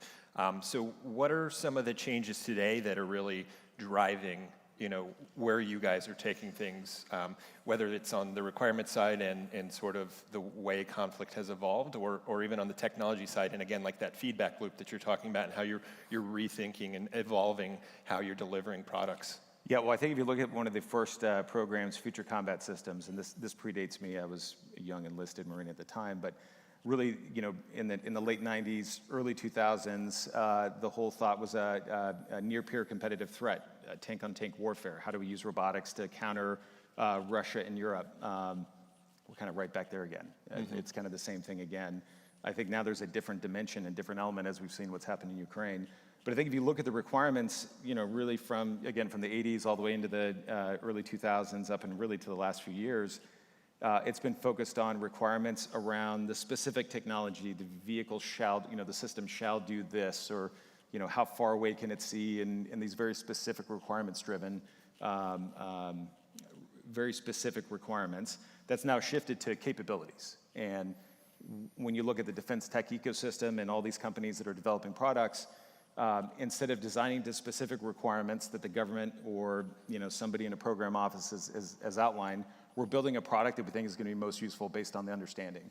And I think if you look at the transition of how the government is buying things, they're now transitioning to buying capabilities. It's either going to provide the capability or it's not going to provide the capability. And if it doesn't, we're not going to continue to buy it. And you've seen this big transition from buying systems on either a cost-plus basis or a fixed-price basis, but it's based on the government requirements, and, oh man, those have changed, so now we're going to charge time and material cost-plus to modify the system. That has now shifted to more of an as-a-service model. And I think one of the interesting things, if you look at the value delivery in a typical government contract context, most of the value delivery happens when that system or capability or widget is handed off to the government, and that contractor or vendor receives the payment for the delivery of that thing. You see this huge spike in value exchange and value delivery. And then the sustainment of that happens over a long period of time, but the value has really been delivered up front. Hey, you bought the aircraft, you bought the radio, you bought the thing. And the real shift to that as-a-service model is changing that value delivery time horizon to really long-term, where I think as Forterra, and we say this a lot internally, we have to deliver as much, probably even more value in year 5 of a contract or year 5 of a deployment of the system as we did in day 1 when it's new, shiny out of the box, everybody's happy, we get this cool autonomous toy. That excitement and utility that Marine or soldier sees in that system in day 1, we have to continue that in year 5, or we're not going to get paid in year 6, and we're not going to get paid in year 7. And we have to think proactively on what are the features and capabilities and innovations, not just from us, but from other partners we have to integrate that will make that system more relevant. And so I think the big shift is now when we look at the solicitations and acquisitions that come out, it's really looking to industry to form that team of teams to come up with the best solution. And the great thing is we can go raise venture capital dollars. I was saying this to somebody else, that the Department of War and the warfighter are in a unique situation that there are so many people that care. We're here at this conference to talk about their problems and how we solve them, but there are investors, there are companies like Forterra that care so much about their problem that we're willing to spend our own money or our investors' money at risk to solve problems at risk, that you're either going to solve the problem and somebody buys it, or we miss the mark and they buy somebody else's thing. That's a very different environment than what we've ever been in. And we're now starting to see on the other side, these solicitations coming out and saying, hey, somebody show up with the best of breed capability, a team of teams approach, and the best one wins and gets deployed and fielded. So I want to come back to the VC element, but I want to kind of double click on the partnerships, because I know that's important, and we see more and more shift in that direction where services, whether it's the Army or someone else, is saying, hey, we just want a capability. As you said, we want this turnkey solution that's ready to go. You guys figure it out, and we'll, if it works, we're gonna take that. So when did that moment click with you? I mean, how did that come about? Was that the services kind of telling you we need this, or was there just an organic shift where it became apparent that that's the way forward? I think it came up on, for us, it came up on a recent contract, and it always comes out, these innovations and things come out of need, of speed and efficiency. But, when they say, hey, when they come to us and say, we need this capability, can you deliver it? And we're able to deliver that, maybe not entirely through our own capabilities internally, but through partners. I think pulling those partners together in a different way, the shift really comes from the government thinking, I have to be the systems integrator of all these things. I'm going to buy a bunch of things and work and force these things together as an integrated solution. That's a lot harder to do through the mechanisms that the government can operate than to go to one or many providers and say, I need you to show up with an integrated solution on your own. and I'm going to buy that product when it's developed as a capability. I'm not going to pay for you to go integrate all the stuff and figure out all the APIs and connect. You go do that, and then give me an integrated solution, and I'll buy that. And that isn't possible, back to the VC point, if there isn't the ability for those companies to fund that development integration on their own dime and then show up with an integrated solution.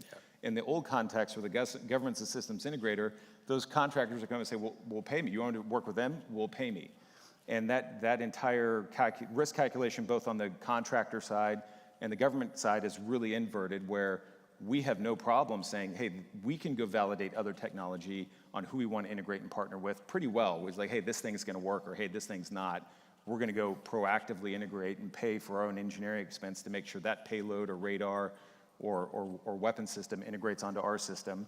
We'll do that on our own dime, no problem, because it's going to make it that much more reliable, capable, or relevant for the warfighter, and increase our chance of the government actually saying this is a relevant product that we're going to buy.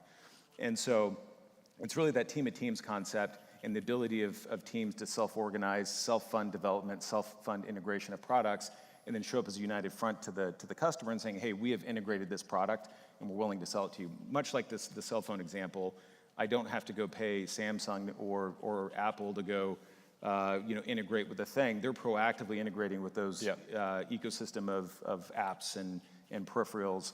That's happening now on the defense side, which is great to see. And now we'll go to the VC element of it, and I think the thing I'm most interested, but we can get to sort of the weeds if we need to on VC and how it funds exactly what you just said, but there is this shift right now in I'll call it a vibe, or just like the environment where VC in the defense space is hot. It's maybe been like that before, decades ago, but right now it's definitely reached a new sort of peak. And I've been in this space long enough to remember when there were certain companies who didn't want to be in the business of Project Maven, AI and government, things like that. They were like, we need to stay as far away from this as possible because there's reputational things that we just don't want to be associated with. But we've totally seen that pendulum swing in the opposite direction, and VC is a large part of that. Talking to folks earlier in the crowd about Andreessen Horowitz starting up a DC office and really focusing in on that, and there's a number of others. They're not the only ones. So what do you attribute that to, and how has that vibe shift really helped bring wind to your sails to kind of propel you forward and kind of do your mission better?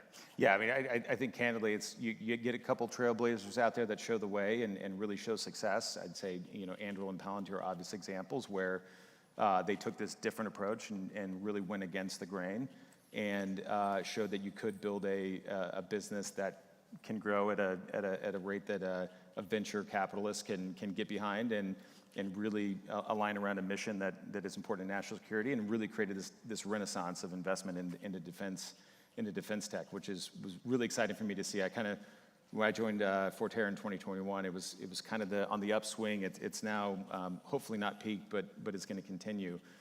I think it has a risk on the other side of it is, we look at it, it used to be 3-4 years ago, program offices or even some of the government labs, the counter to our pitch to the government is like, well, they're VC backed, are they going to be around in 3 to 4 years? Are they going to really develop a product? Are they really going to sustain? Who knows? Are they really or are they not? And there's been plenty of companies, I'd count us as one, that have really kind of blazed through that and proven that out. What you have in a VC environment is this underwriting of these outsized returns, 100x, 10x, some big outsized returns, which then attracts more VC investment.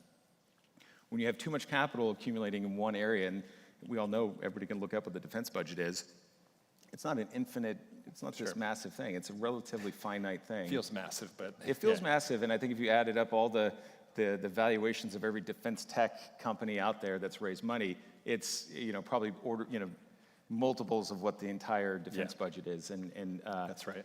So I think there's a opportunity, but also a risk, and I think the risk is really the obligation on this risk is really on the VCs that are investing in these companies. They come in, they see this great hot market.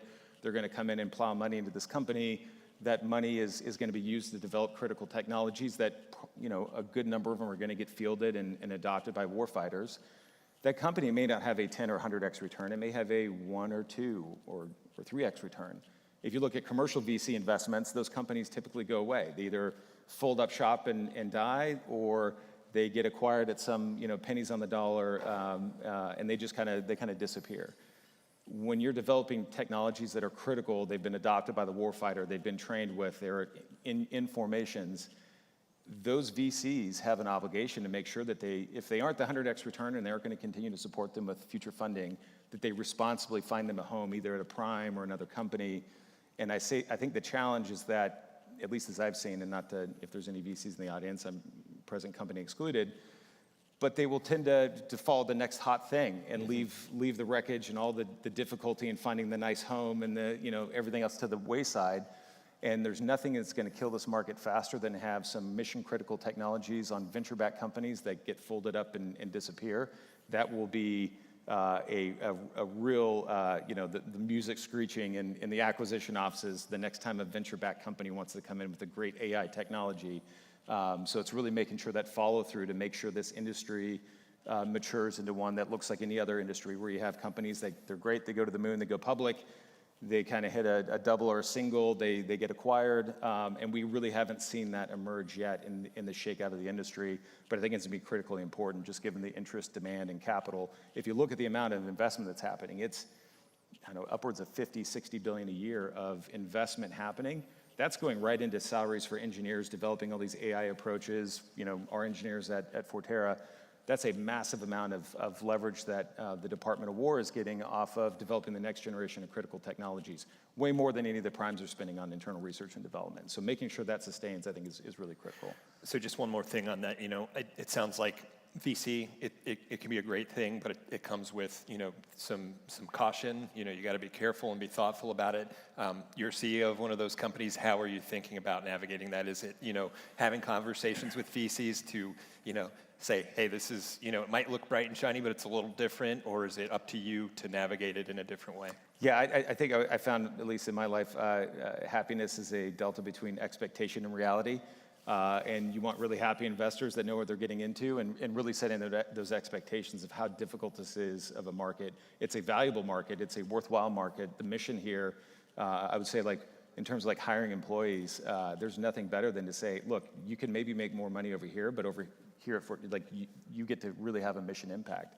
And so I think that's attractive for VCs coming in. It's like, hey, I get the American dynamism, and I'm helping national security, but also setting that realization that these things are difficult. This takes time. It's challenging. It's tough. It's not soft, SaaS returns like you've been maybe accustomed to. But if we do this right, and you're with us for the long haul. So I think it's really finding the right investor alignment and trying to, so for me, it's been really interviewing as much the VCs and do you really understand what you're getting into here? Or are you coming in because it's the next hot market and you're going to be gone at the next round when your wildest dreams don't come true? And really making sure that there's that mission alignment from the VC side, but then also the commitment to the mission and really understanding of the market, which I would say it's getting better, but really not quite there. Yeah, it really is fascinating. We've heard no shortage of folks on this stage today talking about some of the transformation underway in the U.S. military, the Army in particular. We heard General Rainey talk about that and what's going on as he departs. But how do you navigate that from the outside in?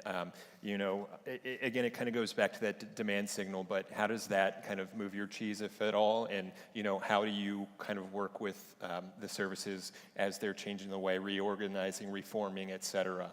Yeah, I think the most critical thing for us as we think about it is making sure we always have touch points with the end user or the warfighter. That is going to determine, getting that feedback cycle and not guessing. It's a unique buying environment where the person that uses the system is not the person that's acquiring the system, isn't even the same person that's setting those requirements, and it's not the same person or entity that's funding it. So you have this very complicated sales cycle, but really at the end of the day, it is making sure that your system is, no matter what, as forward deployed, as often used as possible with that user to get those feedback and touch points back into the system and really feed that development cycle. So for us, as we think about this very complicated, our customer is complicated, they're important, and we've got to really engage with them on multiple fronts, from Capitol Hill to the Pentagon to the program office, always making sure that we're anchoring it on what is that, how is the end user, I keep coming back to it, the Lance Corporal in the infantry battalion, or the Army Ranger, or the soldier in the fires unit, how would they need to use the system? What is their feedback? Tell us the bad, where is it broken? How would you change this differently? And then having the mechanism to pull that feedback in, not having to wait on a contract vehicle or the next little bit of funding to come in, but immediately bring that back in without even being asked or told, right back into feedback and say, hey, is this how you wanted it? Does this fit your bill? That is only going to make it more relevant. And then as we work all the other pieces of, as we've talked about, the more willingness to buy technology and deploy it quickly, that expectation of what they're getting, they're going to be able to go back down to the unit and say, hey, does the thing do exactly what we're thinking it's going to do? Or are these requirements relevant? They have that well-based expectation because, again, expectations, reality, you want to make sure that that customer always has firmly grounded expectations on what is the current capability of the system as it relates to that 18 to 25-year-old who's going to have to interact with it every day. We want to make sure that it's not going to be like many of the technologies that I saw. And I had a unique perspective going from my first deployment was in 2003 with 1980s technology. It was all the Cold War gear. And then back again in 07, there was billions of dollars that invested in high-tech technologies that are now sitting buried under a burn pit somewhere in Western Iraq that were never supported or never touched. How do we make sure that the technology is always going to be relevant by the time it hits the field in the warfighter? So let's bring that into, practice. You guys won a pretty awesome contract in August, and you guys are going to be able to rapidly integrate and deliver commercial autonomous mobility in Army formations as part of that prototype contract. Is that a result of that sort of end user feedback and sort of working with them, or is this an opportunity to do things like that? Where does that kind of play in? I think it's an opportunity to kind of think through how the Army is going to acquire at scale the next generation of both base vehicle with autonomy integrated with payloads, and think about this more in scaling. We had another contract, I unfortunately can't talk about it now, but we're deploying, we have deployed just in the last 5 months, 105 autonomous systems into a combat environment doing a mission that's being used daily. And so that was a very rapid from contract signing to 105 systems deployed in a matter of about 4.5 months. This is kind of the next phase to say, okay, that was that quick, fiber optic spool solution. How do we then think about how do we integrate that into a full production system for the Army? So I think it's an opportunity to really think through that next wave of production. And then just last thought, we're running out of time, but as you go from there, how do you think about scaling? Because that's another massive challenge, going from the prototype and integrating that feedback and then building something at scale. Yeah, if you can only do n=1 of something or n=10, and again, that was probably the first 15 years of the company's history, showing up to demo after demo, demonstrating one requirement after another, pulling all of those capabilities into a system, handing it off to an end user, saying, does this work for you? Yes, okay, great, let me go build 105 of those. That transition from single prototype into scaling, it can't take months or weeks or years. It has to be a seamless transition. So for us, that looks like very tightly integrated production and engineering teams. I mean, they all sit together. I mean, I kind of sit out there with them a lot of the times where the lead engineer is sitting next to the person that's producing it. We are revving designs as we're building, but then having the commitment on the back end to make sure that you're creating some tech debt in doing that, but you're making the onus is on you to, as far forward in the field you have to reach to go remove that tech debt or fix that thing that you had to do it quick and you had to make the thing work. You got to make sure you're on the back end, making sure you're sustaining and upgrading in the field. So we kind of think about it, that continuous life cycle is the thing that allows you to produce quickly at scale while at the same time innovating. Is you got to keep those teams very tightly aligned. Josh, thanks so much for your time. Fantastic conversation. Let's give him a round of applause. Thank you. Thanks, man. Great conversation.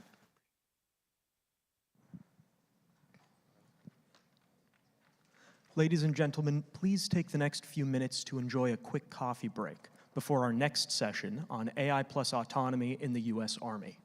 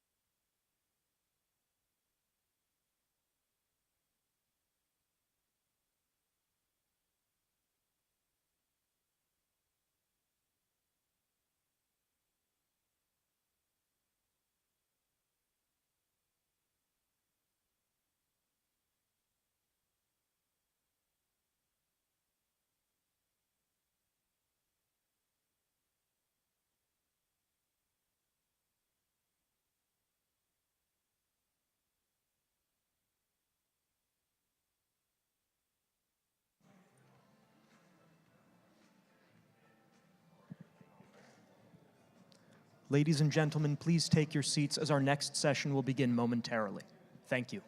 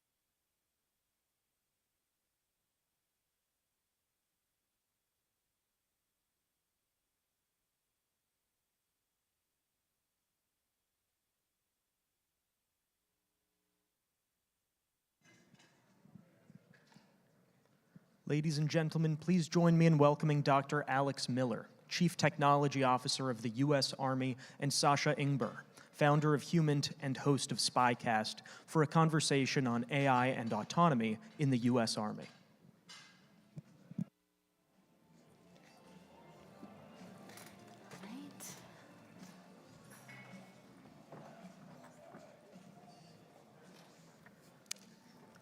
Hi, Alex. Thank you for joining us virtually. How are you doing?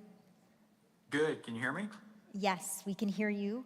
And I wanted to start off by asking you about what new and exciting uses of AI you're seeing in the Army right now as the CTO. Sure.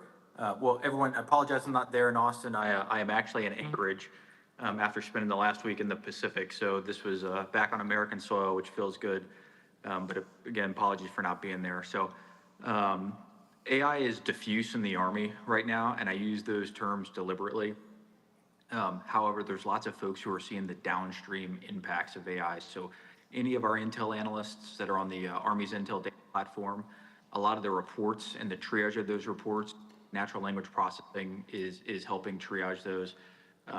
Or if you're using something like Maven Smart System, you're getting a lot of the lower level machine learning sort of correlations and suggestions out of that. However, I know part of the question is really the really impressive things we're seeing on the commercial market, the things that get us all hyped up. How are we using large language models or generative AI sort of in general? That is much more lower adoption right now, simply because what we have been focused on in the Army, and I say we because it's me in the CTO side, it's Leo Garciga on the CIO side, it's folks like Gabe on the enterprise cloud management activity side. We have been focused on setting a foundation that's actually scalable rather than chasing point solutions. So I'm pretty excited about what's going on there. Yeah, I know you started a new process called Transforming in Contact, which is getting soldiers in the field to provide feedback on what's working. One thing, since we only have about 19 minutes left here, that I wanted to ask about was how the Army is doing in terms of drones, counter-drones technology, and electromagnetic warfare, which are some of the most important and fastest changing battlefield enablers. Yeah, I am in awe how much we've been able to change the Army. So General George, when he came in as he was the vice and then the chief, first we started this initiative called Transforming in Contact, which was the theory of the case was, and Josh talked about it a little bit earlier, was, hey, how about we let leaders decide how they want to organize their units and then use them with technology, let them tell us what works and what doesn't. And then rather than what we've done for a long time, which is find technology and the hunt for a problem to apply that technology to, how about we start to enumerate the problems that we actually have and then layering technology onto it. And I don't say requirements generation because that's got a negative connotation, but really, how do we think about the journey of applying technology to problems in a radically different way? We did that for several months, and then what the chief and Secretary Driscoll, when he came on board, was announced was the Army's Transformation Initiative. And the whole thought process there was, rather than focusing on just spot solutions, how do we kill many of the decades-old programs that have been dead weight on our budget and dead weight on our process and dead weight on our formations, and we really think about sort of a new way of approaching how we infuse our units. So we focused on, like you said, like Sasha said, the drones, the counter drones, and the electromagnetic warfare. The first unit that went through a transforming in contact rotation had about 100 drones. The fourth one that went through had almost 400 drones. I know that doesn't sound like a lot when you're looking at things like Ukraine, things like Gaza, in terms of mass volume, but the quality has been significantly higher, and the focus has not been on just throwing drones at the problem. The focus has been, how do you actually take how we fight as a force, as a joint force, and then give drones much more purpose and meaning, and so they can have an outsized impact? And then how do you layer those with things that, frankly, the Ukrainians don't have a lot of, which is fires. Things like the folks who are in Europe right now in CENTCOM don't have, which is an unbelievable amount of ISR intelligence. So how do you layer those in? On the counter drone side, it's actually been fascinating to watch. We've been focused on a couple things. So we stood up a new joint interagency task force at the Department of War level, and that is to focus on what are the common things that we have to do. We actually modeled that very heavily off of JIADO, because I think all of us who were in the earlier days of global war and terror, or even right after the surge, remember that organization, a lot of lives. And then the second part of what we're focused on in counter drone is, how do I give a squad, a fire team, a platoon, a company, a battalion, the ability to defend themselves on the move? Because what's really hard about this threat is IEDs fly now, and they fly really fast, and they're very good at killing people. So giving our troopers the ability to protect themselves on the move, manage their airspace, and not have to focus on looking down at their TAC device or their phone or their tablet all the time, and building in those autonomous and automatic responses, and then we can tie back into AI as much as we want. But that's been our for the last, at least my time as the CTO. And I know you've said that your goal is that by 2027, every Army division has unmanned systems. How is that working out so far? It's good. So the unmanned is, if AI is diffused in the Army, AI autonomy and robotic systems are even more. So we've done a couple things. The PEO ground combat systems awarded a contract about a month ago for unmanned systems. And not necessarily dirty laundry, but just showing how we're a learning organization in the process. Originally, it was, how do we take a robotic driver and we apply it to this consumable platform that we have called the infantry squad vehicle. And the thought process there was, okay, we're going to have this platform that's generally, we're going to apply a robotic driver, and then we're going to have several companies how to implement that robotic driver. But even in the time where the concept started and we were able to start the contract, the technology landscape changed so much that it just didn't make sense anymore. Like, the provider for that ISV is going to make it autonomous next year anyway. That's Chief Defense. And all of the autonomy companies that we wanted to be a part of it have much better vertical acts on robots that they have a much better relationship with than a third-party platform. So rather than putting the government back at the center of that integration, what we said is, we're going to flip it. We're going to tell these providers, bring the robot that you think that we can apply to these missions. We're going to give you several things and access to our soldiers and our formations, and we're actually going to say, here are the tasks that we really need these robotic platforms to accomplish in conjunction with a formation as opposed to a bolt-on. Here is the conditions that we need those missions to be executed in. So it's not just hardball road. There's a lot of rain, there's water, there's environments which aren't easy to map out. So we want to see, how do you bring your sensors to bear? How do you bring your platforms to bear? How do you focus on mission autonomy rather than just individualized platform autonomy? And then how do you build this distributed robotic system that really enables mission and formations instead of just thinking about the robot as an individual thing? Right, and I mean, when we talk about potential boundary conditions, we're talking about soldiers who could be tired, hungry, stressed, cold, wet, and making sure that they know how to use this technology in situations of real duress. Let me just move to a different area for a second here. It is so clear how much IP the Chinese have stolen, and we have seen American innovation end up in the hands of China for years now. Spies steal the information, the Chinese Communist Party throws money at these businesses that then they can exert influence on, and we have a very different system here in the United States. You've talked about how in fiscal year 2025, the Army's budget was about $186 billion, which is the smallest of the three departments, only about a quarter of that available for transformation. And maybe that's not the exact right fact to lead with here, but when it comes to AI-powered warfare capabilities, who is using their defense industrial base more strategically, us or China? Ooh, that's a good question. And you're clearly a good humanitor. I've got some sort of internal thoughts and some external thought. In terms of who is actually doing innovative things and changing the ball, I think that's us. I think that's the United States. In terms of copying, and I think that's where China is putting a lot of their dollars and their calories. What we have been trying to break ourselves, this monolithic process of offset and overmatch about what is the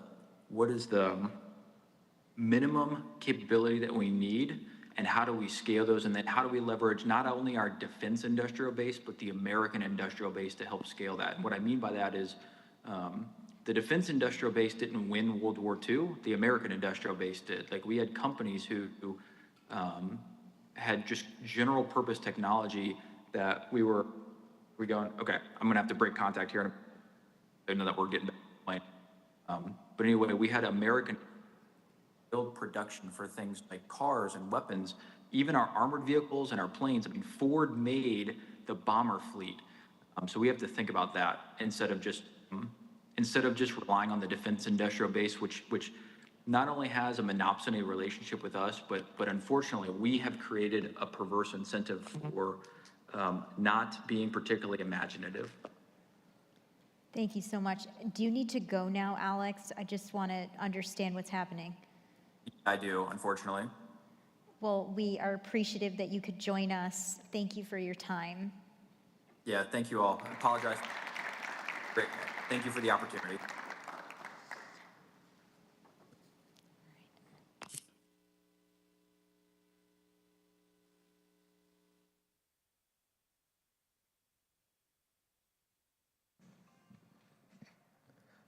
Next up, a discussion on AI and autonomy in the aerial domain. Please join me in welcoming Adam Bry, CEO of Skydio, for a conversation with Ili Bayraktari, President of SCSP.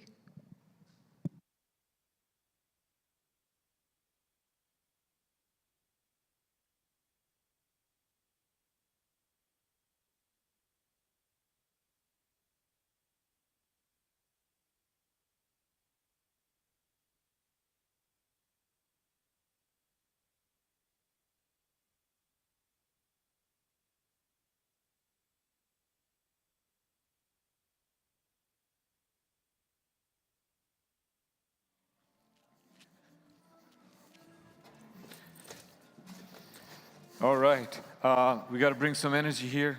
And so there's no better guest to have than Adam Bry, the CEO of Skydio. Adam, welcome. Thank you. We've had a lot of conversations about autonomy in a couple of other domains, but we have yet to cover what has become really a popular one, the aerial domain. When we started SCSP, you know, like everybody was, which is a couple of years ago, everybody was pointing at you. Like Skydio, we met, and then you have been to every event we have done together. But let's start from the beginning, because now, every conversation today we talked about drones, whether it's for disaster relief to package delivery to kinetic ISR purposes and whatnot. But let's start from the beginning. You started Skydio before drones were popular, before we are now in this aerial domain popularity of drones. But how did you start Skydio? Why did you do it? And we'll take it from there. So my background really ties to what I think of as the origins of the drones that we use today. Like these small, light electric systems really grew out of kids' toys. And I grew up flying radio-controlled airplanes, which were kind of the predecessors of the drones of today. And I was very fortunate to be starting grad school at MIT 2009, around the time when you could first take radio-controlled airplanes, so like electric toy components basically, and put them together with computers and sensors and write software to get them to do smart stuff. So that's where my co-founders and I met. We were lab mates working on research around autonomy and autonomous flying systems. And we started Skydio in 2014, around the time when people were starting to glimpse all these applications for drones like inspection and package delivery. And we just felt like the potential was enormous of these smaller systems, and making them smart enough to fly themselves was going to be a critical enabling ingredient. So the dominant paradigm at the time, and still today in many cases, is that you need an expert pilot there flying it. And if you have that, you can do incredible things. But we felt like if you could break that link and make these things either one person could operate many systems, or eventually many systems could just operate themselves, you would make them just way more useful to way more people. And that applies broadly. I mean, we serve customers all over the civilian domain, but we're of course very proud to work with the US DoD and many of our allies around the world. Right. And this was when, 2000? We started in 2014. 2014, yeah. So this is way back when. Yeah. I also don't know any other company that has faced the China pressure so much than Skydio. And I want to get to this because this is really important, because what you have faced, especially in the drone production and scaling, is what the industry maybe in the 5G space faced from Huawei, and you faced from DJI. So can you talk about how that wave came, how it hit you, the challenges you faced, and you still face challenges, but being in this business from 2014, you actually saw this wave coming. Yeah. So we have an interesting history here, and I haven't shared all of this publicly, but so when we started in 2014, we were basically 3 co-founders in a basement. We were approached by DJI, and they actually wanted to license technology from us or acquire us.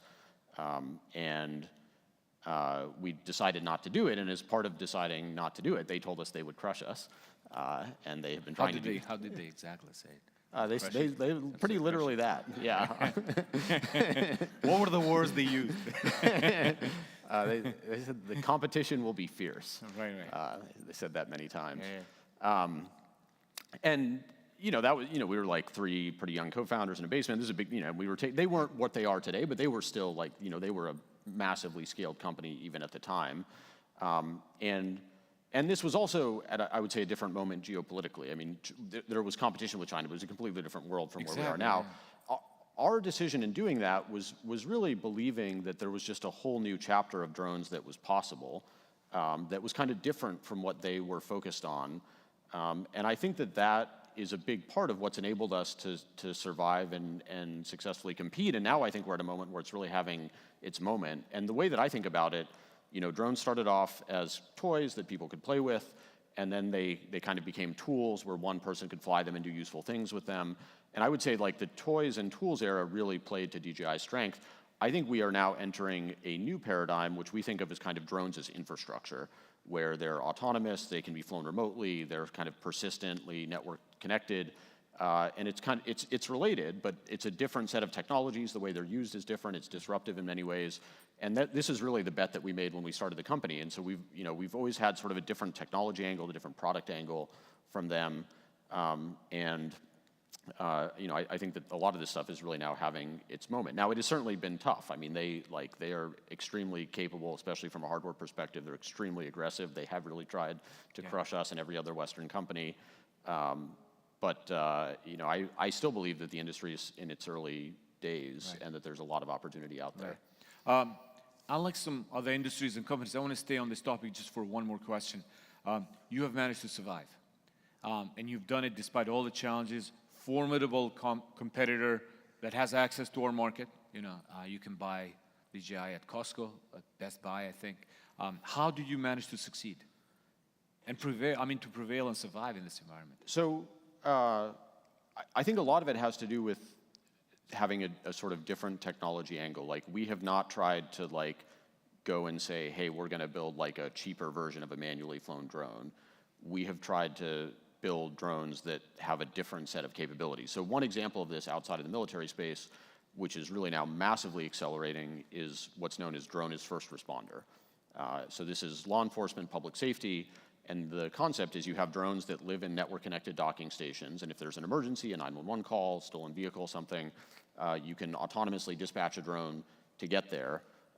And I think that this is happening now in most cities across America, and I think within a couple of years it's going to become the default expectation, and most of those are going to be Skydio drones. And it's a different set of technologies that is required to do that. It relies more on autonomy, you use cellular connectivity, and the sort of legacy way of using drones in law enforcement was more manually flown systems. And so, our competitive vector against DJI is leaning into what we see as the future of the industry, which plays to our strengths. We're succeeding at that. And I'd say that it's not exactly the same in every market that we serve, but there's parallels to that in our approach. Now, you talk about they have access to our market. The one domain where they definitely don't have access is the U.S. DoD. The U.S. military, the U.S. Army is not going to buy Chinese drones. I still think, and we talk about this a lot internally, China is still the relevant competitive bar there. And there are some U.S. drone companies that have been unable to compete in the civilian markets and are now squarely focused on defense. If we actually want to be providing the systems that are relevant, we need to be providing systems to our soldiers that are as good or better than Chinese drones, because that's, with 100% certainty, that's what our adversaries are going to be using on the battlefield.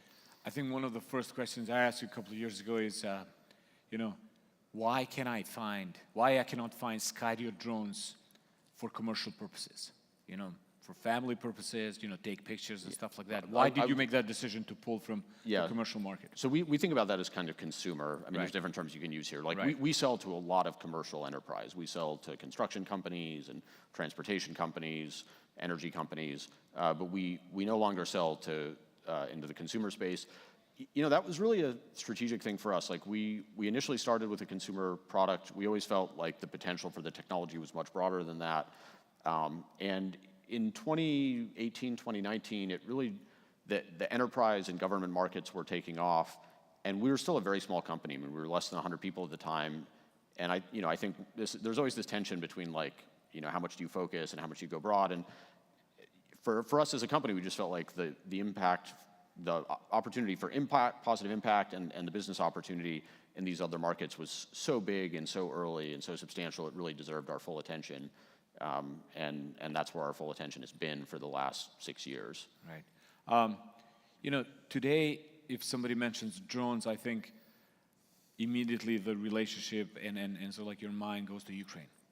You've been there, so I just wanted for you to share with the audience and with us here, the first time you've been there, your experience, what you've seen, the deployment, the capabilities, what you have learned, what works, what doesn't work. Yeah, if I may, I think there's a lot to talk about and a lot to learn there. Mm-hmm. I can tell the story a little bit just from our path. So we, in 2018, 2019, we started competing for the Army Short Range Reconnaissance Program, which I think was in many ways a very forward-leaning effort. It was a recognition that soldier-carried quadcopters were going to be really useful, and that buying systems that had kind of civilian heritage made a lot of sense, and might make more sense than sourcing from more traditional defense vendors. And the fact that the Army had that mindset is a big part of what enabled us to enter and compete there, because we had no military business at the time. So we were a very small company. We went all in on that. We basically built a product to the spec and the requirements that the Army had put out in the X2, and we won the program, and it was great for us. It was our first big, significant contract of any sort outside of the consumer space. And shortly after we won, the conflict in Ukraine started, and because we were making these X2 systems that the U.S. military was buying, there was initially a lot of demand, and we shipped a number of systems to Ukraine. And unfortunately, the X2 is a very capable product, but it had some real fatal flaws when it came to use on the front lines in Ukraine. And a lot of those fatal flaws were a result of things that we had done to meet the Army's requirements, which I think was a real bummer, for everybody. Like, we'd done a lot of custom work to do what we thought was necessary that turned out to not only be orthogonal, but actually like backwards in many cases. Like, one example of this, we were using a radio that operated on a very narrow set of frequencies that was very easy to jam, which was essentially required as part of the SRR program. And that was it was bad all around. I mean, it was a painful moment for us. And the outcome from that was, for us, was a real philosophical shift, that we're going to focus our engineering efforts towards doing the things that we think are going to make these systems useful for the end user, kind of no matter what the requirements say.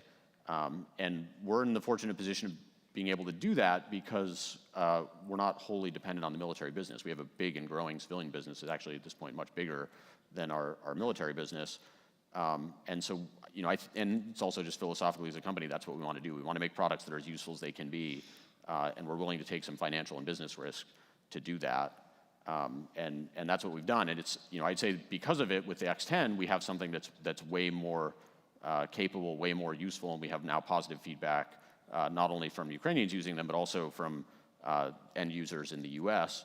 But it has been a bumpier road from a program standpoint for us. But ultimately, I think it's the right thing to do, and that's the path that we're following. I would say, overall, I mean, what the Ukrainians are doing with drones is just phenomenally impressive, like incredibly impressive. And I think it's an example of what's possible when there's just a really tight linkage between, the practical realities of what the end users are doing and what's working and what's not, and the companies that are building them, without a ton of bureaucracy or varying requirements or different stakeholders. I mean, it's like, if you can build something that works on the front lines, they'll keep using them, and if not, they won't.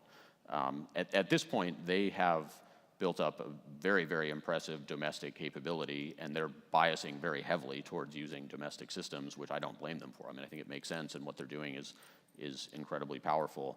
But I don't think that, the blunt assessment is we do not have that motion yet in the US. I think, CTO Miller mentioned the transformation and contact thing. I think that is a phenomenal effort, and in the 6-7 years we've been working with the Army, it's far and away the most effective thing that we've seen of applying the right kind of pressure to technology vendors to deliver systems that work. And I think we really need to massively double down on things like that and turn the dial heavily, especially in our class of system, these smaller, lighter drones, to just do the thing that's going to make it to the person flying it or using it, and try to dial down all the other sort of different requirements and stakeholder dependencies that can steer these things. Right. Again, I mean, when you went to Ukraine, obviously you were building drones here, but you see now firsthand in the battle space how these drones are operating. What were your observations about how that was impacting the warfare? Like seeing that firsthand in the battleground? Well, I mean, at this point, I think there's, you never know exactly what the ground truth is.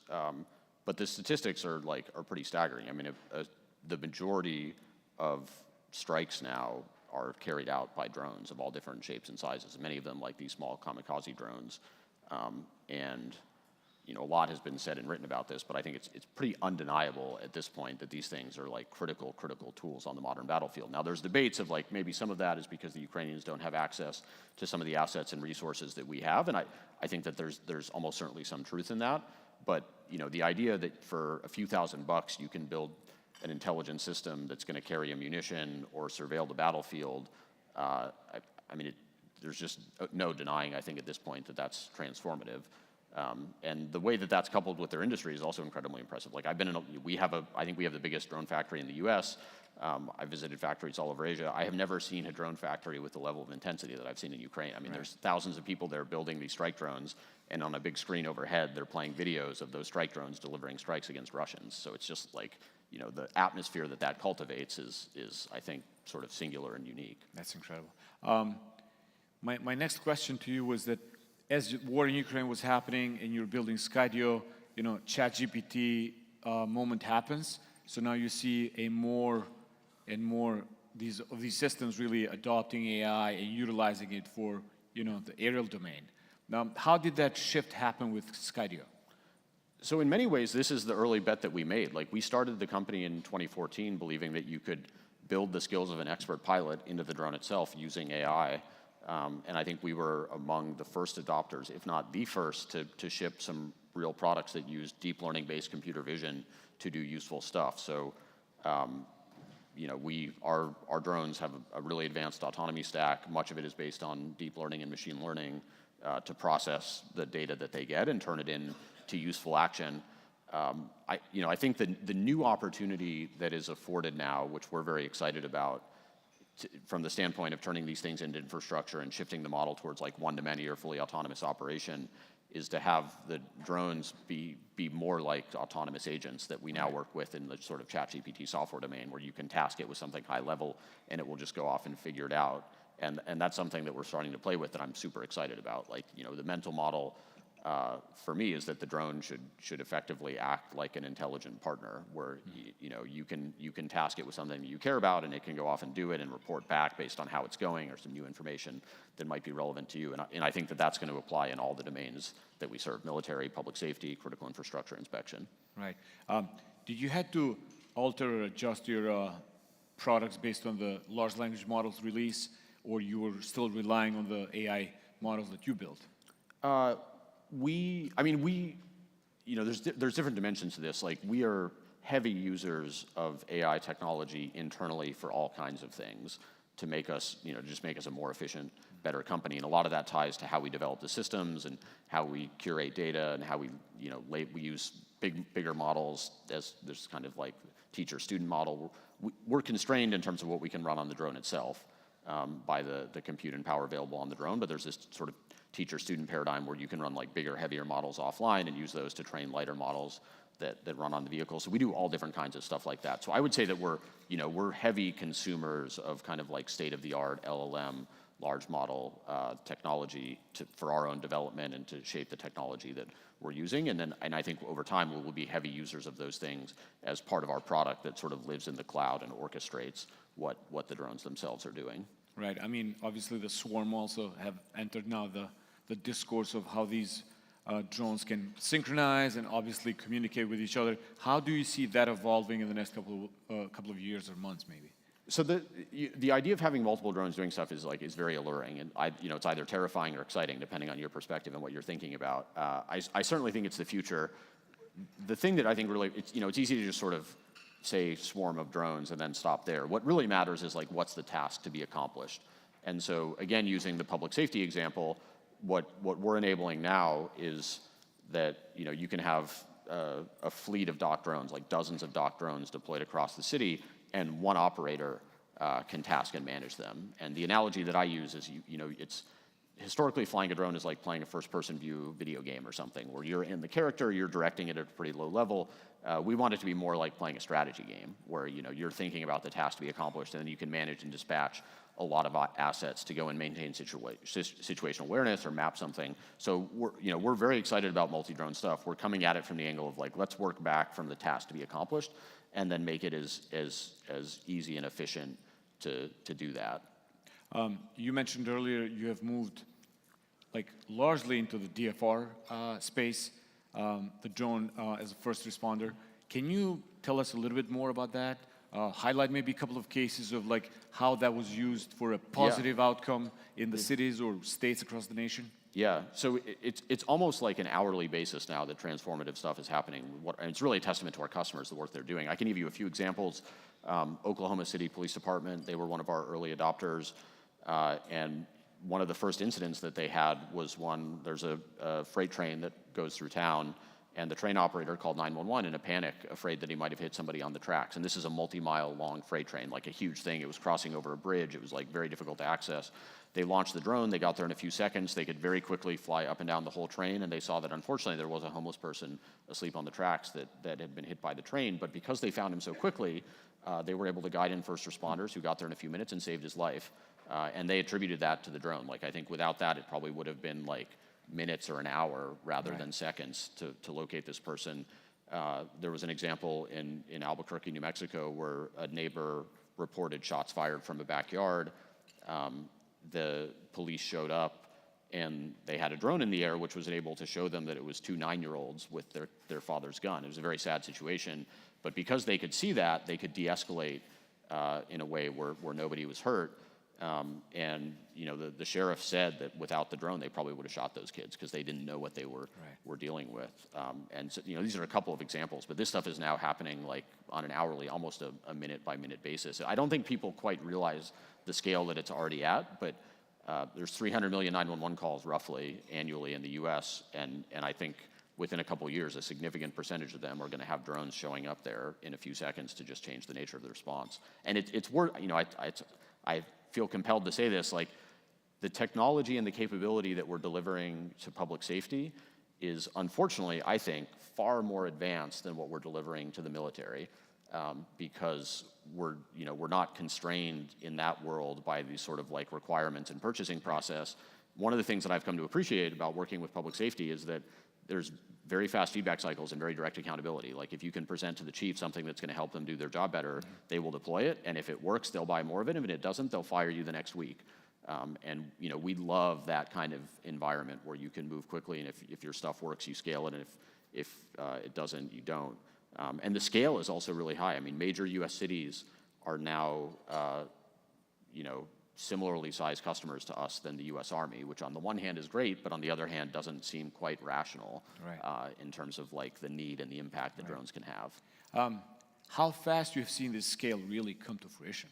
I mean, in how many states you started and how many you are right now, if you can share that? So we're getting close to 1,000 public safety agencies across the country. I would say the drone as first responder concept, the kind of autonomous operation, has really, it's just exploded in like the last 18 months.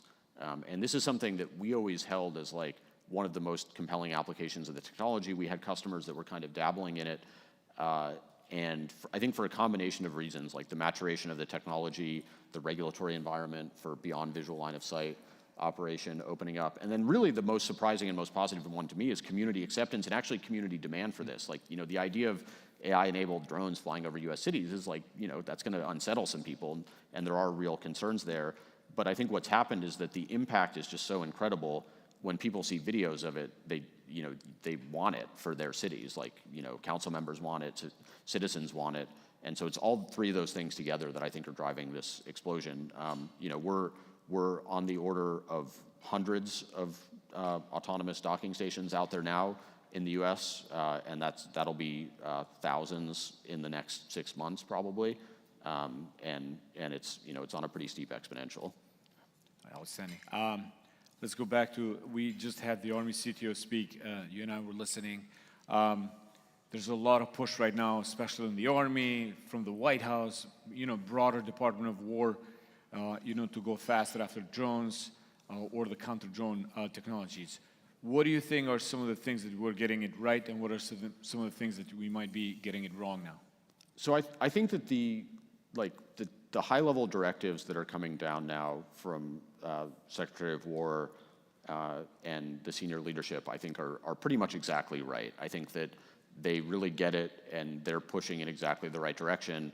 And then at the end user level, there's just like incredible enthusiasm now, and I'm continually impressed. Like I got the chance to visit 101st, one of the transformation and contact units that CTO Miller mentioned, that was deployed with a bunch of our systems, and like just the skill level there, but then two, the enthusiasm for deploying and using drones is incredibly high. I think that we're still grappling with a lot of the like sort of disparate, more bureaucratic like stakeholders involved in setting requirements and deploying these systems.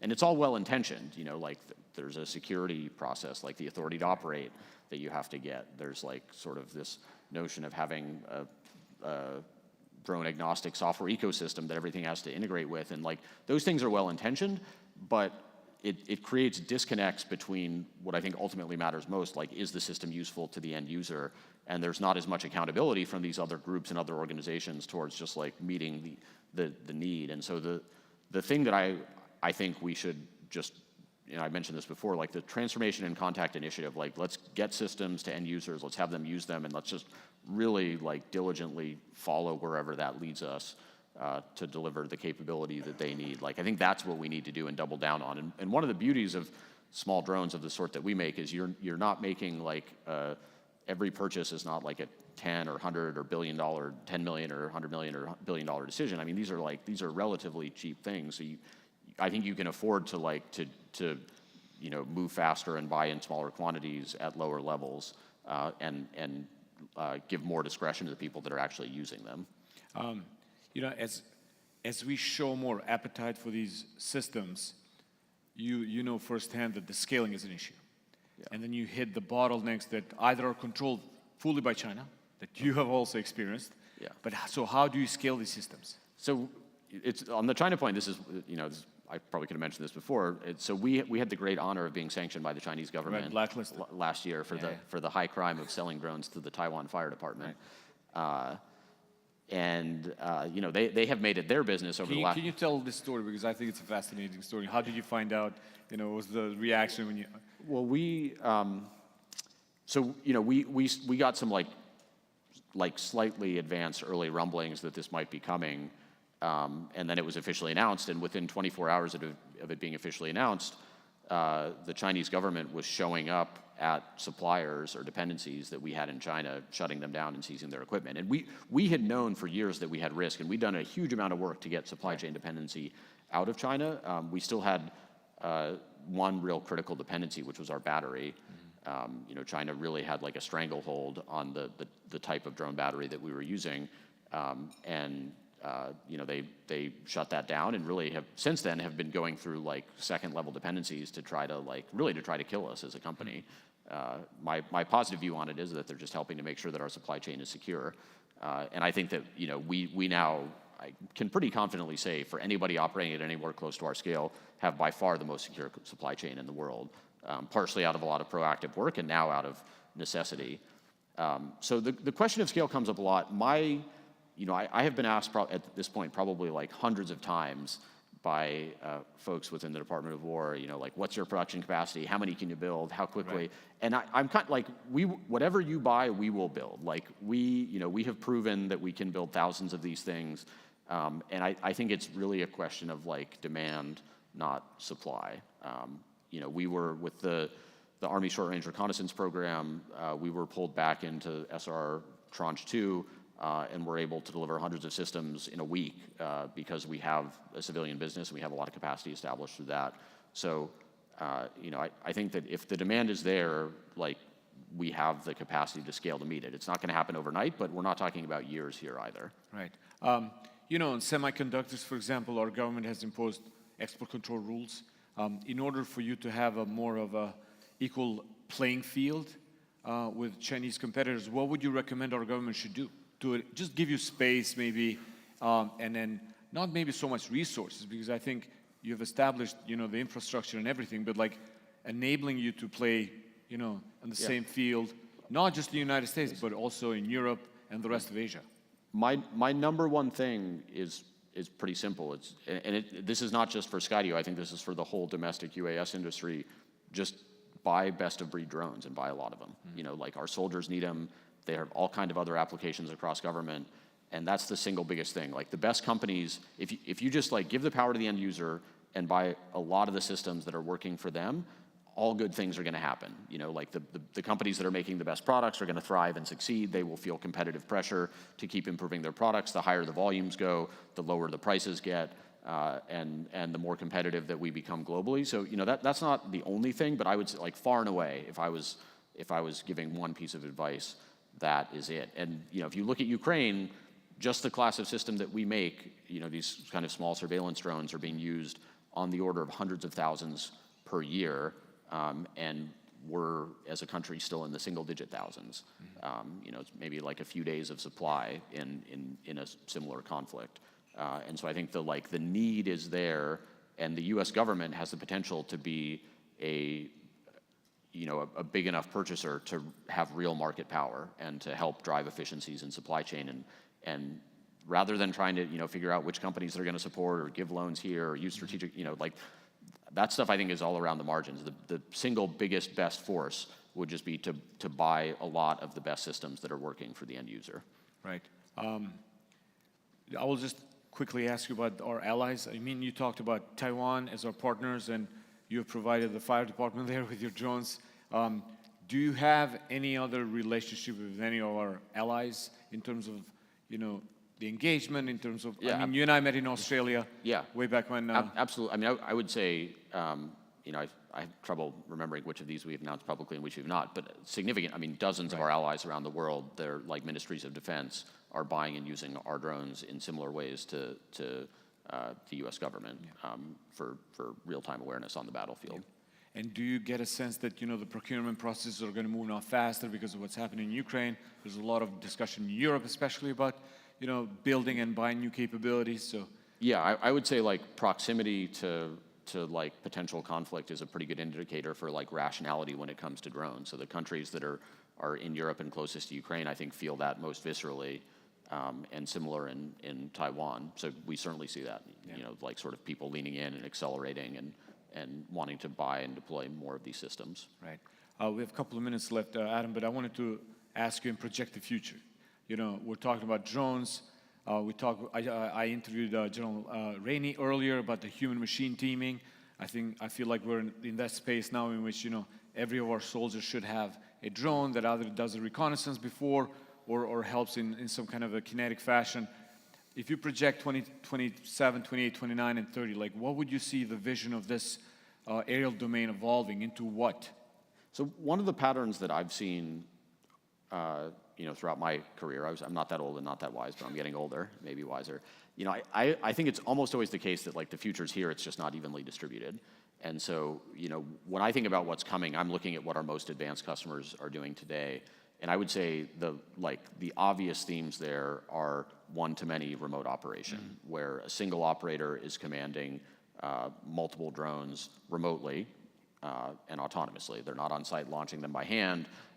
They're sitting in front of a computer managing a bunch of systems that have launched and taken off remotely autonomously from a dock. And I think that you know, in spite of the incredibly impressive things that the Ukrainians are doing, like that wave has not really broken in the defense world yet, this sort of like fully autonomous operation of small drones at scale, but it 100% will, because I can see it now happening in the civilian world, and I know that it's technically possible. And I think it's the things that you can do with that are both terrifying but important for us to like, you know, we want to be on the front of that, not the back end of it as a country. Right. Adam, I want to thank you so much, I mean, for your resiliency. I mean, you've been there for a while, you know, enduring all these challenges with a lot of ups and downs, but you're still here, and, you know, Skydio is doing well, and you have a capability that is now, as we heard, used both domestically and internationally. So I really want to thank you. Thank you for perseverance and for all the challenges you have overcome, and thank you for coming here. Thank you. I really appreciate the opportunity to be here. Thanks. Thank you. Thanks. Thanks.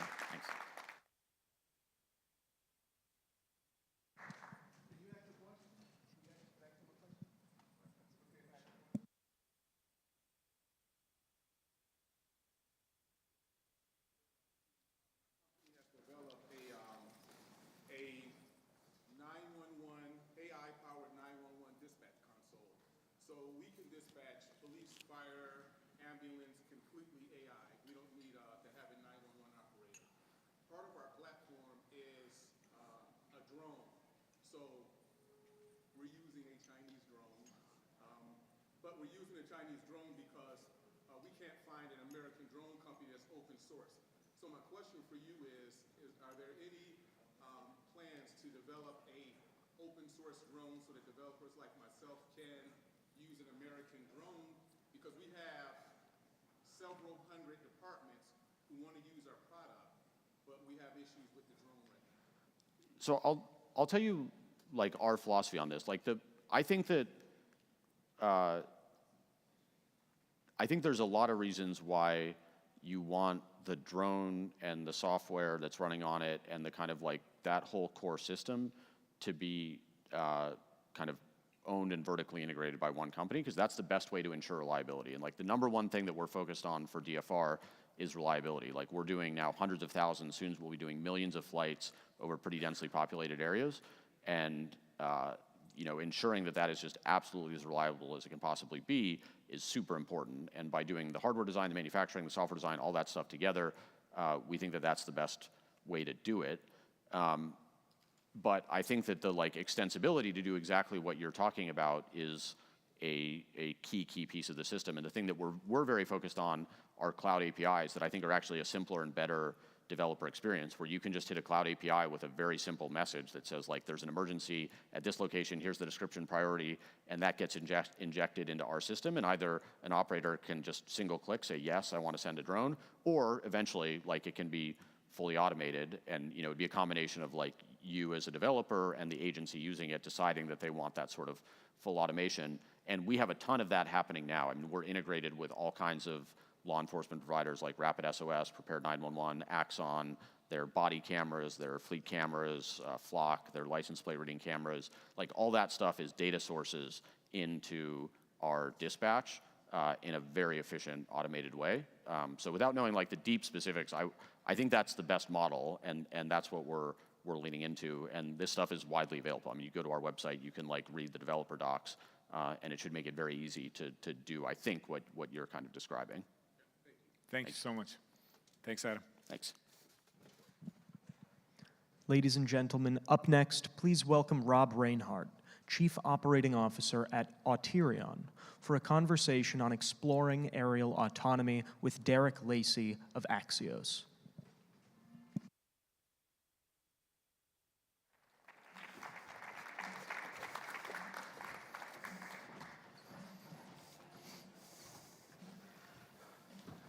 Okay. So I think the aerial domain is arguably the most dynamic and visible proving ground for drones and autonomy. And we're joined by Rob Reinhardt, CEO of Auterion US, one of the most forward-leaning voices building that future. And I guess, I've been looking forward to this because of the sort of unique role that Auterion plays in the space. And so I'm wondering if you could first just sort of kind of explain what the company does for those who might not be familiar, your products, and you also recently got some big funding news as well. Yeah. I'll start with the funding because that's the most exciting part as the COO, when you get to actually fund the full business and the vision there.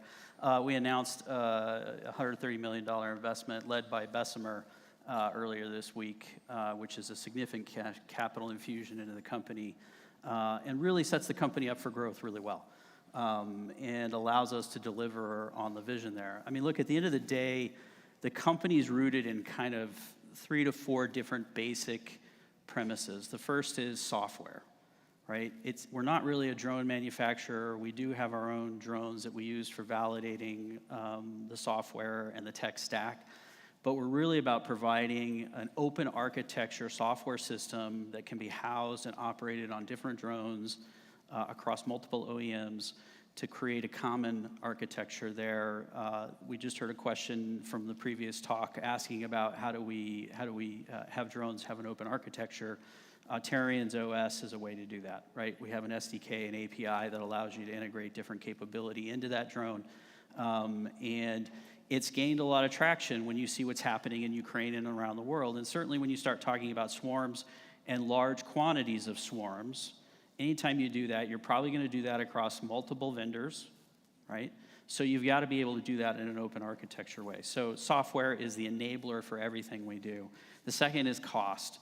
Doing that at scale that allows it to be at a price point and cost point, particularly on the short range and smaller strike capability, is really important. I mean, we're talking about drones that are thousands of dollars going up against really expensive military equipment. You got to do that at a price point that can be competitive, can be manufactured, and can be done there. Scale, we talked a little bit about that, but being able to enable a scale within the swarm across the system is really important. And the last is speed.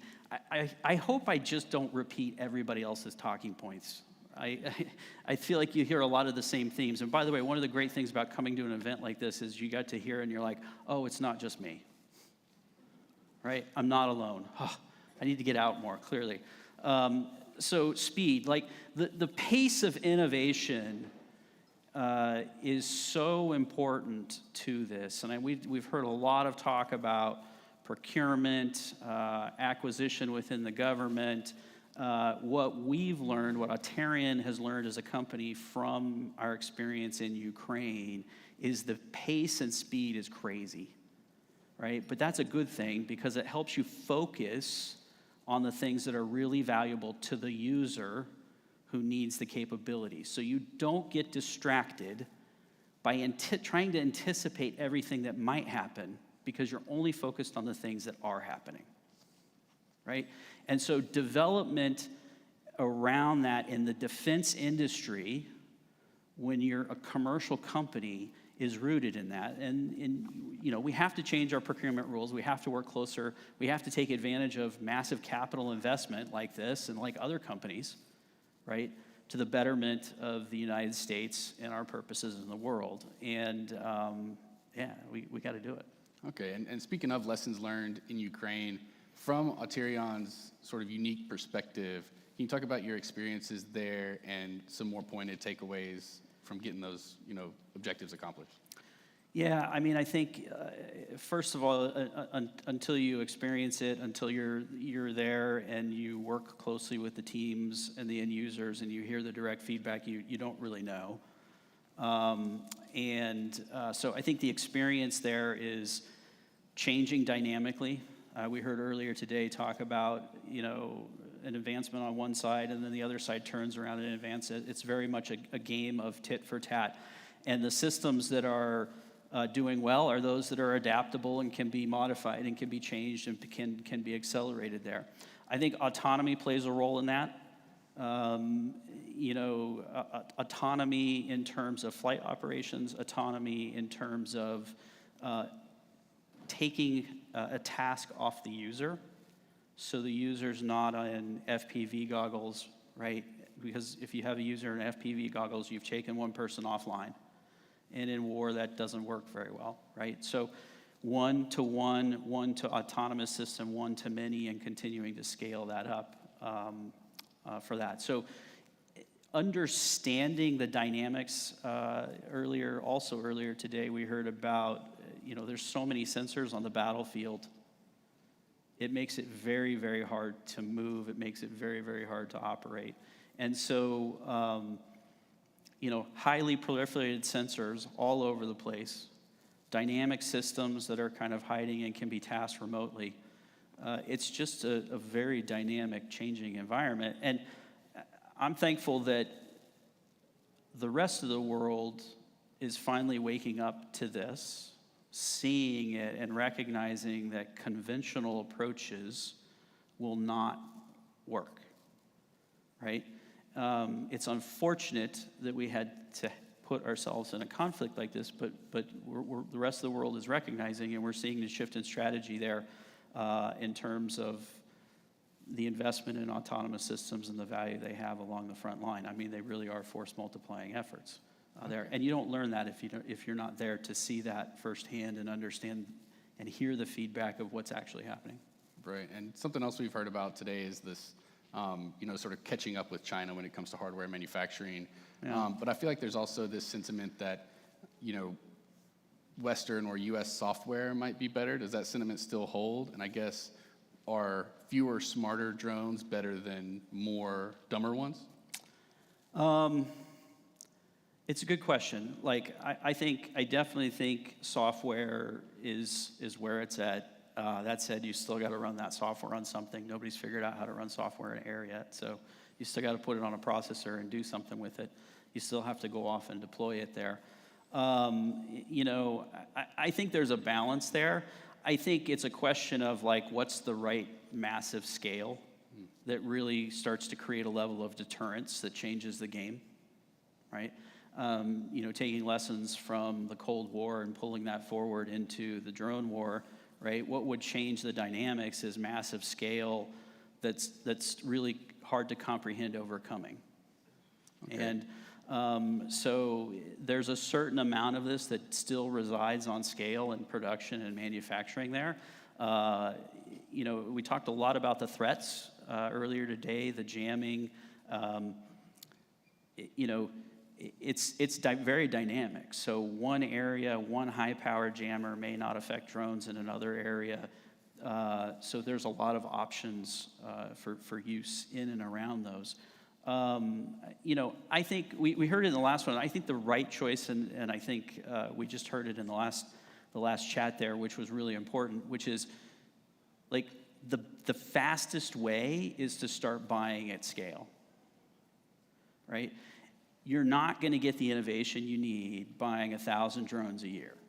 You're just not going to get that. And I've talked to a lot of leaders in the defense, department and War Department. Excuse me, I'm reprogramming my brain. I'm slower than the rest. And around the world in terms of different departments there. And they're like, yeah, in peacetime, I need 1,000 drones a year, and in wartime, I might use 1,000 drones a day. You're not going to be able to get to 1,000 drones a day if you're not buying them, and you can't wait to start that. So you've got to start that process now. You got to start using those drones. The good news is they're at a price point. We talked about the aircraft carrier and the cost of an aircraft carrier earlier. You can buy a lot of drones for one aircraft carrier, right? So they're at a price point that you can get going a lot sooner and infuse that. So to me, the supply chain piece and the combating the supply chain piece of China is investment across a number of providers. We just participated in Project GI with DIU, and it was publicly announced that we were one of 4 providers that achieved mission success, and they're pulling forward there. And we're very proud of that as a company, and there's a lot of opportunity. That's a great example of something that should continue to propagate and be brought forward and pushed from a procurement perspective. Okay, interesting. And another thing I wanted to touch on too is Tyrion also has a presence. You sort of straddle the pond, so to speak, of a presence in Europe. How can you leverage that sort of partnership, to help overcome some of those challenges? Yeah, so we have a global company. We support customers all over the world. We have a team in the US, we have a team in Munich, we have a team in Zurich. And so I leverage that team by looking for best in breed from a research and development and capability perspective, pull that into the different markets, and then work with our own in-country teams to deploy that very quickly, or work very closely with an OEM or another partner, another drone partner or an autonomous system partner, to be able to go deploy that very quickly and rapidly on there. So our global workforce gives us an advantage of understanding what's going on in different markets, right? And there certainly is a lot going on between the US and Europe in terms of investment in these autonomous systems, just in the last 8 months or longer. And the growth there's been expansive. And so by having that global footprint, I'm able to take advantage of all that feedback and that input there.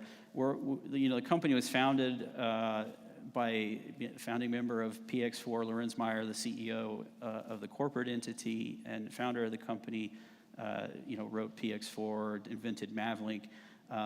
So the company is very well rooted in open source and open architectures there to support, and we still heavily support that aspect and those open source components within the company. And that gets done out of some of those global instances, and that folds back into the other defense units, which are in the US and Germany. Okay, interesting. Another thing I want to talk about is this idea that maybe autonomy in drones is sort of easier in the aerial domain. I know Tyrion works across domains, and so I'm curious if you could share what you can learn from or give to the other domains and kind of what that Venn diagram across domains looks like. So I don't know about easier, but different, right? Different controls, different inputs. I mean, our software and hardware has been put on quadcopters, fixed wing, VTOL, large loitering, long-range munitions. We're partnered with Kraken in the UK. Our autonomy solution and autonomy stack's been put on boats and rovers and a whole bunch of different systems. I think the scale on water and the scale on land is a little different than the scale in the air. So I think the reason you see more interest or more momentum in the air domain is just the number of vehicles that would be used in that domain over the long haul there. Okay, and I'm interested to, Auterion connects drones of different manufacturers, but in the field you still have to have those sort of overriding comms. And how do you keep that resilient where they might be contested or denied? Yeah, so we've implemented and work with almost every radio you can think of that's been put on a drone. And we have our own comms layer that we're incorporating in some cases as well. I think starting my career as a protected comms guy, it's all about having options and the flexibility to work around and in and around things. There's no end-all be-all. With these sophisticated jammers, at some point, some portion of your system is going to be hit. I think you've got to have a level of autonomy. I mean, we heard that earlier. You've got to be able to operate without the need for a command and control link. You've got to be able to navigate and move around without the need of GPS or other comm signals, right? And you've got to be able to deliver on the use case. And so I think there's, sometimes with jammings, there's always a conversation of absolutes, like you're either jammed or you're not. And the answer is it's a lot more variable than that. So there's definitely standoff distances and a lot you can do where you can be outside a jamming bubble, make a decision, go full autonomous, and do your job, right? And so those are the scenarios that we look at. So it's not quite as absolute, but you have to have the autonomy and the system in place to be able to handle those and the smarts on board to be able to make some decisions, right? And in the case of a battlefield, return to base is not the option, right? That's not what you do when you lose comms or navigation. Okay, and I'm interested to sort of where you see, when you're talking about swarms of drones, autonomous drones, where you see the sort of machine to operator ratio. Are we moving toward, nothing but machines or one operator with a large amount? Just kind of what does that ratio look like in the future? Yeah, we're doing, and we produced a video last week that was a real video of testing we're doing. We're doing 1 to 5, 1 to 10, so operator 10 drones. That operates like a small pack that goes off to perform a mission and can do that. So that's the art of the possible of where we're at today in terms of one to many. In the battlefield, I think it's still very much 1 to 1, 1 to few. I think you'll see that continue to scale up, but there is absolutely a limit in terms of comms links and challenges there once you get above a certain number. That you've got to be able to deal with. I think you're going to see you're going to see regional swarms, you're going to see swarms operating together in certain areas. You're going to send a swarm to a bounding box, look for a particular target, things like that. And I think there's still going to be, there's still a lot of human interaction, right? I think at this point we're still in the world where, there's an independent user who's still on the loop, looking at what's happening and deciding, yeah, that's the right thing to go after, and there. And I think we'll continue to see that until there's a level of trust in those operations and those systems. That's my personal opinion. Okay, interesting. And there was some discussion earlier too about changes in acquisitions at the federal level. And I'm just curious kind of what a company like Auterion would like to see from Congress or like to see those change, what type of direction you'd like to see those changes go in? Yeah, I think, I've spent my whole career working for commercial companies developing products that are grounded in support for defense and intel. And what I mean by that, grounded in, what I mean by that is like greater than 50% of the business at the company is invested, is in systems that are sold to defense and intel. And I think there is a level of interaction that the government needs to put forward in terms of working with these systems, particularly as they become more commoditized and more commercially available. And in the drone industry, we're converging there, certainly driven by the demand that we're all seeing in Ukraine based upon world events.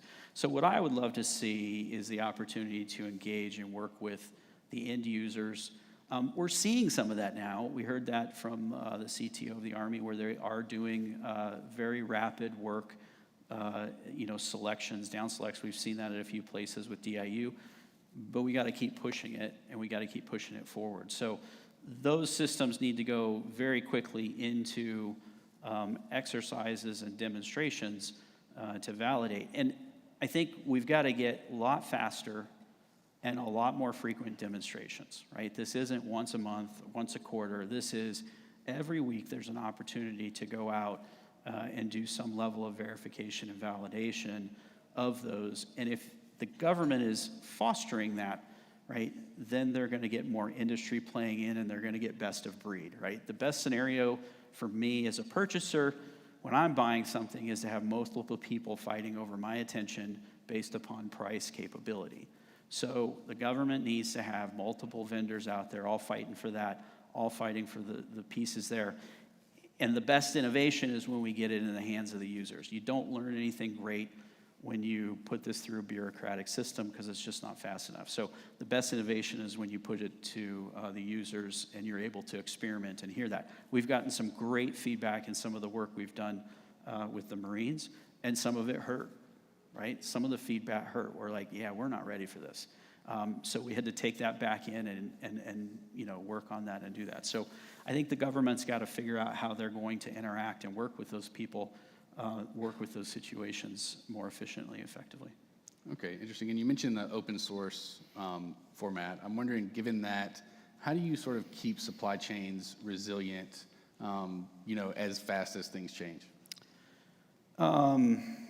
I mean, it's a constant day-to-day, week-to-week, quarter-to-quarter battle. For me, it's about having multiple manufacturing partners located in different locations in the US, in Europe, around the world. So there's always some options. It's about having multiple paths to manufacture and supply those things.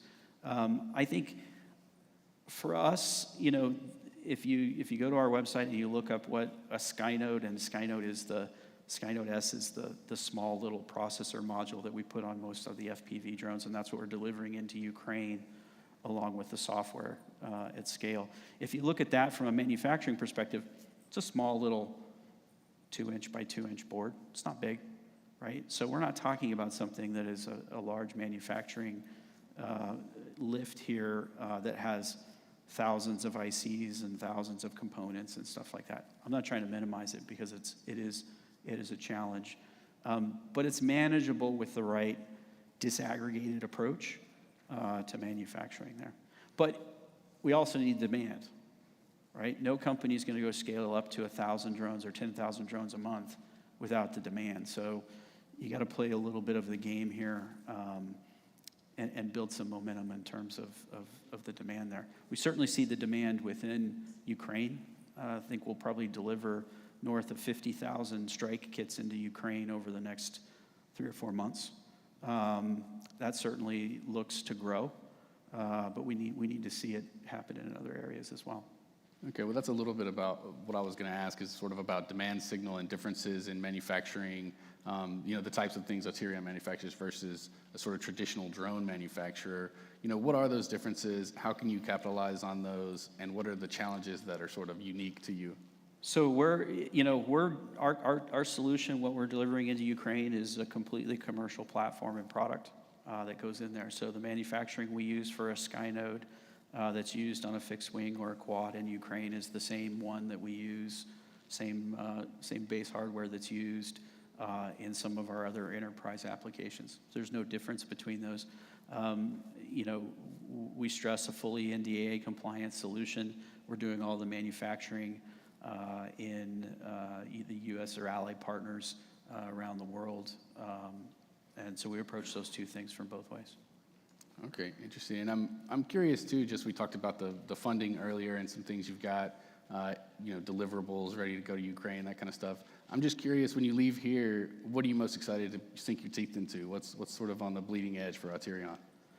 Let's see. I mean, it's the company's going to, with this capital infusion, the company's going to scale up in a number of ways. We're going to put more of that funding back into the R&D and product investment.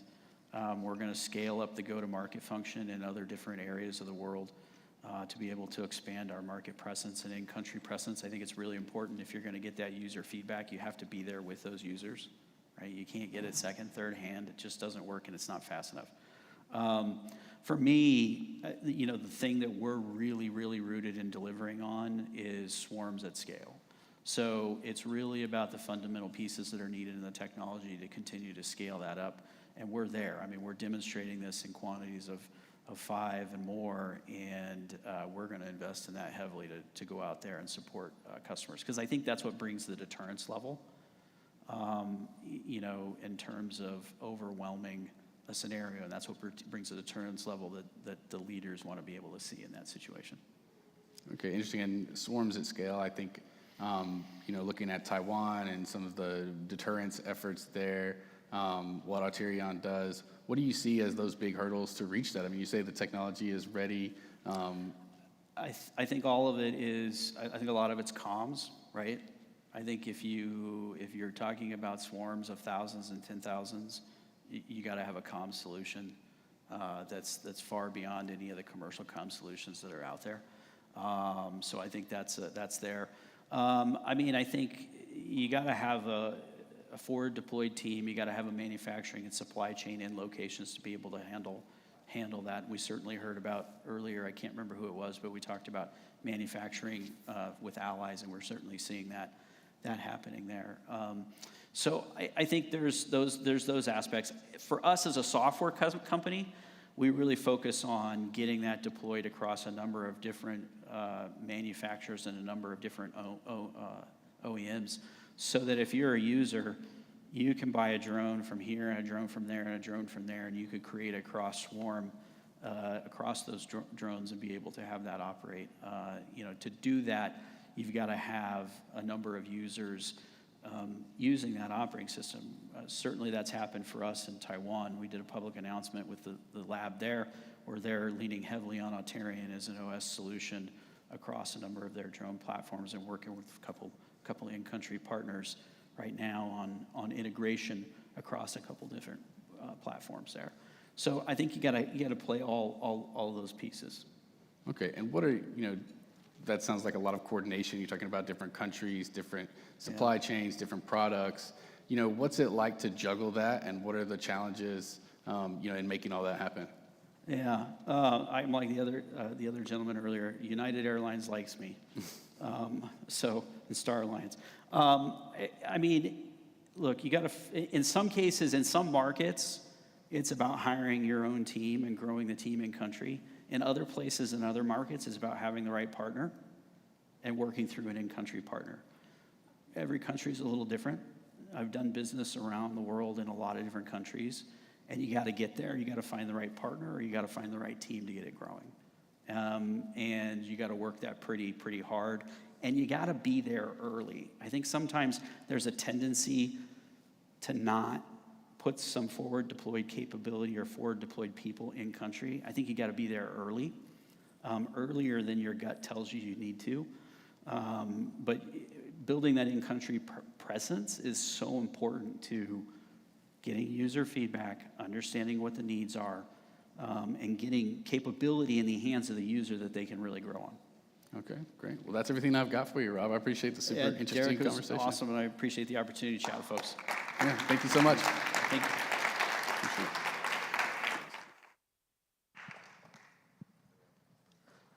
Now, please join me in welcoming Greg Seimer, Chief Technology Officer of Northrop Grumman Defense Systems, for a discussion on AI and autonomy for defense with Brandy Vincent, Pentagon correspondent for Defense Scoop.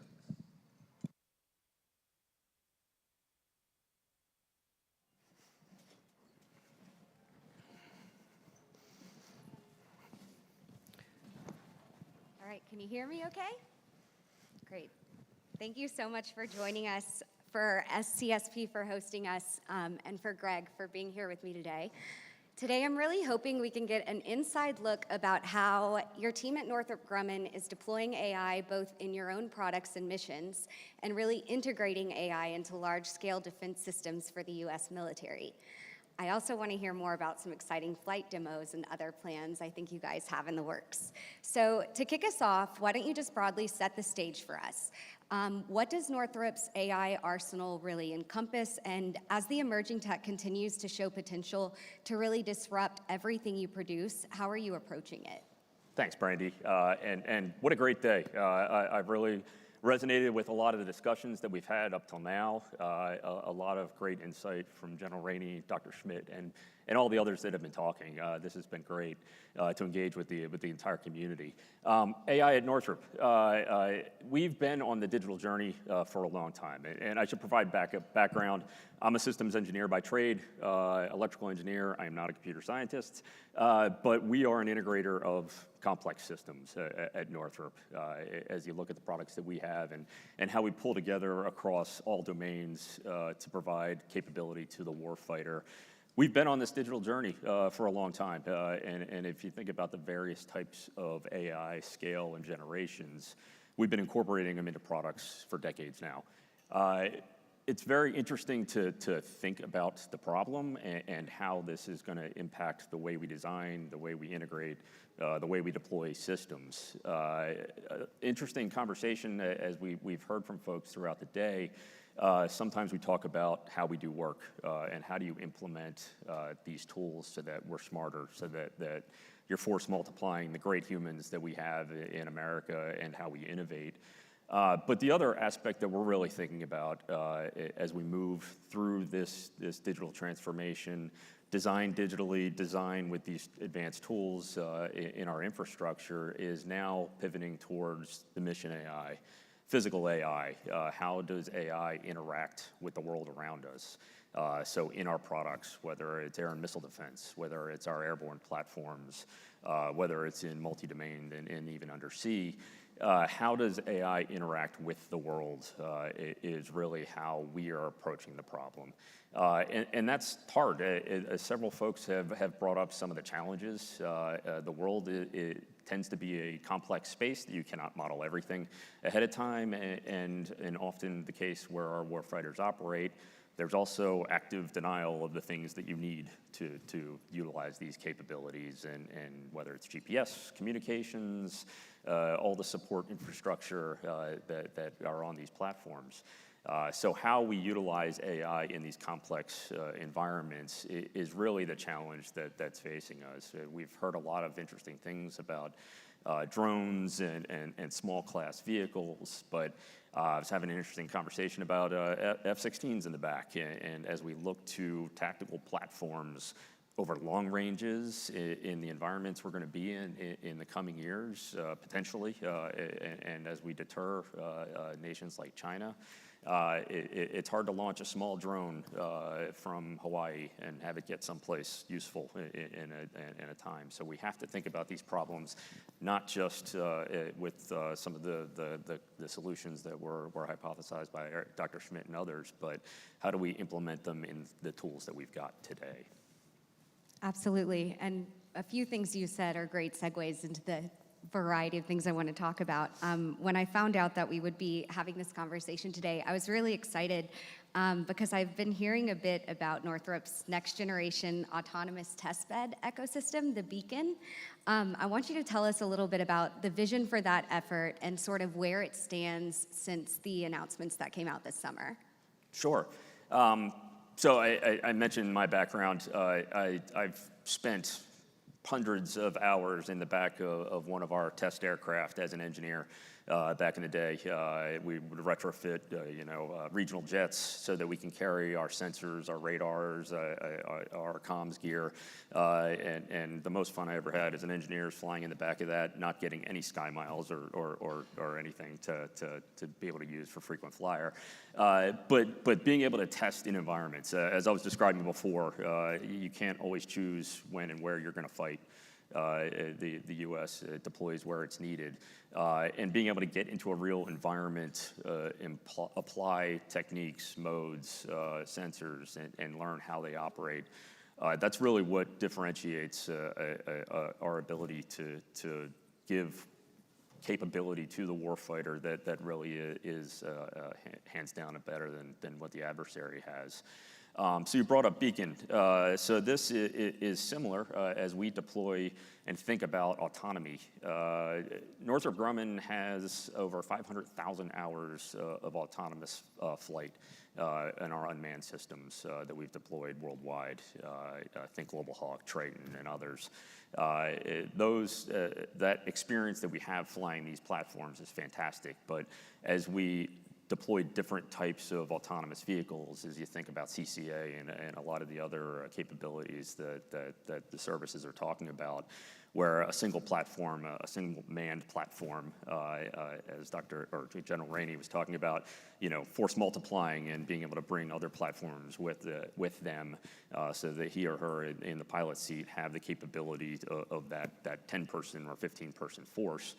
There's a lot of learning that we've got to do on not only how these platforms operate, but how do you control them? How do you interact with them? How do you deploy them? And test is a complicated thing. It tends to be deterministic, but when you start implementing autonomous AI and other tools into these platforms so that they can do mission-centric jobs, they may not always behave the way we expect, similar to if you were to type in a ChatGPT and ask it something and not get the results you expect. And that 10%, we need to be able to bound. We need to be able to provide the oversight on those. And Beacon allows us to start creating that environment to go explore this. So it is an optionally autonomous platform. So it has a pilot. It's based on our scaled composites Model 437 aircraft that we've been doing digital design on over the past several years, all digital wing, and now an optionally autonomous capability.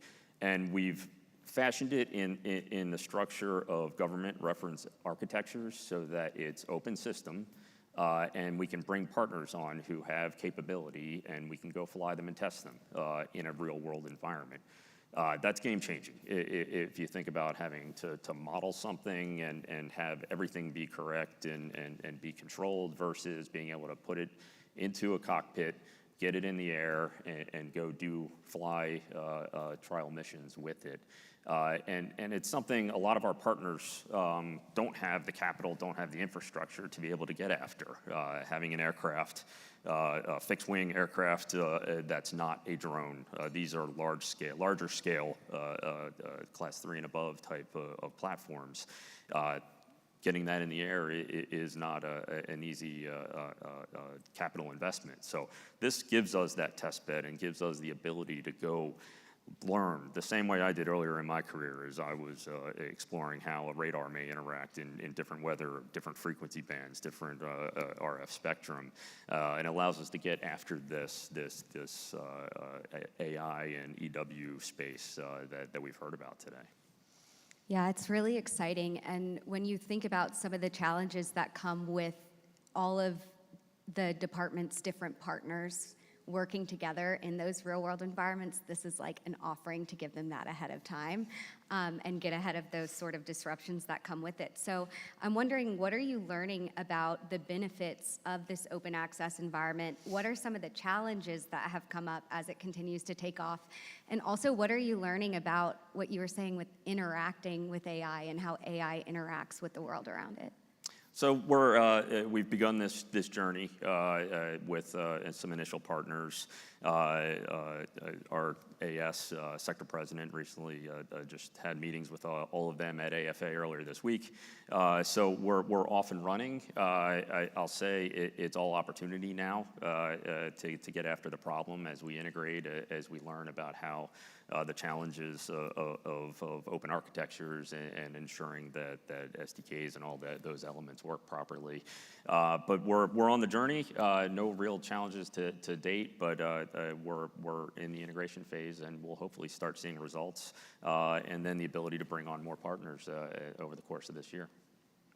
There have been some questions about how much the 6 partner companies that were selected will have to pay to use Beacon, or what the future looks like there. Can you share anything about how you're thinking about payment models and sort of the modernization that comes with this?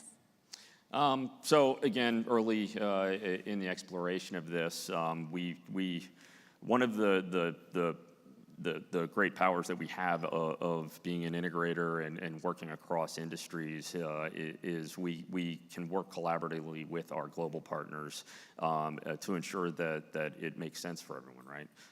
That we get the right business deals in place and that we can both benefit and derive value from some of these experiments. So I won't get into the details of it. Our AS team and the Beacon team can work with any and all as we expand partners in the future. But it's of great value, I think, to everybody as we learn and explore. AI is going to be an interesting game changer as we think about this mission, this physical AI aspect, and Beacon's just a great example and a tool for us to go off and explore. I feel like from the perch in DC, there's so much talk about innovation around payment models and acquisition, both with software and otherwise. So it's going to be a long-going process to get there, probably. But this is one to look to as that goes on. I just have one more question about Beacon. What are sort of the future plans? Are we going to see more companies getting on and approved with capabilities? And what can you tell us about those upcoming flight demonstrations? Nothing new to share that Tom hasn't shared from in previous engagements. But we'll learn. We'll see what works, what doesn't. My hope in my role is to leverage the lessons learned on Beacon and to start applying it to other missions. There is a number of different aspects of physical AI where interacting in the real world is going to be critical. And Beacon, it brings it to autonomous aircraft. But you can think about undersea, you can think about other missions like air and missile defense, and leveraging what we learn on Beacon to expand these relationships that we have across industry and across these different business models. This just occurred to me, but have y'all shared the location of where the flight tests are going to be, and is there any significance of why there? I don't believe we have yet, but stay tuned. Patience, I guess. All right, let's shift a little bit.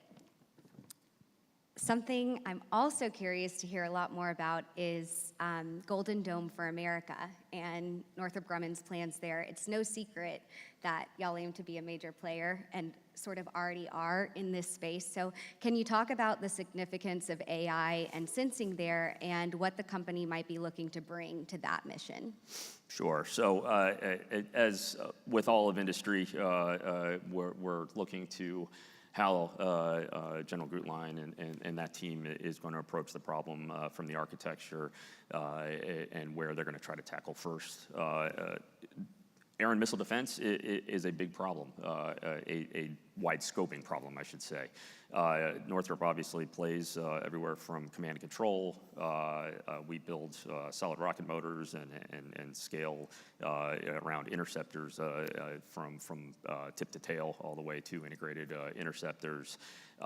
We obviously are engaged in space and missile warning and through the entire potential kill chain for something like Golden Dome. So we're excited to apply our expertise to the problem. You asked about how AI and autonomy fits into this. Magazine depth and dealing with complex raid sizes and complex engagements is a hard problem, and we're seeing that globally right now in some of the ongoing conflicts. So being able to apply learning and autonomy on your command and control systems is going to be a powerful tool to be able to manage how you engage or defend these types of systems. We're excited to start exploring this at the scale that Golden Dome is looking to accomplish. It is a challenging problem, but really the technology is there and available today for us to get after it. So I'm excited to work with our partners, potential partners across industry to get after the problem and to look at how do we start integrating these various AI autonomy tools to make sure that we can manage inventories, manage threats, manage the entire counter kill chain in this types of engagement.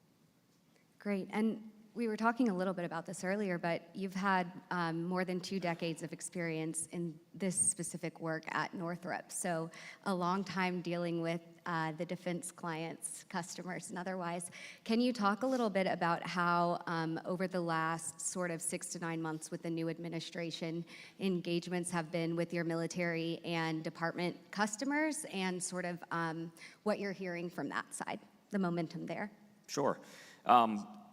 So urgency. I relate it. I have been with Northrop for over 2 decades. Before that, I actually worked in the telecom industry in the last, I'll say, rapid innovation cycle as the internet deployed, as fiber was put across the globe, and comms had to scale for a new paradigm. I worked in the commercial space at that time. This is the first time I'll say A&D has felt like that did in the late 90s and early 2000s as we deploy new technology to solve urgent challenges, urgent problems. I'll say that the U.S. military is ready and stands poised to go meet the challenge of the day, and Northrop Grumman stands ready to work with them and innovate at the scale that we can innovate. What's exciting to be in a company like ours is we've been making massive investments in double-digit billions in our capital, in our factories, in our research and development over the past 5 years to meet the need that our customers have stated that they need, whether it's scaling solid rocket motors, like I mentioned earlier, or it's scaling out our factories to be able to provide the systems that we already build, from microelectronics to aircraft to full missile systems and interceptors. So there is a demand signal that's rising. There is an urgency that we see. I mentioned the infrastructure versus the physical AI earlier. That infrastructure aspect is key to our ability to respond to this within our walls. As we get these demand signals, as we look at the entire challenge of partnering globally that we do to be able to scale our factories and to be able to meet the need, there is an urgency out there, and that's clear. We have to innovate fast, and I'm proud to work in a company that has just a phenomenal amount of innovators and disruptors that really bring national asset capability to solve challenging problems. We've heard a lot of very enlightening conversations about Ukraine and learnings there throughout the day-to-day. I hope we can add a little bit to that. Last year at the NATO summit, I remember Northrop leaders revealed that the company had signed an agreement to manufacture weapons inside of Ukraine. And at the time, it marked the first U.S. business to take that step. So I want to hear from you a little bit about why that move was important for y'all, and anything you can share about takeaways you're tracking as the war continues to wage on. So I won't get into details of any partnership agreement we have, but scaling factories and scaling manufacturing globally is going to be critical. I heard an earlier speaker talk about the Pacific and scaling counter drone or counter capabilities or drones or anything else, and the ability to get the logistics of them from wherever they're built all the way through the tyranny of range that is the Pacific. Having your factory downrange, it does help. That is one of the solutions to this problem. And having partners globally that want to work with us to create some of these capabilities and factories to build organically within our partner nations and allies across the globe is important. And we see as a great partnership that not only gives our allies capability, but it also scales U.S. manufacturing that we can then pull from in a need or in conflict. So we'll continue to partner where it makes sense and leverage the industrial base globally where it makes sense. And it allows us to increase that capacity, increase the expertise, and increase the capabilities where we may potentially need them. So you're prepared to move into any sort of theaters as sort of demands require that? Yeah, it's as demand, as we see partnerships and as we see key allies. And obviously all of this working in concert with our US customers to ensure that we have their capabilities and their needs first front of mind, but then our ability to partner and then scale that we can then pull on later. I remember reading a little bit about the Forward Area Air Defense Advanced Battle Manager System, which sounds very interesting in the context of defeating drone swarms and those future threats. So can you talk a little bit about that and where you see AI being very powerful in that realm? Absolutely. So the FAD system is a counter UAS, man-portable command and control capability. We've been innovating on that. We have a new capability that we call ION, A-I-O-N, that gives the user a single piece of glass, a single interface, and it implements that infrastructure that has been successful. FAD's been deployed for decades, really, and has been highly successful in local area SHORAD, short-range defense, air defense systems. But as counter UAS or as UAS propagate out there and more numbers emerge, the ability to scale that is incredibly important. So our ION approach takes more of an open architecture overlay on the successful integrated air and missile defense system that existed, and is allowing us to scale that out to look at how do you protect and how do you do it intuitively. And also do it in an infrastructure that allows us to potentially partner, much the way we are in Beacon, with other users and capabilities that may have the right algorithm, the right approach, or the right sensor or interceptor to integrate into the system in the future. So we're really excited by ION, the capabilities it's going to bring the user, and our ability to provide that open architecture infrastructure that users can design around and provide additional capes on top of. Another topic I'm really interested in talking about is the responsible and ethical use of these capabilities. Northrop develops both AI technologies for aerospace and defense and the commercial world, which have very different use cases and underlying rules of engagement. So can you talk a little bit about, within your directorate, what are some of the steps you've taken or seek to take to ensure that the AI you help the military integrate and adopt is safe and can really be trusted? That's a great question. I talk about test and I talk about unintended consequences and the criticality of being able to get the operator, the warfighter, the user, the engineer, all of these entities around the systems that are being developed and get them out into the field, into real environments. GPS is not always going to be there. Comms is not always going to be there. That you're not going to always have the environment you expected when you develop these systems. So we obviously, that's top of mind for us as we develop capabilities and as we develop these open mission or open system architectures. Autonomy is a great first example of the ability to deploy AI. Lethality, once you start looking at broader systems, that becomes much more complex. I expect there's going to be a lot more tests. There's going to be a lot more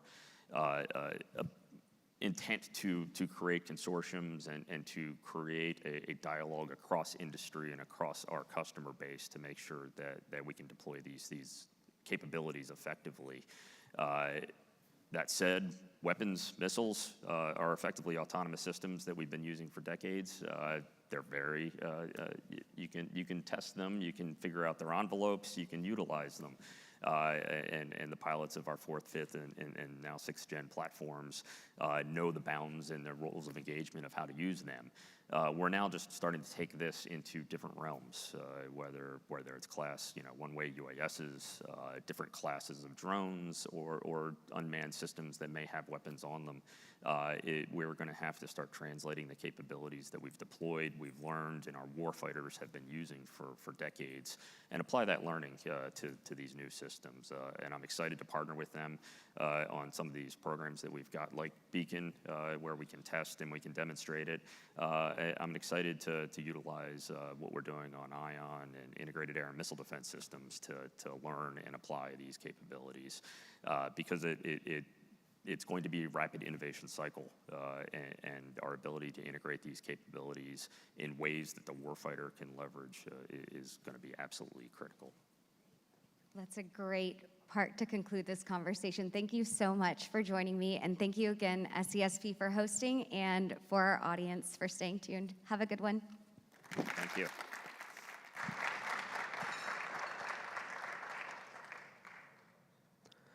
Now, please join me in welcoming Dr. Peter Stone, Director of Texas Robotics at the University of Texas, for a discussion on robotics and autonomy with Martin Rasser, Senior Advisor for Economy at SCSP.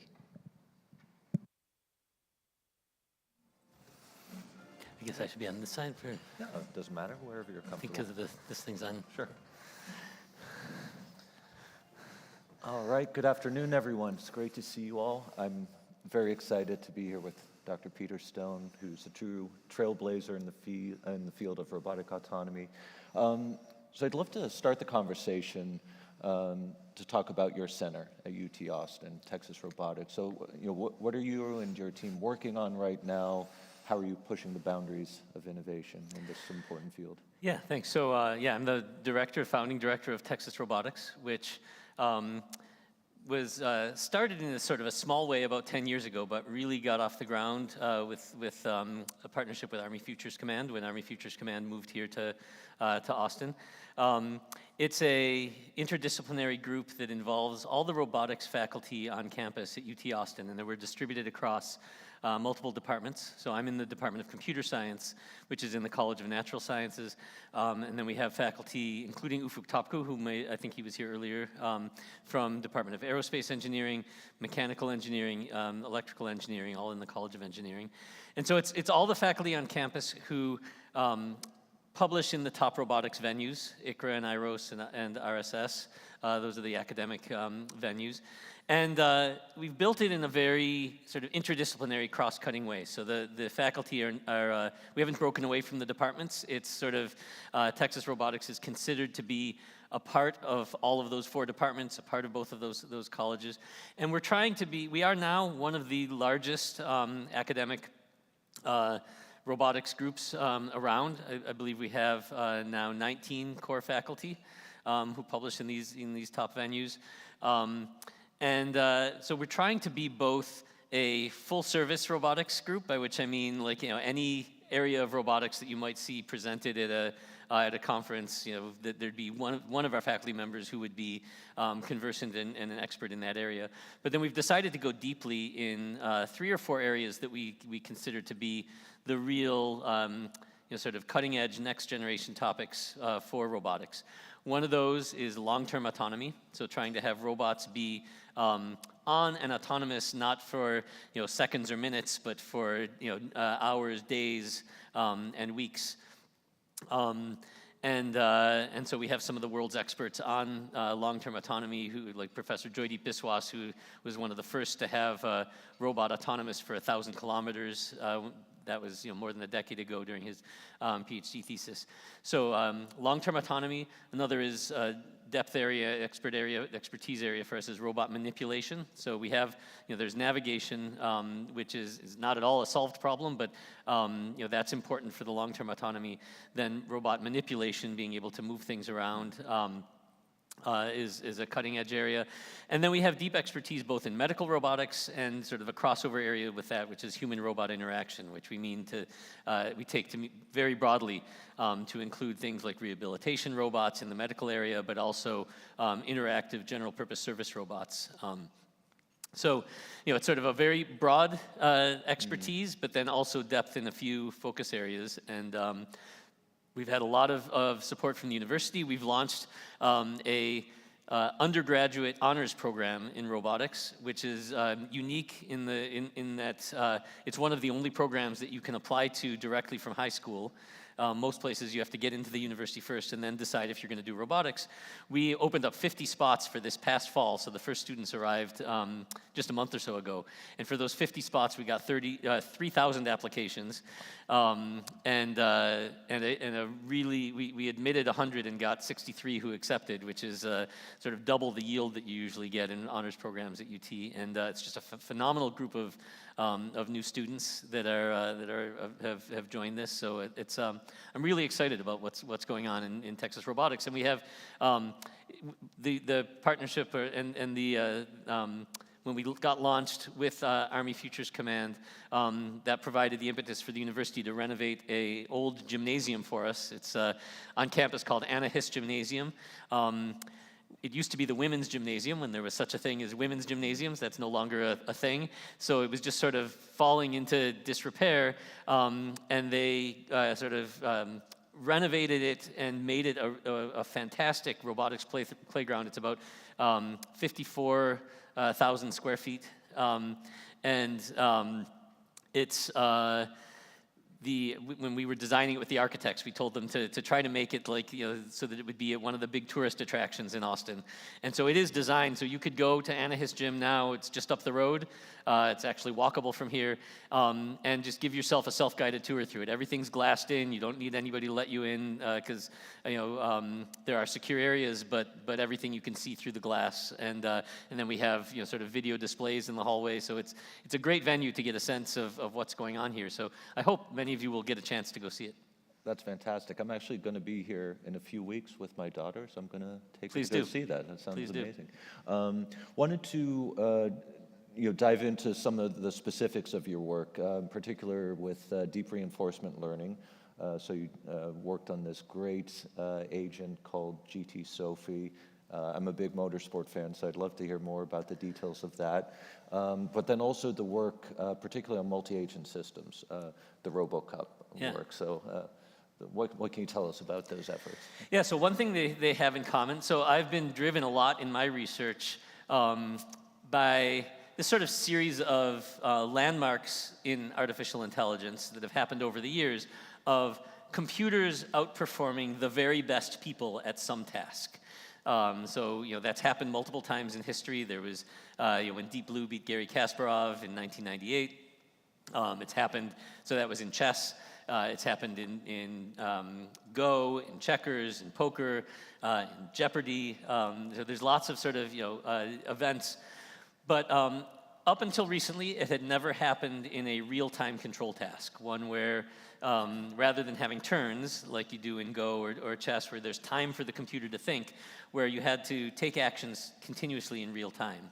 And so we set out with my group at Sony AI. I'm the chief scientist of Sony AI in addition to my role at UT Austin, to try to beat the very best drivers at Gran Turismo, which is you can think of it as a video game or you can think of it as a racing simulation. It's actually a really, really high fidelity racing simulation, to the point that when I give talks on it, and you can see some on my webpage, there's an expert driver who gives a demonstration where he drives a real car on a real track, and then that same car on that same track in the simulator, and he finishes the lap within about 1/10 of a second in the simulation of the time that it takes him in the real world. And it models, so it models all the things like, friction of the tires, traction, slipstream, so that, if you're behind another car, there's less air resistance, and so you can do slipstream passes and things like that. And so there are people who have used this to train to become professional race car drivers. There's a movie called Gran Turismo that talks about that. And there are people who've put in their 10,000 hours to become real experts at this. There's international competitions. And so we created some AI agents using end-to-end deep reinforcement learning that literally started from random behavior in the simulator. So they were just driving off the track, driving backwards, but then gave them reward signal for doing well. And in about a day of training time on a bank of PlayStations, they were able to get faster than the best humans on an empty track. And then by the end of about a week of training, they could get to beat the best humans in a head-to-head competition. So we did 4 GT Sophie agents against 4 human drivers, and on a series of different tracks, and we were able to outrace them, to beat them in the competition. It took 2 tries. The first time the people beat the GT Sophie agents, but by the second time, our agents were able to win. It was featured on the cover of Nature in 2022, and then since then, it's become a deployed feature in the Gran Turismo video game. So if you have a PlayStation 5 and you have the game Gran Turismo, you can race against it. In fact, hundreds of thousands of people now have raced against GT Sophie, and to rave reviews. We've not only was it in a scientific publication, it's been really reviewed quite positively in the sort of video game trade magazines and the sort of fans. And as far as I know, it's certainly one of the, if not the largest commercial deployments of a reinforcement learning agent ever. And so it's been really exciting. It's still being developed. There's a next version coming out in a couple of months, and so it's, I think, both been a commercial success and a scientific success. So one of the breakthroughs there, then, I imagine, is not just optimizing the agent to get the fastest lap time, but it actually learned tactical maneuvers, Absolutely. right? Like drafting, overtaking, Yeah. which is very difficult. That's right. So this is one of the features in that Nature article. So it's, like all of the, I think many of the other success stories of AI agents beating people, there's a lot of computing power, a lot of data, a lot of really top-notch engineering, and then a few sort of algorithmic innovations. And the algorithmic innovations came around a particular type of reinforcement learning that we invented for this. It's a variation on soft actor critic called quantile regression, soft actor critic. And then also a way of getting the agent just the right mix of experiences, because if it just tried randomly against a bunch of people, it wouldn't see enough examples to learn these tactical maneuvers. So we had to put it in specific scenarios where it would start just behind a few other cars or just in front of a few other cars to learn defensive tactics, to learn slipstream behaviors, to learn how to pass on turns. And so, yeah, it learns, again, there's talks online from my webpage where I have a lot of videos showing these tactics that it's learned that I think are quite impressive and quite interesting. And we have examples also of testimonials from human expert drivers looking at it and saying, oh, that's a good idea, I should try that. Or, it was interesting, it did something differently from what I do, maybe I should learn from that. And so it's an example, just like that sort of famous move in AlphaGo where, there was this, where everyone thought it was a mistake and people have now changed their styles of play. We've seen examples of that with GT Sophie as well. Yeah. So let's talk about your work with RoboCup, because that then, multi-agent systems, complex, dynamic environments, very unpredictable. Yep. So what are you learning from that research? How is that being applied more broadly in other areas? Yeah, so I've actually been involved in RoboCup, which is the Robot Soccer World Cup, for a lot longer than GT Sophie. By the way, GT Sophie is also a multi-agent system because there's, it is competitive. But soccer has both cooperation and competitiveness. So for people who aren't familiar, it is sort of also in this series of, or aiming to be in these series of trying to beat the very best people at something. The grand challenge objective of RoboCup is by the year 2050 to have a team of humanoid robots that can beat the best World Cup soccer team on a real soccer field. And so that would, so far there hasn't been an example in a physical sport. GT Sophie is real time, but it's still in a simulator. There has been there was a drone racing kind of physical setting where the best human experts were outraced, but it wasn't really a head-to-head kind of setting. So in like a competitive team sport, it hasn't happened so far, and we're hoping that that we can get there with soccer by the year 2050. But there's a lot of richness there because it's it was launched right around the time when Deep Blue happened. So the first RoboCup competition was in 1997. The Deep Blue Kasparov match was 1998. And when you compare it to chess, it's got just so many more complexities that it is real time. It is in the real world. It's got both teammates. It's got a team of adversaries. It's got sort of imperfect sensing. You can't see the whole world at the same time. And so there's it's a rich international community that works on RoboCup. We have the most recent competition was in Brazil about 2 months ago.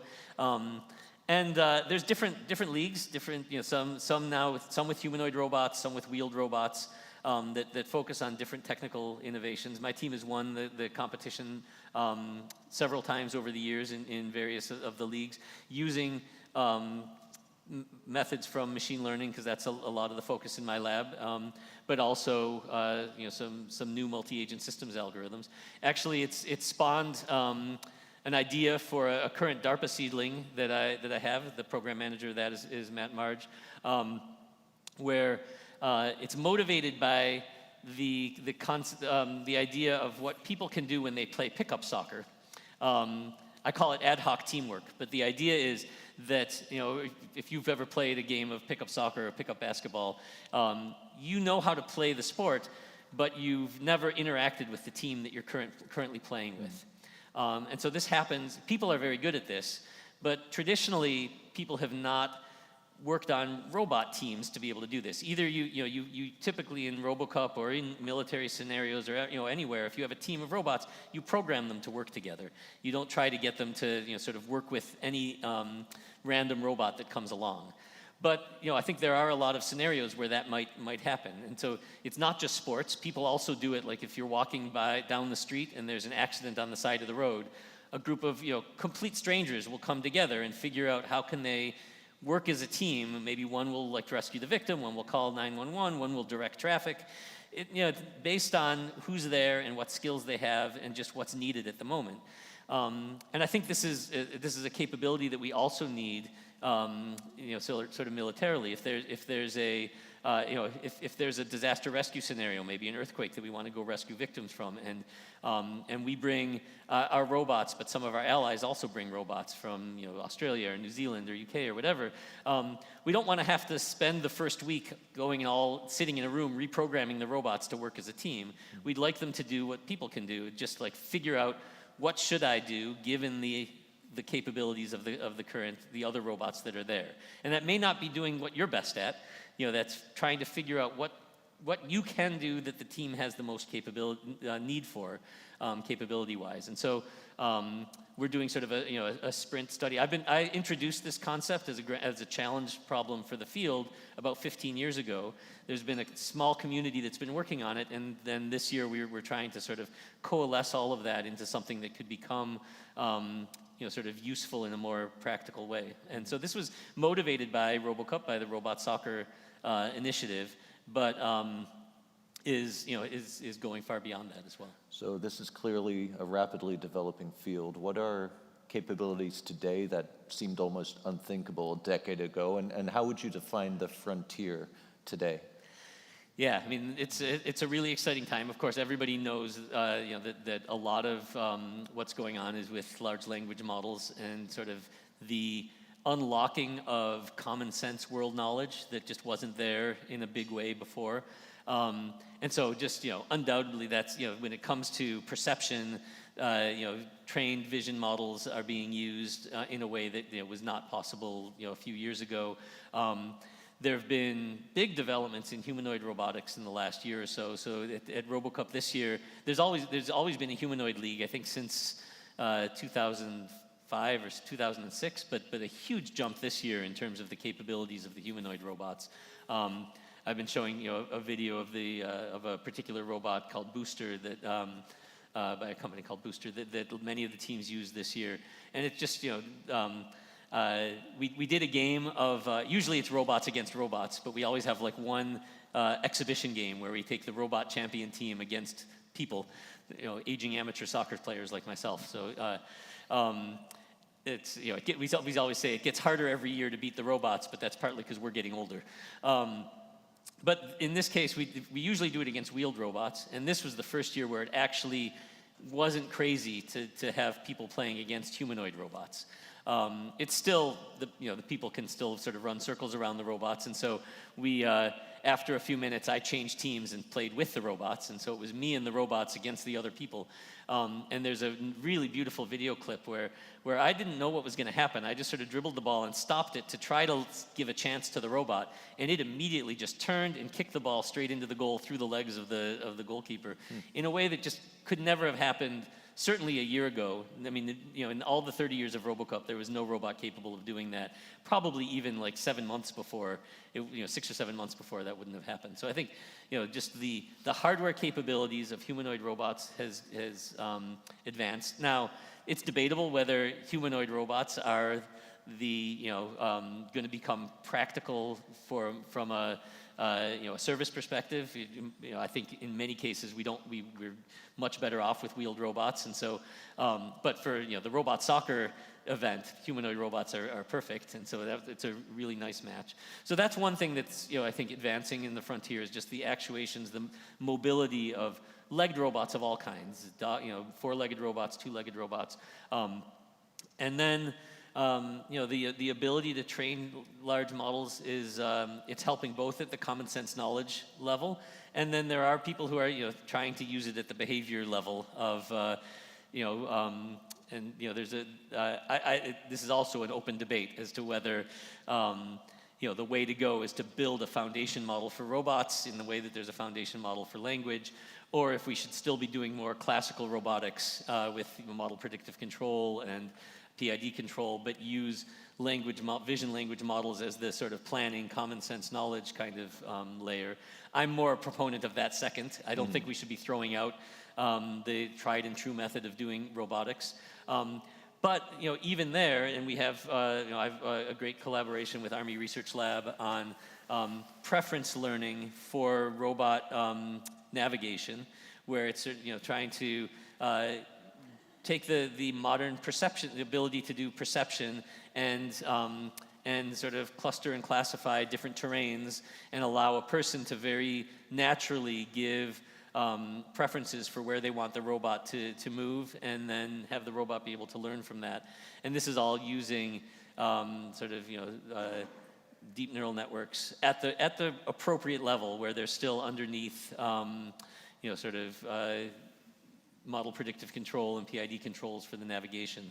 And so I think there's a lot has been changing, and so there's a lot of people sort of exploring out in different directions and trying a bunch of different exciting things. So yeah. So you often emphasize that intelligence is embodied, right? So robots learn by being out in the real world. So why is embodied intelligence so important, and what does that then mean for how we define intelligence in the age of AI?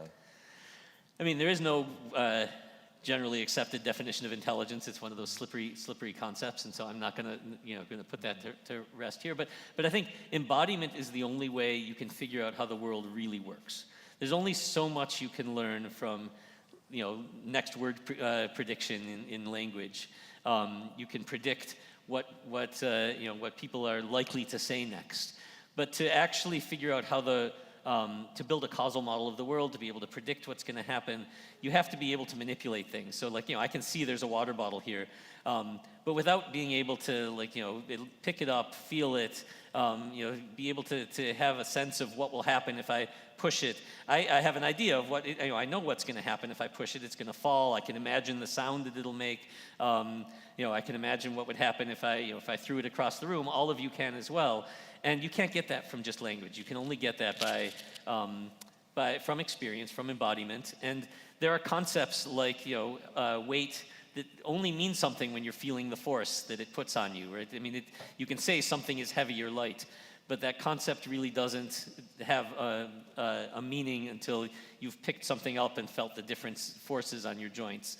And so I think embodiment is if you want to have certainly robots that move in the world, but even language models that truly understand the world, they need to be able to do the kind of sort of testing and experimentation that babies do when you put them in the crib, to try things out and form hypotheses and validate some of them, invalidate others. That can only come with embodiment. Yeah. So do we need some form of foundation model for robotics, or is it always going to be a case where we need more specialized approaches in order to reach the next threshold? Yeah, that's very much the open question these days. I mean, a lot of investment has gone into companies like Physical Intelligence that are betting really big on foundation model, end-to-end, pixel to torque kind of behavior foundation models. And Toyota has looked at this as well. I'm like I say, I'm sort of more in the camp that I think there are concepts from classical robotics that we are not obsolete, that we should be using. I think we can't ignore the concept of language models and their use for robots. But I tend to think it's going to be more at the level of common sense knowledge about the world, not about what to actually do with your joints. I think the common sense knowledge of what will happen when I squeeze this bottle or throw the bottle or drop the bottle, that is something that can be encoded and from and shared by lots of different robots trying things and having it put into a common model. But how this particular robot arm needs to move, what commands you need to send to the joints to be able to squeeze this bottle or pick that up, is something that probably needs to be robot specific. And so I'm very much a fan of the idea that there's going to be so much that you can do, only so much you can do for a robot in the factory that's going to be general purpose before it sort of comes out of the box and gets into your house or onto your, into your office building or into your military camp or wherever it is. And then it's going to need to be, learn from its own experience in the exact situation it's going to be. In the factory, it's not going to know enough to work the first time in my kitchen. It's going to need to be able to do some training that's robot specific, that's specific to my house. But that's where you want to have data efficient learning, and so a different style of learning in the factory from in the house, where you can now start using learning from demonstration. In fact, you want to be able to use learning styles that can take input from non-roboticists or non-experts, people who can just demonstrate what they want the robot to do or give verbal feedback or positive and negative feedback. And so, it would be great to have robots that can do both. That can, sort of get to a certain level of competence with a common model, but then still have the ability to do, sort of in situ learning and keep improving based on flexible human interactive interactions. So as these types of robots start becoming more commonplace, in our everyday lives, trust and safety, I imagine, is a major consideration for broader acceptance. How are you and your team thinking about issues like that? How are you addressing those specific Yeah, it's topics? very multidimensional. I mean, there's safety and trust are somewhat different. I think it's interesting to look at what's going on with autonomous cars, so Waymo is they're here in Austin and in other places, have really doubled down on safety and have a really they've been publishing safety statistics that I think are quite strong, but they're doing it with a very sort of redundant sensing system that's at great expense. But I think this is going a long way to build trust. Like, if I'm starting to talk to people who are watching watching Waymos around Austin and saying, they're actually driving better than most people drive. And so I think there is an aspect of trust that just comes from experience, and that's in many ways the only way it's going to happen. We give driver's licenses to 16-year-olds after a 10-minute driving test, and then trust them to drive on the road.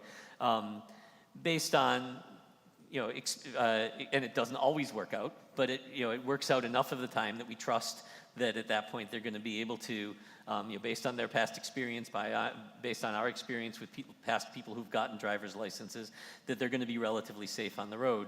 And so I think, there are people who say we shouldn't deploy robots until they're provably safe. I actually think that's harmful. I think we don't require that people are provably safe. It's impossible. I think it'll be impossible to have robots that are 100% provably safe. And to have that standard is actually going to have a huge opportunity cost. It's going to stop us from deploying robots that could be very useful, even though they're not. There could be situations where they go wrong. And so I think safety is in many ways has to be an empirical concept. Trust has to be an empirical concept that people follow them. Now, safety is different. There are things that do come up with large-scale deployments that don't come up with people, right? There's no way to hack into people and cause all people to do the same thing wrong at the same time. You could imagine somebody disabling all of our traffic signals or turning them all green at the same time, and that would cause accidents. But the concept of safety is much different when you have a lot of autonomous robots out there, all controlled by the same software, such that if somebody got into that one, sort of software base, it could cause all of them to do something wrong at the same time. That's more of a safety security kind of thing, and that's outside of my realm of expertise. That's where we rely on computer security experts. But that's a really important part of the puzzle when you're trying to deploy autonomous robots in a large scale kind of way, especially if it's uniform software on a lot of different devices. As a closing thought, what's the one thing you want everyone here to walk away with? Oh, I hadn't thought about that. I think robots are very different than software agents. It's very easy to anthropomorphize robots and to sort of jump to the idea that they're going to because we have large language models that can do very impressive tasks, that robotics is just around the corner and it's going to they're going to be as good as people at everything. And I think we're much farther away from that than people tend to think. Getting things to work in the real world remains very challenging, and so I would say again I'm a strong believer that we should not be throwing out the baby with the bathwater in terms of all of the fantastic progress that we've made in classical robotics, in model predictive control, and PID control, and control theory, and I think we should not be throwing that away and trying to just replace it all with a data-based end-to-end learning approach, like we can do if you have a good simulator, like we did do in GT Sophie. In robotics, I think we're going to need to look at much more carefully engineered hybrid approaches. Right, Dr. Peter Stone, thank you so much. My pleasure.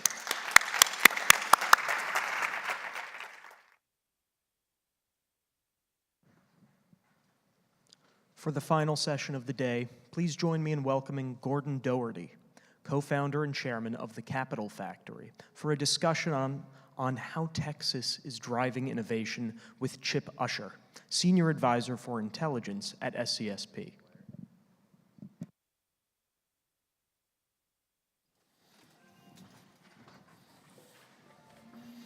Please. Thank you. All right, well, we've come to the end of a fascinating day of discussions. A big thank you to the people of Austin for welcoming us here today. We've heard from leaders from the Defense Department, some of the leading minds from our AI companies, and some of the companies here in this region that are active in autonomy, robotics, and high technology. And it's all happening here in Austin. And when we were conceptualizing this summit, we knew very quickly that we needed to come down here because Austin has developed quite a reputation, the Silicon Hills, as a real force for innovation in the nation's innovation landscape. And let's talk a little bit about why that is so. And we have the perfect person with us now to dig into it. Gordon Doherty is the co-founder and the chairman of Capital Factory. He's been here in Austin for 35 years and has been he's the OG of innovation here in the West Texas region. He has brought two companies public, well, I should say one IPO and then one a successful exit, and invested in over 500 different ventures. So he's the perfect person to ask, what is the magic about Austin? What's in Texas? Why is this such a successful location and place for innovation, bringing together startups and venture and putting them together with customers, including the government? What's the secret sauce, Gordon? It's a great question. It's one that I get asked a lot from other aspiring ecosystems around the country, elsewhere in the world. About a year ago, I was in Thailand sharing some of the stories and lessons. Actually, tomorrow I fly off to Romania to spend a few days sharing some of the stories so they can learn the lessons as well. It's probably no surprise that Texas is known for being very business friendly as it relates to defense and national security related innovation. We're very military friendly, so that provides a great foundation for what's happening today. But to understand the startup and early stage tech innovation scene in Texas, you have to go back kind of the 1950s and 60s in Austin. We became a tech hub back then. IBM, Texas Instruments, a few other semiconductor and microelectronics and hardware companies set up shop here in the 80s. A gentleman with the last name Dell, while he was a university Just down student, the road, right? decided to build a computer company. The government funded a couple semiconductor consortia, placed them in Austin. So you can say by the 1980s, we already had decades as a tech hub, not a startup hub, but as a tech hub. So in our roots, in our DNA, it's been there for a long time. As you fast forward into the 90s and 2000s, the enterprise software boom happened here, and that was kind of our startup era, was in the 90s and 2000s. That kind of developed a flywheel and what we call family trees.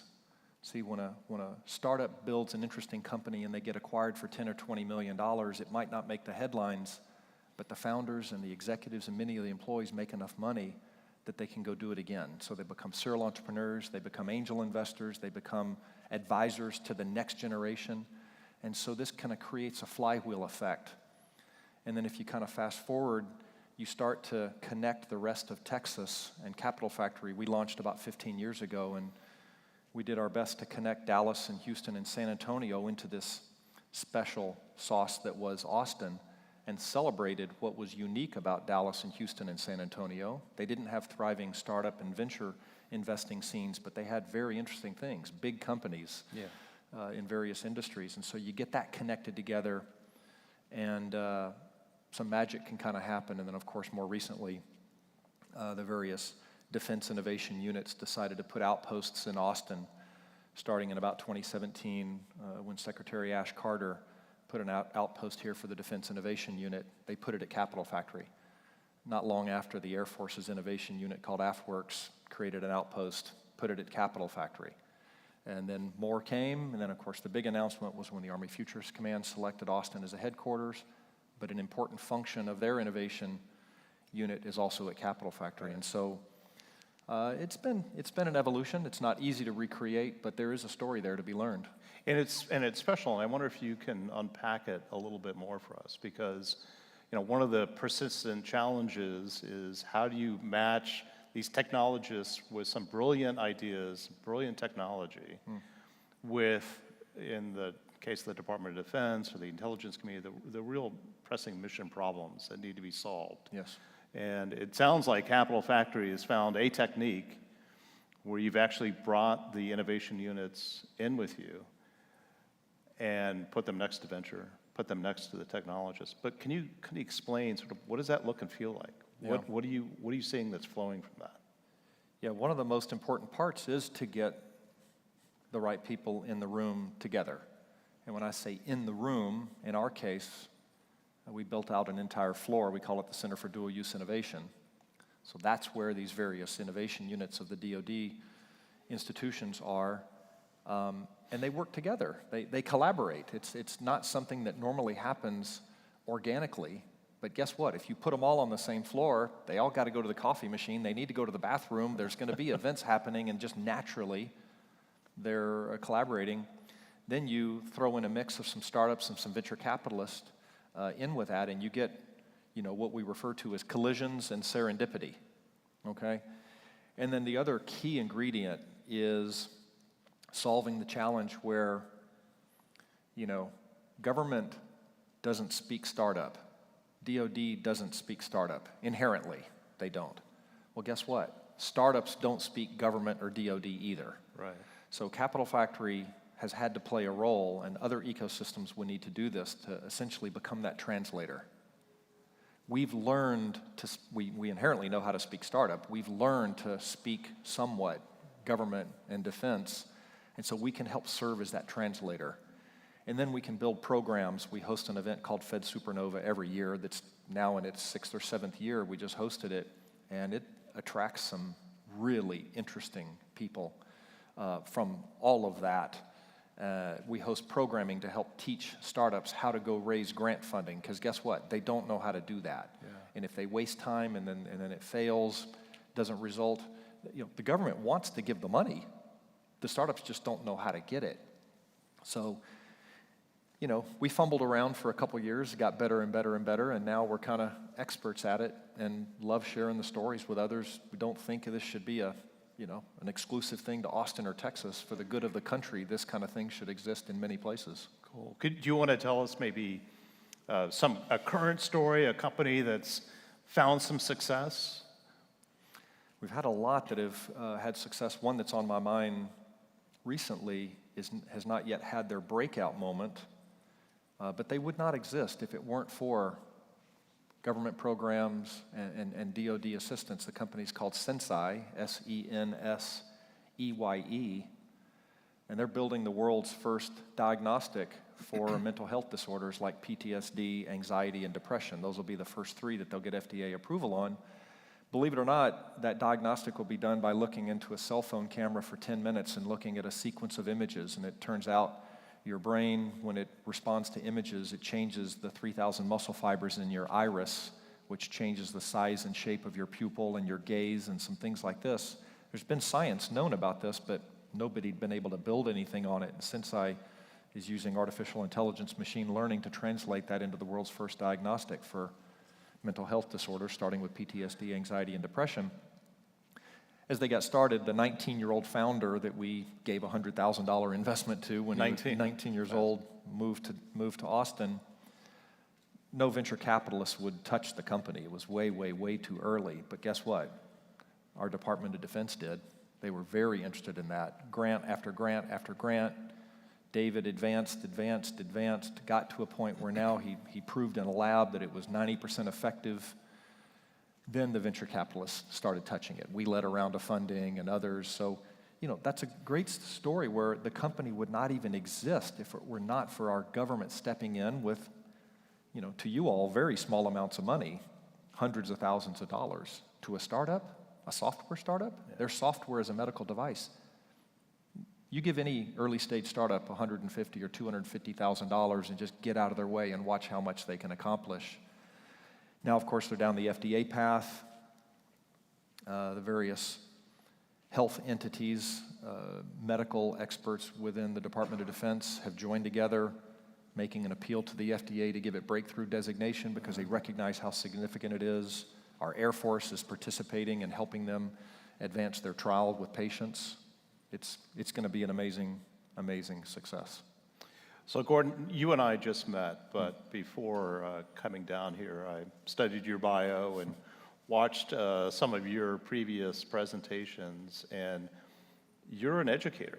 I mean, you put a lot of energy and you've developed a whole curriculum really for teaching startups how to play the game, how to play it effectively. Give us a little bit of a sense for what it is that you put priority on. What are some of the key lessons that you try to convey to that 19-year-old kid with that great idea and others who come to you? Well, I wrote a whole book on it, and I intended to write a 3-book series, but the one book was a fun effort, but it was a big effort. So there's a lot there, but I will say one thing I ask founders is whether or not they're personally passionate about the problem they've chosen to solve. It's really sexy to be a startup founder. We pick your name, Elon Musk or whoever you want to, Mark Zuckerberg or whatever, and young aspiring entrepreneurs see that, they want to be that.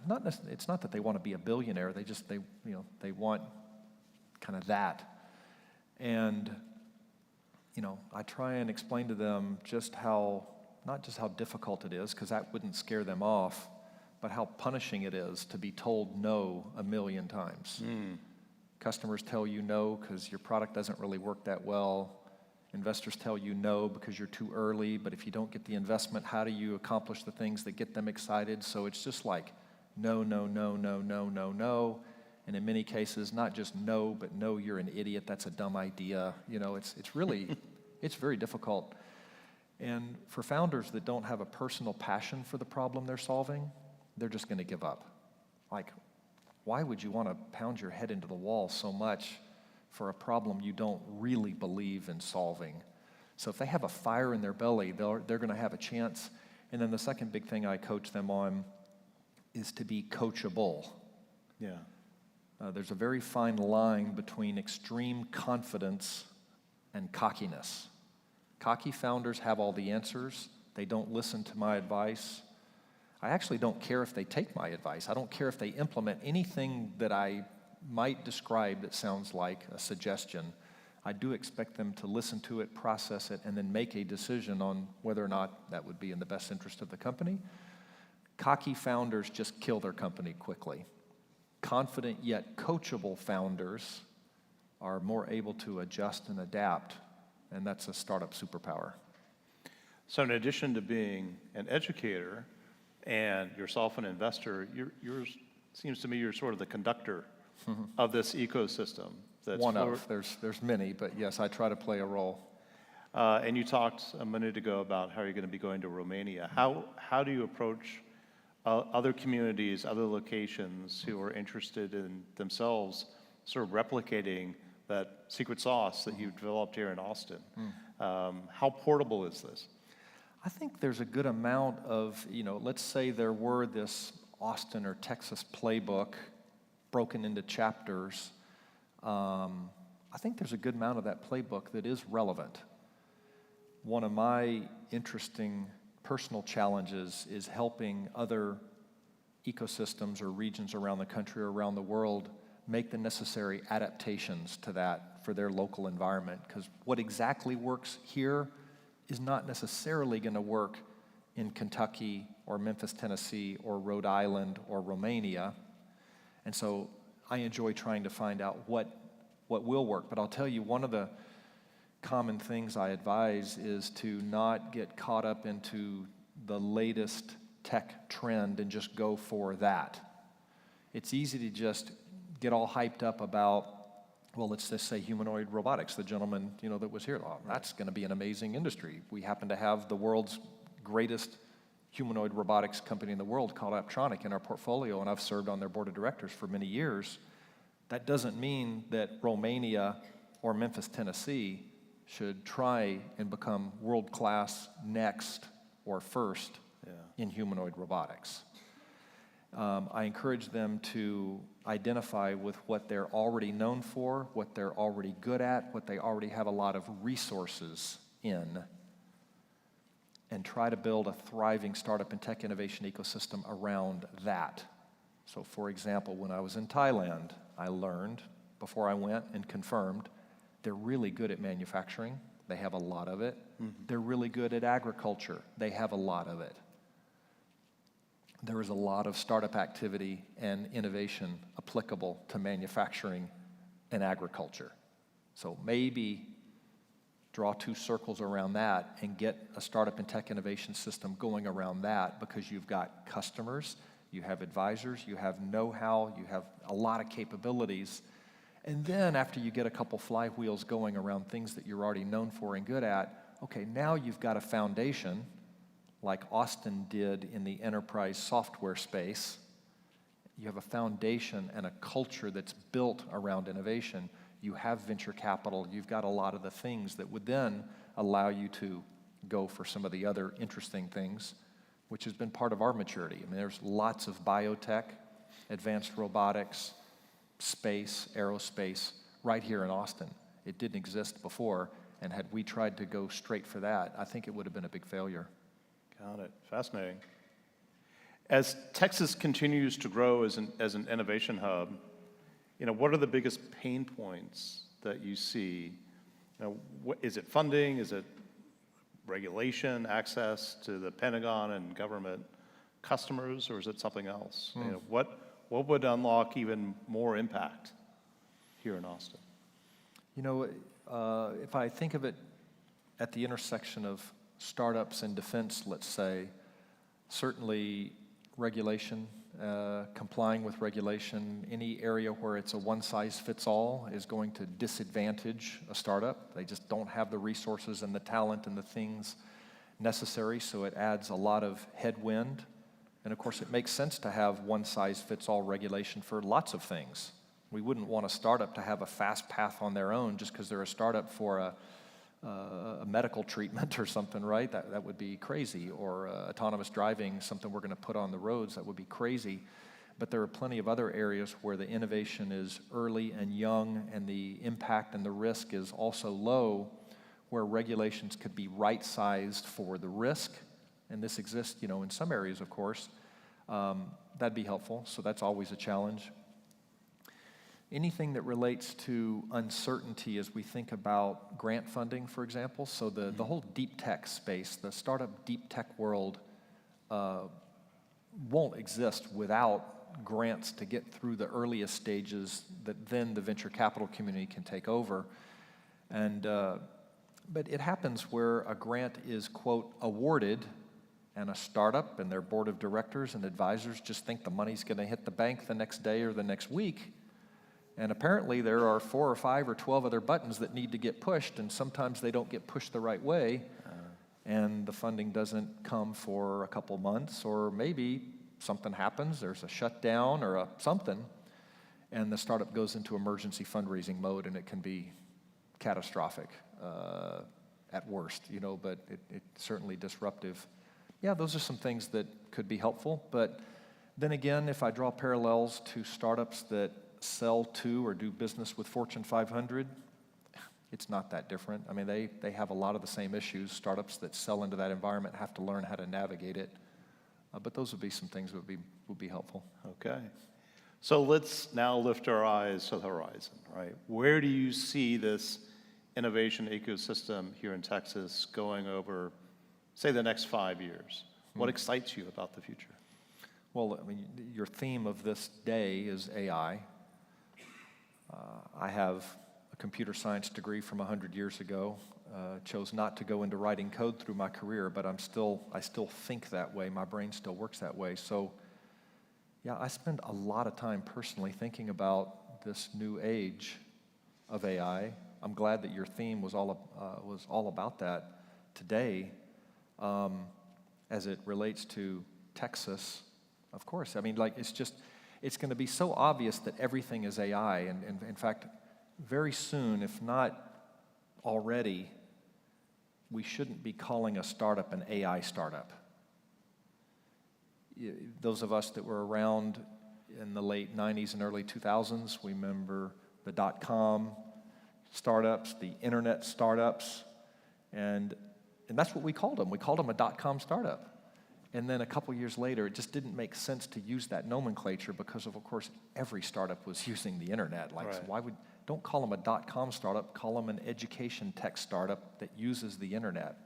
So I think we're way there already, but we're still just using the nomenclature. Just this morning, I was with a visiting group at Capital Factory, and a woman asked me a question that had to do with, I don't know, how innovation relates to AI or how AI will drive innovation. And I just said, basically, they're just synonymous. If next week or next year somebody approaches me and says, wow, Gordon, you won't believe this amazing innovation I just discovered. In my mind, it's just obvious it's going to be built on and leveraging AI. And so I think for Texas, what we have to figure out as incubators of technology, as accelerators of technology, as investors, the pace of change is just going to be exponential. and it hurts my head actually thinking about it, how fast startups are going to start and get a product in the market. How many startups will get to $100 million of revenue with 10 employees? Wow, yeah. Not right. a humanoid robotics AI could startup, enable that, but a right. software startup, it's going to be a lot faster than most people think. They'll need one round of funding. I wrote an article about building unicorns using one and done funding. So what is the venture capital community going to do if all the software startups don't need them anymore? It's really going to be crazy, exciting crazy. And I can't wait for it to happen, to be honest. Well, maybe an issue to end on then is, what is the Capital Factory's strategy? How are you looking to position yourselves over this 5-year period? What is it that you're going to be doing a little bit different? You talked about this unicorn with one round of funding, which is sort of amazing to think about. Yeah. How do you think you might be able to take advantage of that? Well, you know, founders, they still need to identify problems that not just can be solved, but desperately need to be solved and that customers are willing to pay for.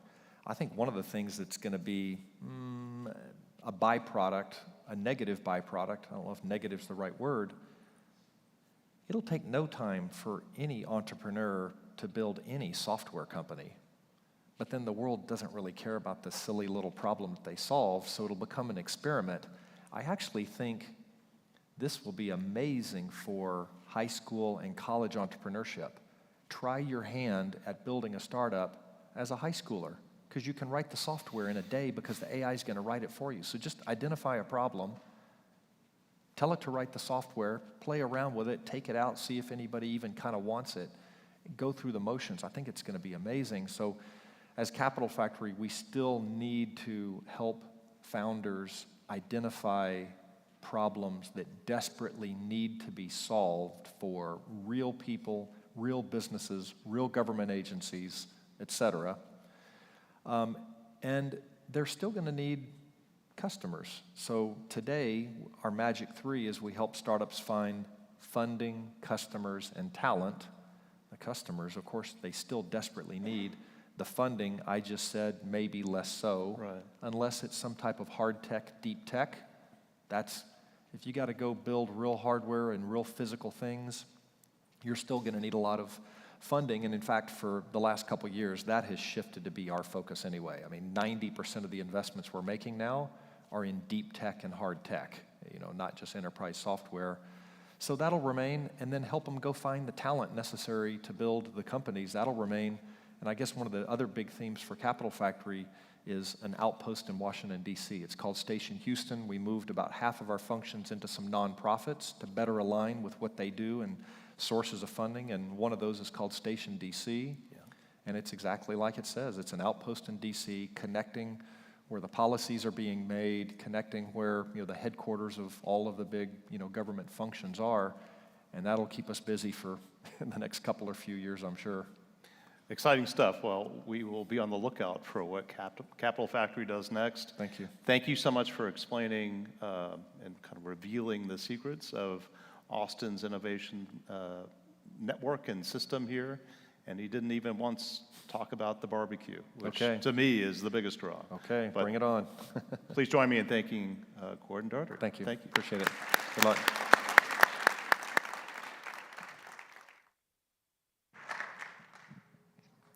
Ladies and gentlemen, this concludes our programming for the Exchange. On behalf of the Special Competitive Studies Project, thank you all for joining us today. To our speakers, guests, and collaborators, we greatly appreciate you sharing your time and insights on AI, autonomy, and military innovation. We wish you safe travels and look forward to seeing you at our next Exchange.